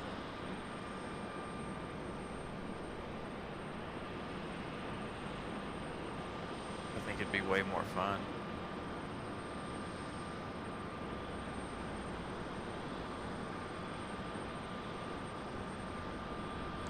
Yeah, the other location is good, but we had to move because of the fact that we had the wind change earlier today.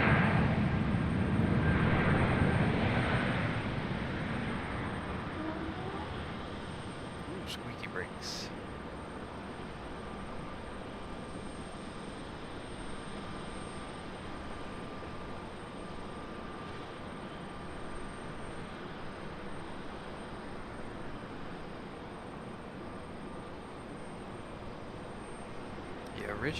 Richmond's only a 2.5-hour drive from here. So back when I first started doing all this, I was looking at different airports, and it was one that I wanted to check out because it looks like where that road is out there, it looks really, really cool because they have a road that runs parallel with the runway.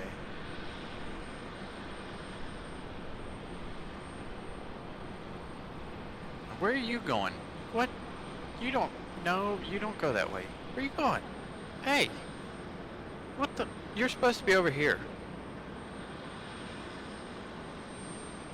You're going the wrong way.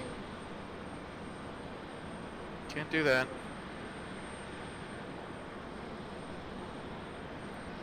Where is it going? JetBlue never goes over there. Always something different around here. Although it might go out and turn around and come back, who knows? A little high on that.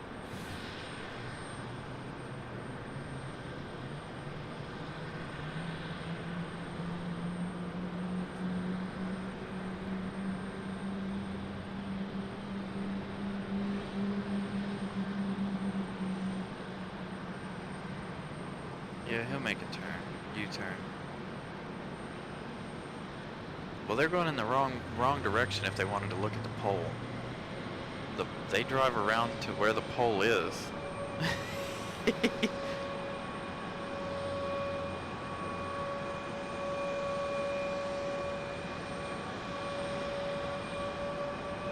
Oh, he's going to D12, so he's going back there on the frontier side.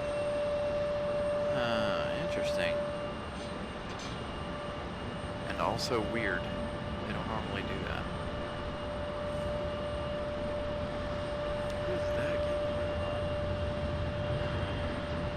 Bella?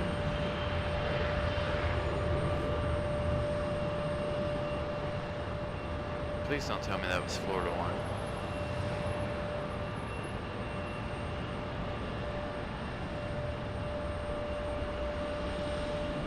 Never heard that taxi out, whatever that was. Oh no, that was I-Arrow, wasn't it?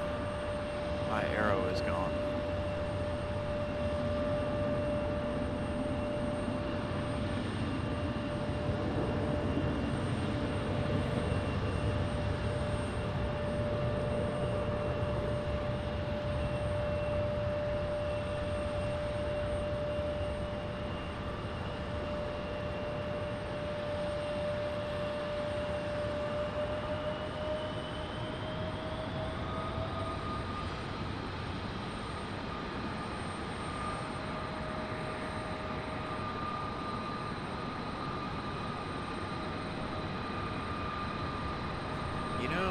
I hope ATC don't do that, because that probably was partially their fault, if I had to guess.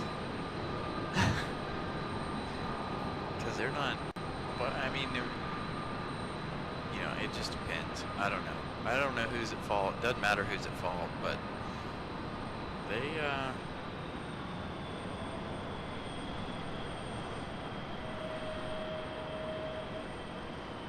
definitely weren't supposed to be on that far side taxiway.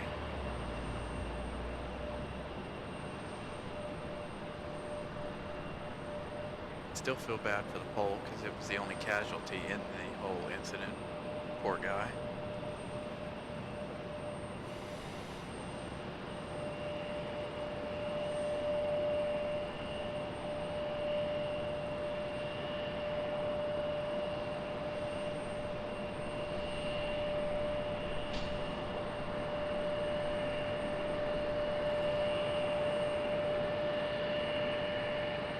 Yeah, but the wing walkers wouldn't be out that far.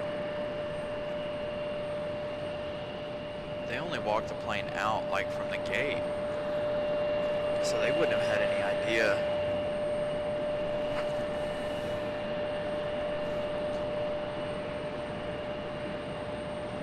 That could have been ground's fault.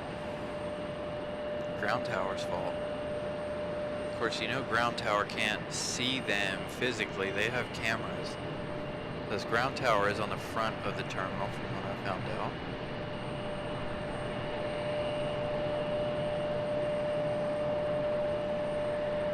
So the wing walkers, I don't believe they could be considered at fault, maybe, but they were hanging out at the gate waiting for him to come in, to guide him in that close up.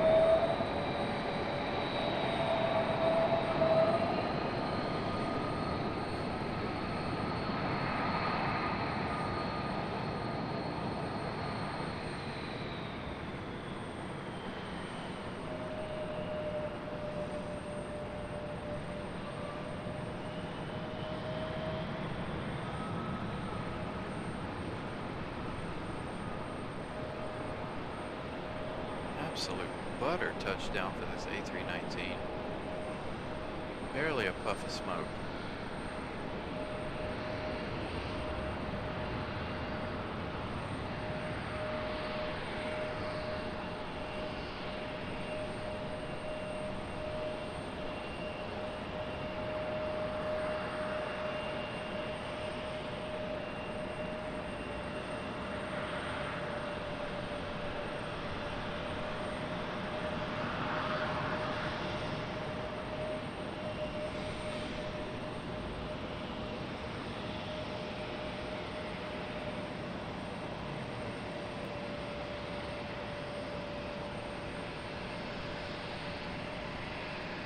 Live and learn. That's all you can do. Somebody got their calculations wrong somewhere.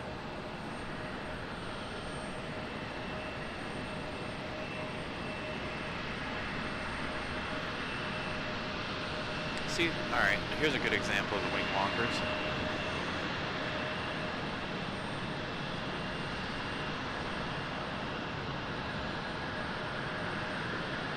See, they're all the way over here.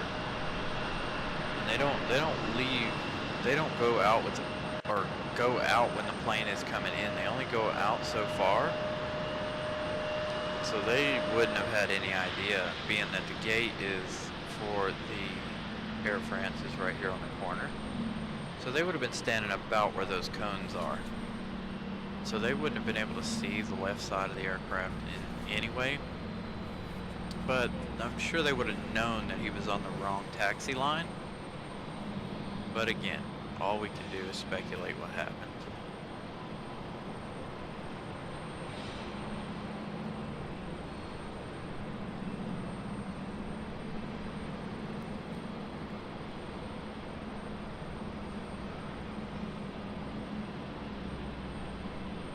I don't know, I wonder how he handled that. It would be interesting to know.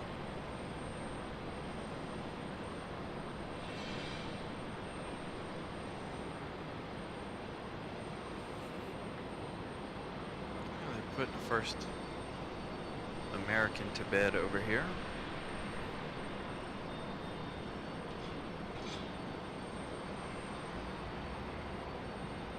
What was that, our same one from earlier, Molly?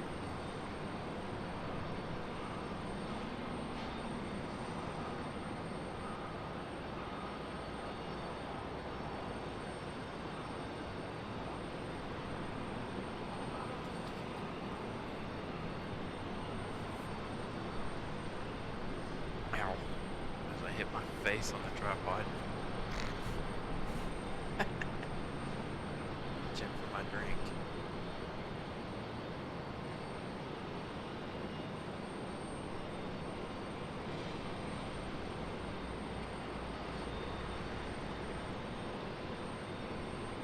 They actually did that this afternoon, Vincent. I noticed it when the 777 came in. They had a follow me car in front of it. So maybe RDU has changed their policy a little bit.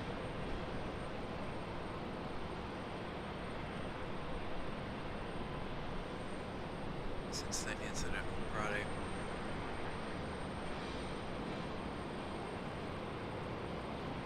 I'm telling you, this drink is colder than when I bought it this morning. Woo!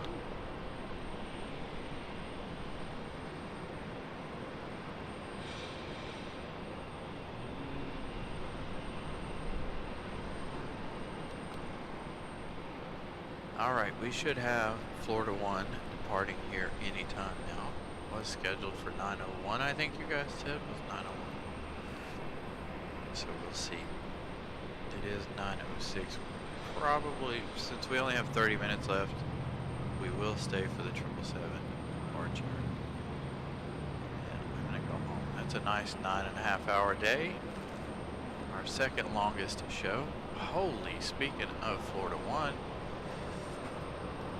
Florida 1 is in an absolute hurry. Holy cow, dude. Slow down. Hey, wait, come back.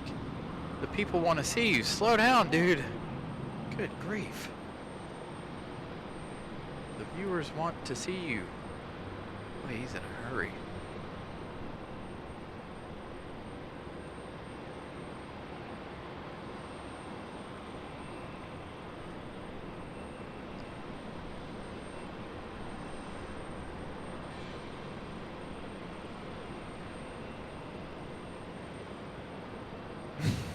Oh, he must be cleared for takeoff already. Holy cow, this dude is in it. Are you gonna slow down for the turn? Man, I wish they had tail lights so we'd know when he's hitting the brakes. Boy, he's getting a move on. Thanks for not giving us a good look there, dude. He's like, nope, I gotta be home in time for dinner. Turn and burn, absolutely turn and burn. He's not even gonna slow down.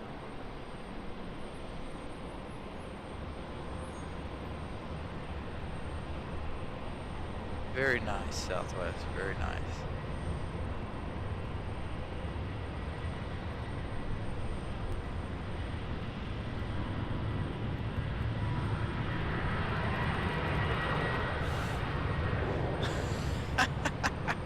That was awesome. I'm not gonna lie, that was quick.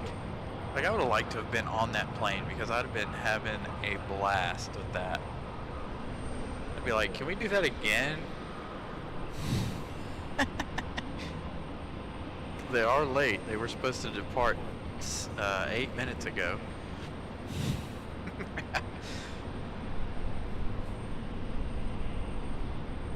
I would say he was maxed out at 30 knots on that ground speed. Got several sitting out there waiting to depart. We are going to end with the American 777 this evening.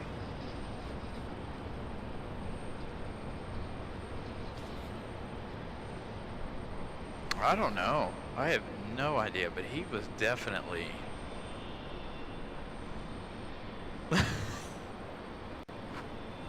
definitely in a hurry.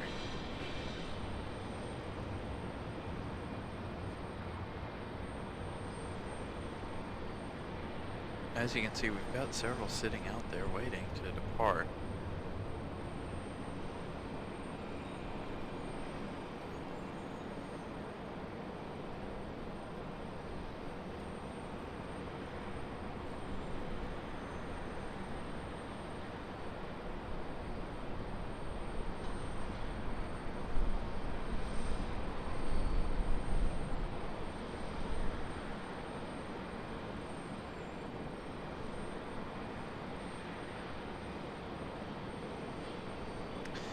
Oh yeah, Ryan, it's chilly. I've been out here since 12. Two separate shows, well, three separate shows. Technically, this one should be part 2, and I should just erase part 2. But hopefully you caught that or that Southwest Airlines turn and burn departure. Jeez, it's moving quick. Yeah, it is. It is a bit nipply though. Waiting on American Airlines 777 to depart in just 30 minutes. Actually 20 minutes now, 25 minutes or so. And then I'm calling it a night. Oh, their schedule was 8:30. Oh yeah, that's right, because they were already an hour late getting in. They were supposed to get here at 7:50. And they just got here.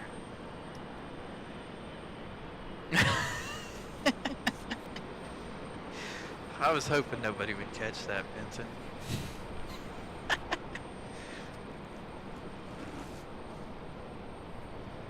I like to throw in a couple of words every now and then.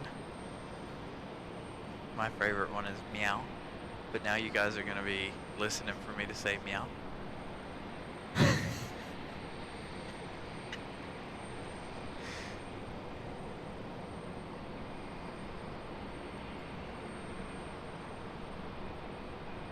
Oh, hey, we got movement down there.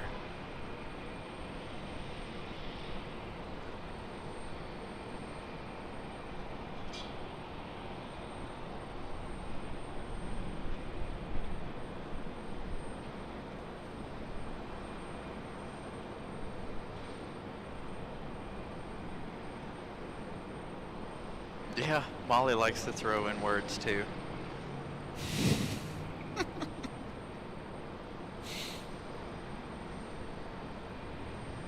I had to read that a couple of times, as a matter of fact, to get what she was trying to say until she corrected it. I was like, wait, what?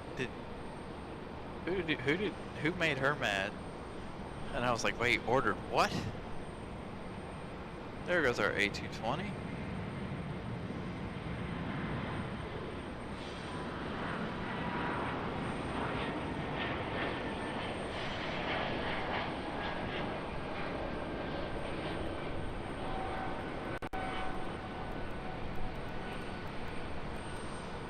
Oh, don't feel bad, Molly. I thought it was funny. Because at first I thought somebody had made you mad, and I'm like, wait, ordered? I was like, what?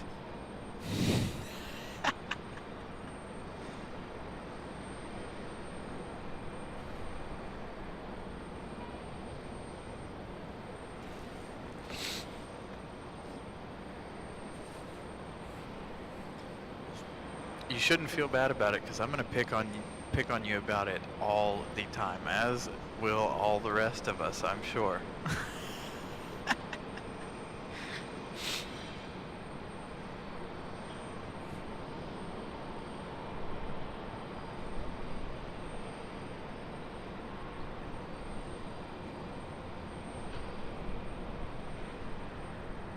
What is Ops doing?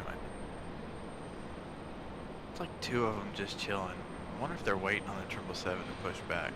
Nope, that one's moving.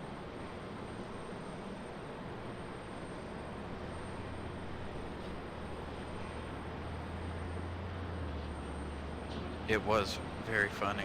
It's hilarious. Especially because you lost me for a minute. You had me all confused.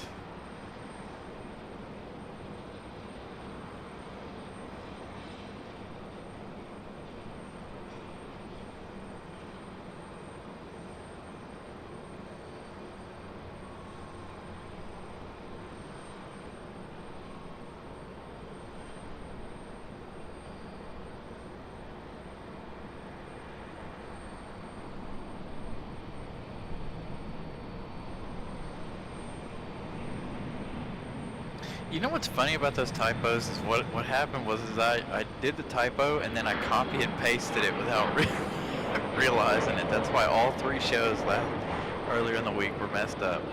And so then I finally went back and fixed them all.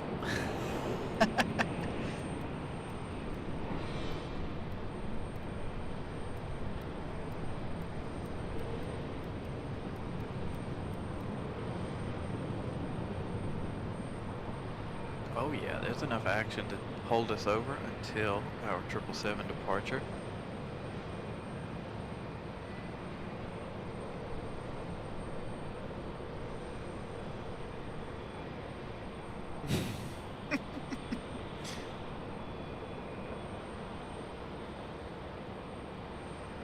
What about what you said, or what my typos?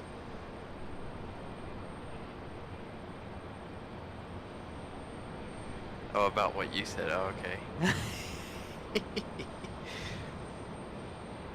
As I did it first, I was like, who made her mad? Because like I said, I had to go back and read it a couple of times before I understood what you were trying to say.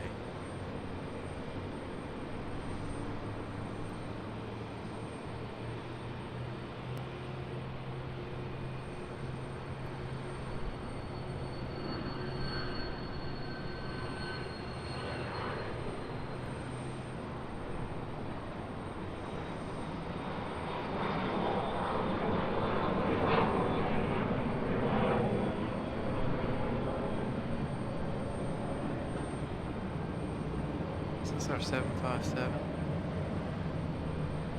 Probably. It doesn't have an ident light on. There it is, our 757 coming in from Atlanta, Georgia. The one Ryan was on a few weeks ago. If Ryan's still watching.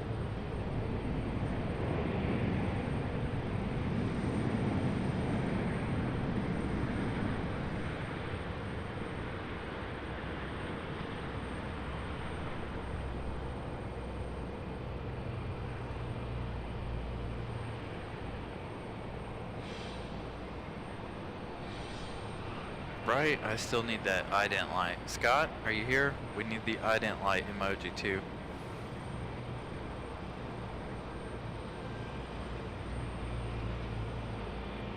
We're gonna have to get some more subscribers, or we're gonna run out of room for emojis. Or is it members? I can't remember how YouTube does that. I think it's by members.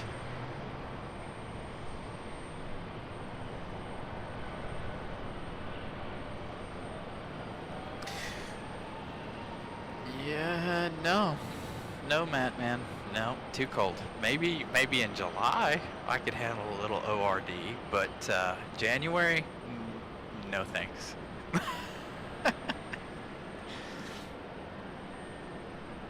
I don't even know how I'm gonna handle January here in RDU. I'll be fine though. I'm gonna need some more pants though. Like I said, I'm wearing 2 pairs of pants. I am only wearing 1 pair of socks though. If I were wearing two pairs of socks or some really thick thermal socks, my feet would be fine.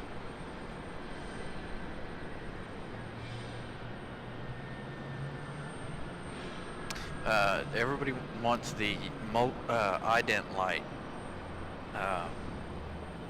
emoji. See, Scott's multitasking. He's watching and working hard on our emotes.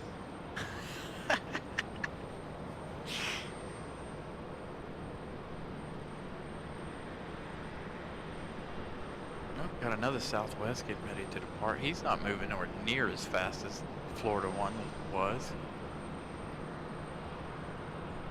Got an arrival. I can't find it.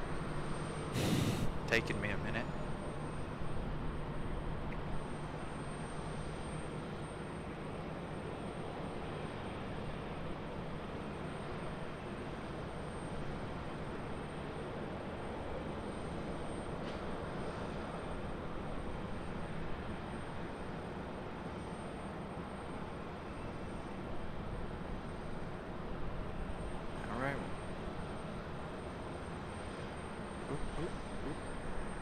Buttery smooth touchdown.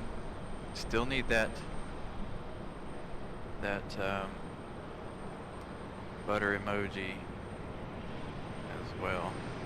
Yes, heated pants. I'm all for that. That sounds like a great idea. Because 2 pairs of pants just aren't cutting it. Maybe I'll try in sweatpants next time. I mean, I'm wearing track pants underneath here, but I need some nice fleece ones or something. But I still need to get the insulated snow pants, type pants.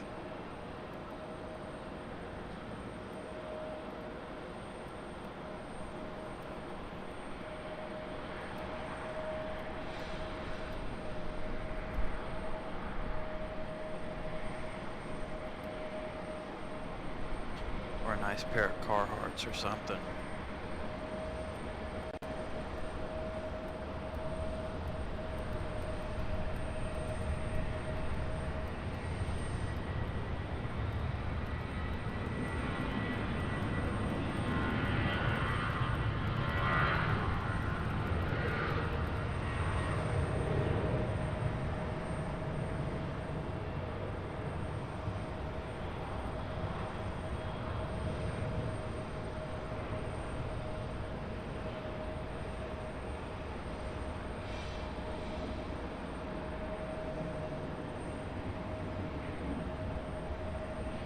Alright, why can't I find this one?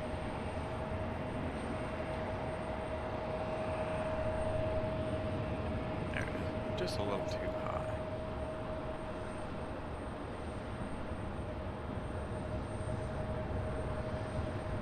Molly with a $10 super chat. Thank you, Molly. Warm Clothes Fund. I will definitely be using that for that.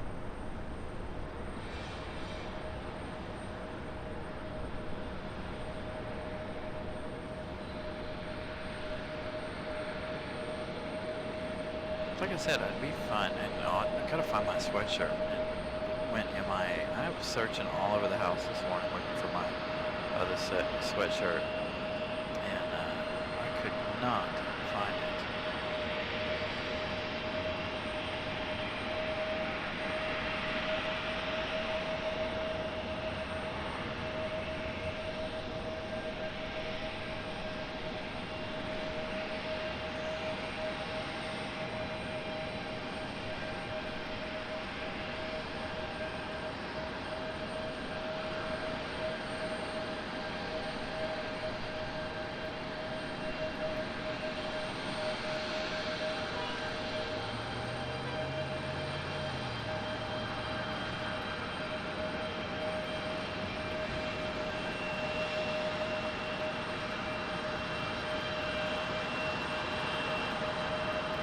Executive.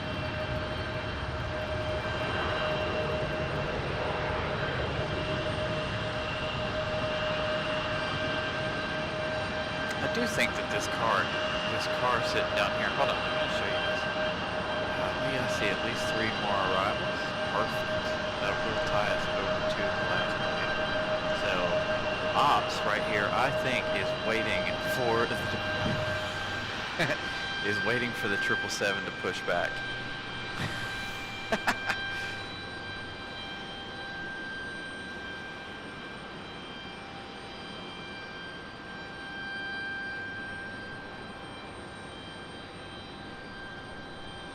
Because he's been sitting here for quite a while now.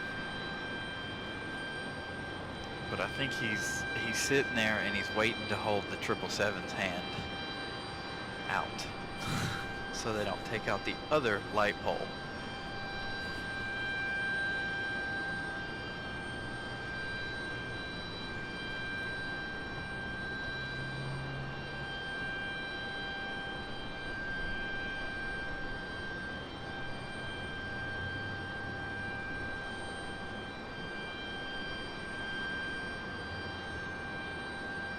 As you can see, we've got 2 arrivals. Very close together. This one here better touch down and get off the runway as quickly as possible.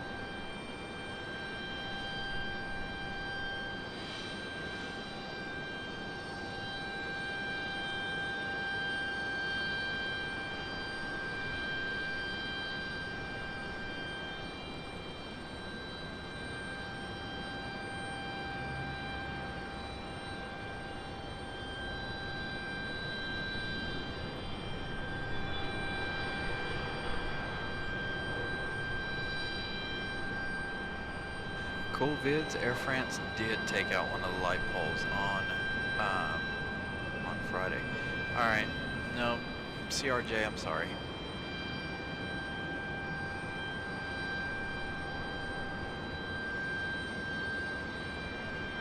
There we go. Last plane of today's show. Even though there's like 5 arrivals coming.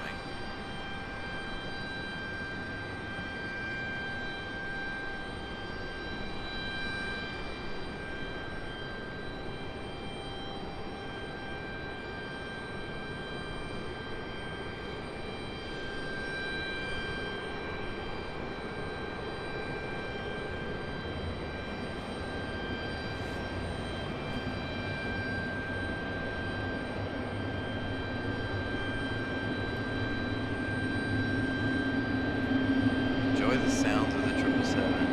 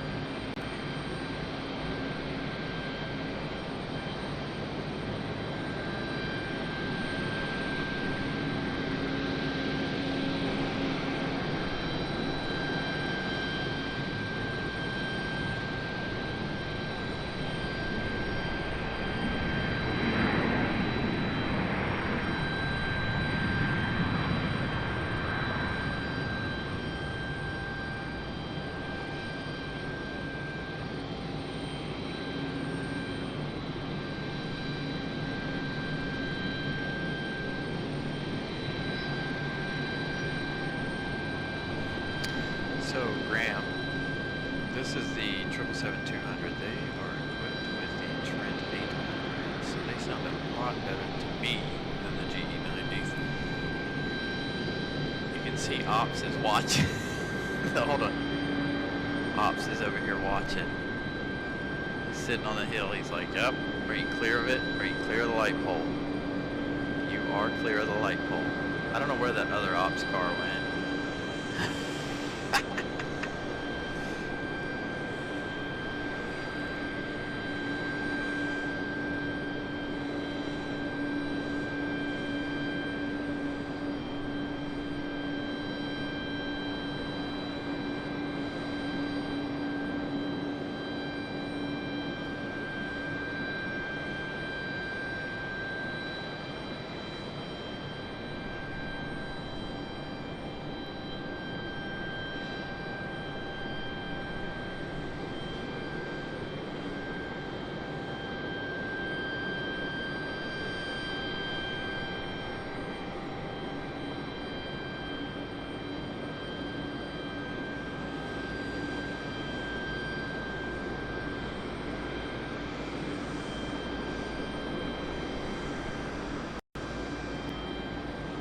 So you've got Ops right there in the center of your screen, or on the right side of your screen. Just beyond the tail is that light pole they're watching.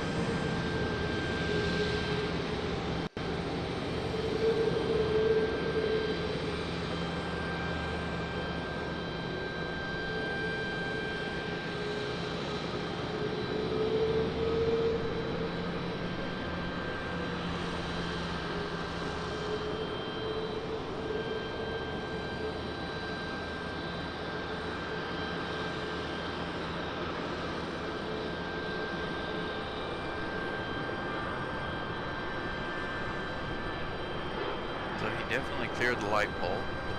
The light pole in question is the one on the right side of your screen. So it is still standing. It was not hit. Yay.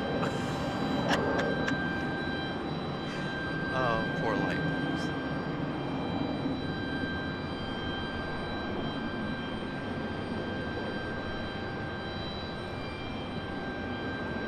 So I'm going to put the light pole on the left. And there you can see the ops car on the right of your screen. So he was definitely sitting there watching it, making sure that the 777 didn't run over it. See? 777 is free and clear. Now he's like, alright, now I can go back to doing what I need to do. Now he's going to drive around it, inspect it.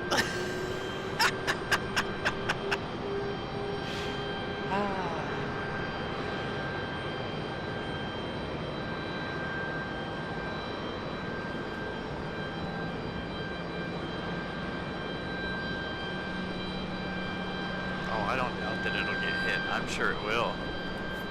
I don't understand the reasoning for them putting that light pole there, because it and the other light pole are the only two on that stretch. The next closest one is way back here in the corner. So I have no idea what that light pole's purpose is, honestly.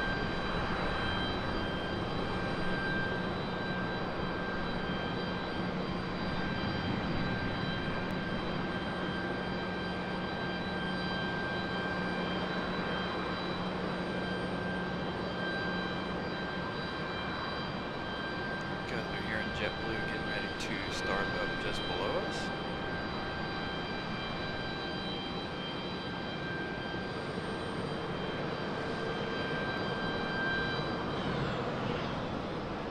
Oh, thank goodness they turned the APU off.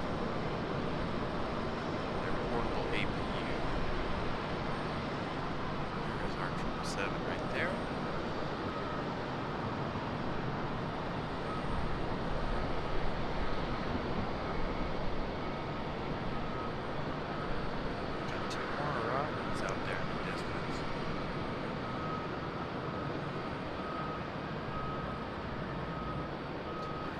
Right, me too. I don't understand those light poles, period.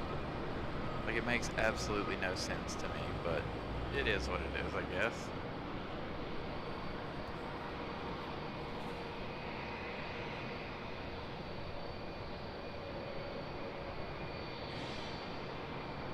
Alright, as you can see, our 777 making her way down to 2-3, right?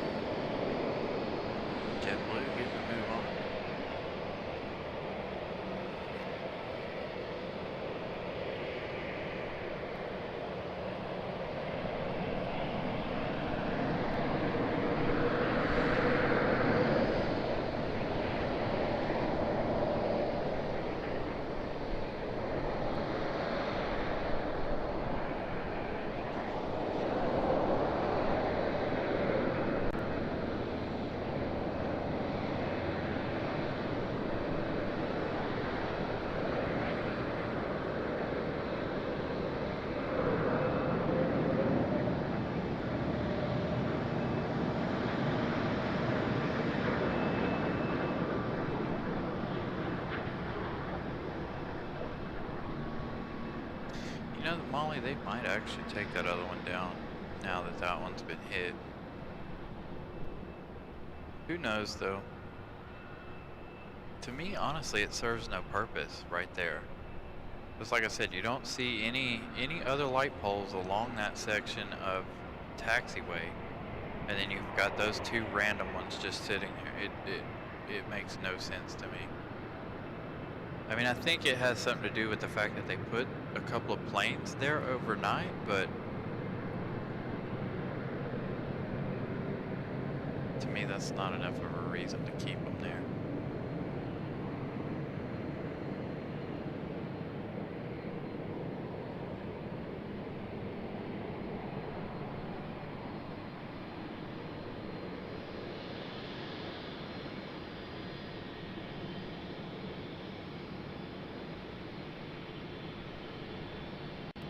777 is still sitting out there. They just got there. Do have another arrival. I expect they will depart after this arrival.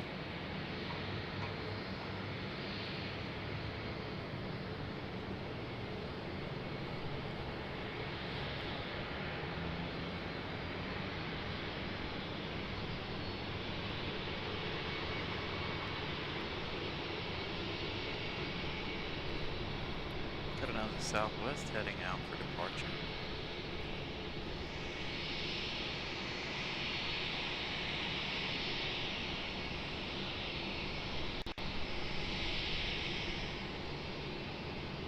I don't know. I guess we'll know, you know, in the next couple of weeks what they decide to do with that. Oh, we got another arrival off in the distance out there.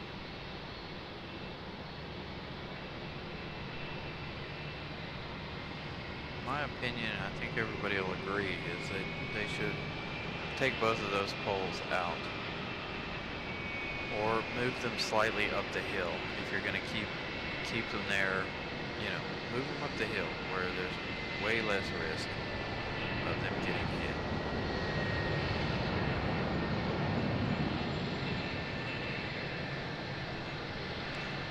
Alright guys, we are getting closer to our one last plane of today's show, second show of the day. If you haven't hit the like button yet, please do so. Also, if you have not yet subscribed, please do that as well. It's free to do. Hit the notification bell so you know when we go live again, and you can return back and watch us again.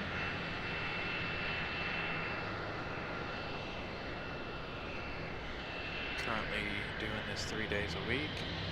Probably only going to do it 2 days next week, however. Probably do a Friday and Sunday show. We'll see how it goes. May come back on Wednesday. Do Wednesday, Fridays, and Sundays. Give you guys 2 days of Air France action since it is an every other day thing. Alright, here we go. Here's our 777. You guys enjoy the sounds of these Trent 800s.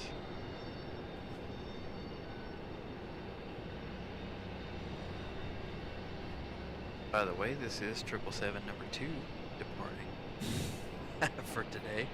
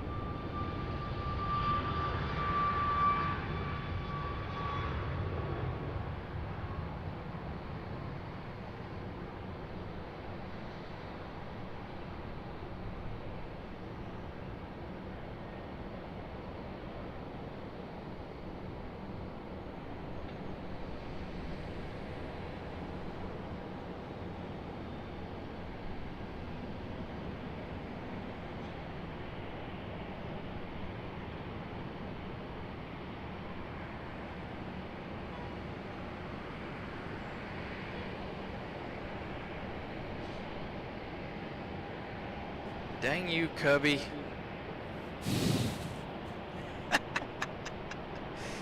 Here I was thinking I was gonna go get warm, Cubby.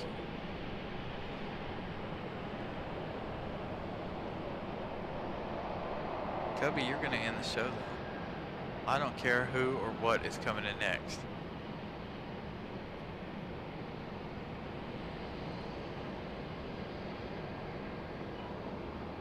Unless it's providing me with warmth, with a heater and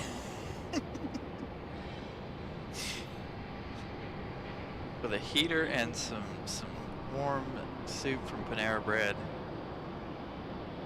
You're ending it, Cubby.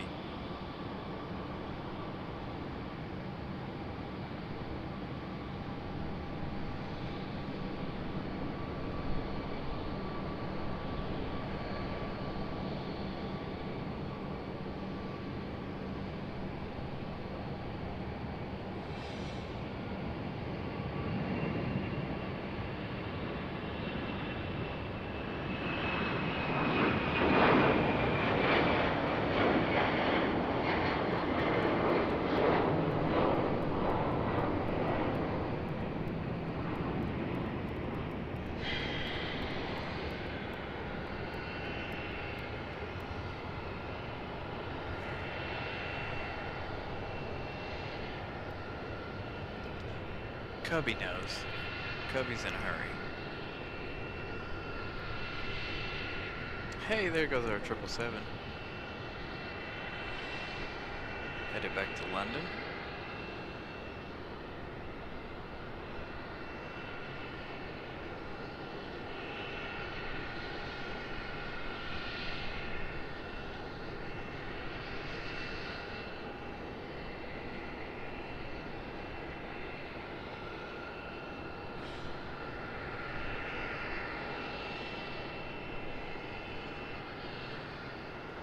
Ooh, we might get a bonus arrival since Cubby's dragging his feet a little bit here. He was going fast, so it looks like he slowed down a little bit. Speaking of feet, my feet are freezing.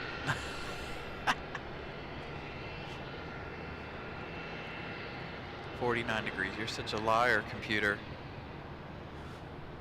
Actually, we established that forever ago. It's like 46 2 hours ago. It's gotta be getting close to the 30s now. I know overnight low is supposed to be 40, so. Ugh, got another arrival.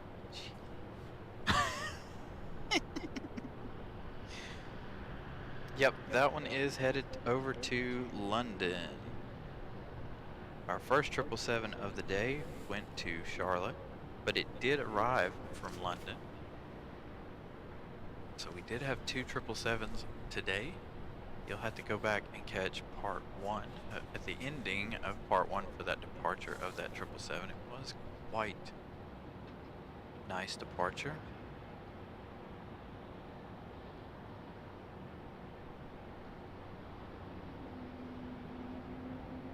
Oh my, really? Really? Did you guys hear that?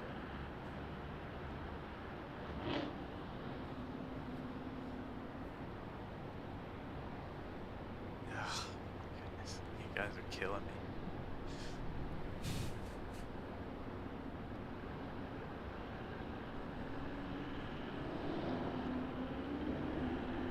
Well, you guys are gonna hear it now, if you didn't hear it a minute ago.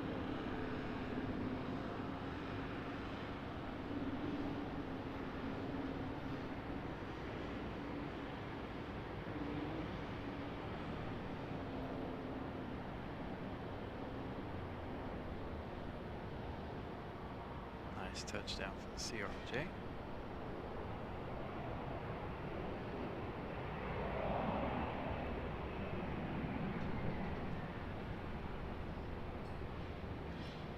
So we're taking a peek see at Cubby out there at the end. Ooh, it got really, really quiet.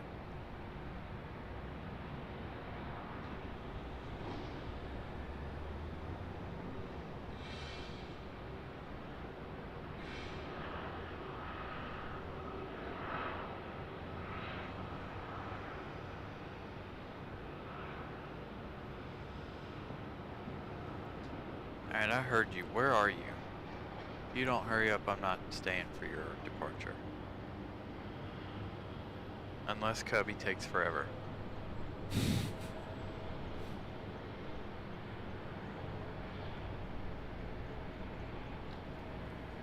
Which it does look like Cubby's taking forever.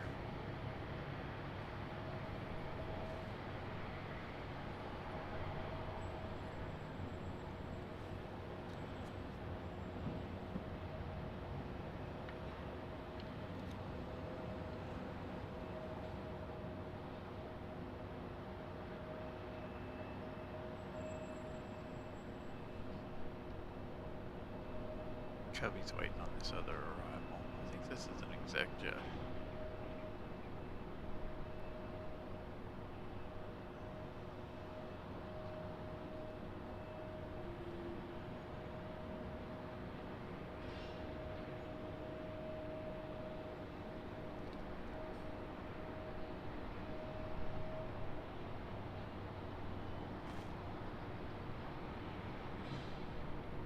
Nope, another CRJ.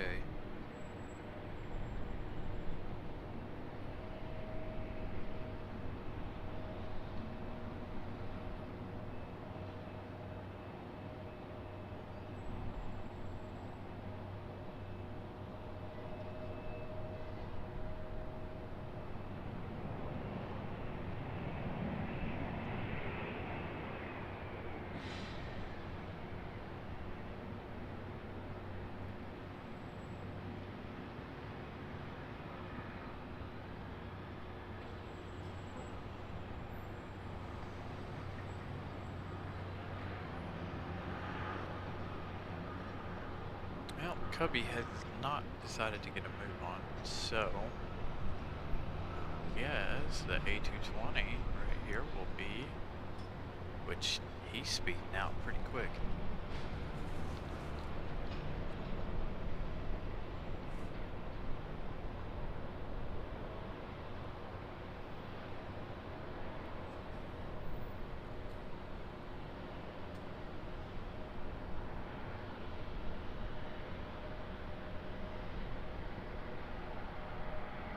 Alright, here goes Cubby. Just wasting enough time in order for the A220 to catch up. Alright, I am ending with that A220.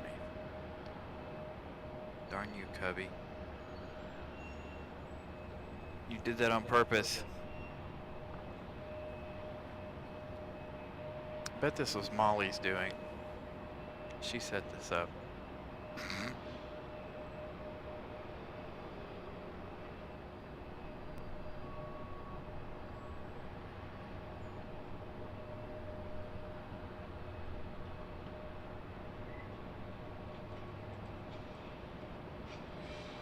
Cubby getting the move on.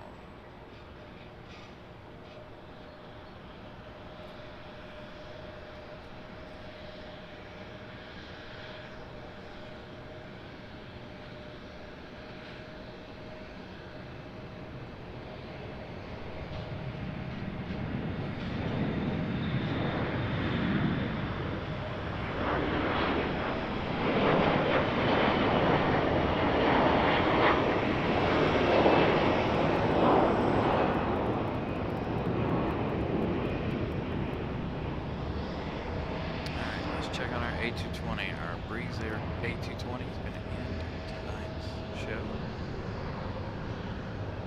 For real this time, I'm going home. I'm cold. I can't feel my toes.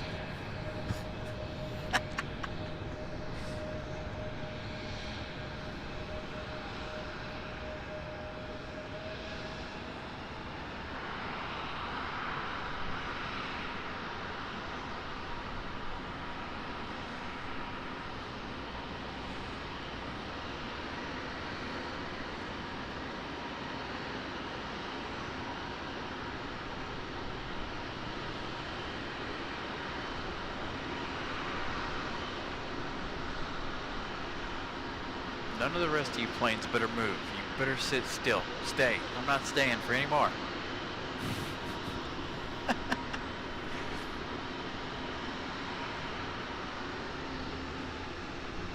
Come on, get a move on before somebody else moves. All right, here we go.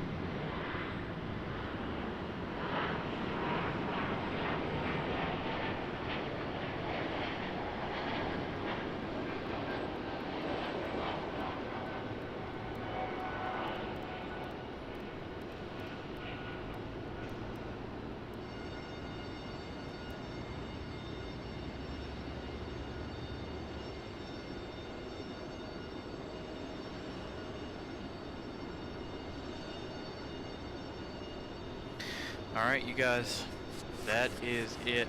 That is going to do it for me today. Thank you guys, all of you, for hanging out with us today.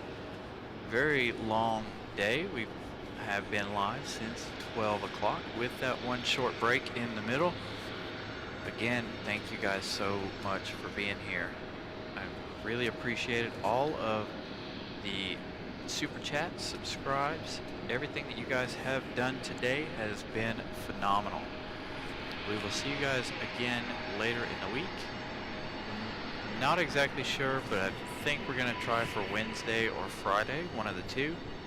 Definitely Friday if we don't make it out on Wednesday. We are going to do more Air France shows, hence why we're going to change to Wednesday, Friday, and Sunday for the time being. So, thank you guys again for being here, for joining me, for hanging out with me. I have really enjoyed today. Today has been an exciting day. 2 777s, Florida 1 twice, and we got UPS rare to RDU 767 today. Also, we had Tennessee 1 in the first half of today.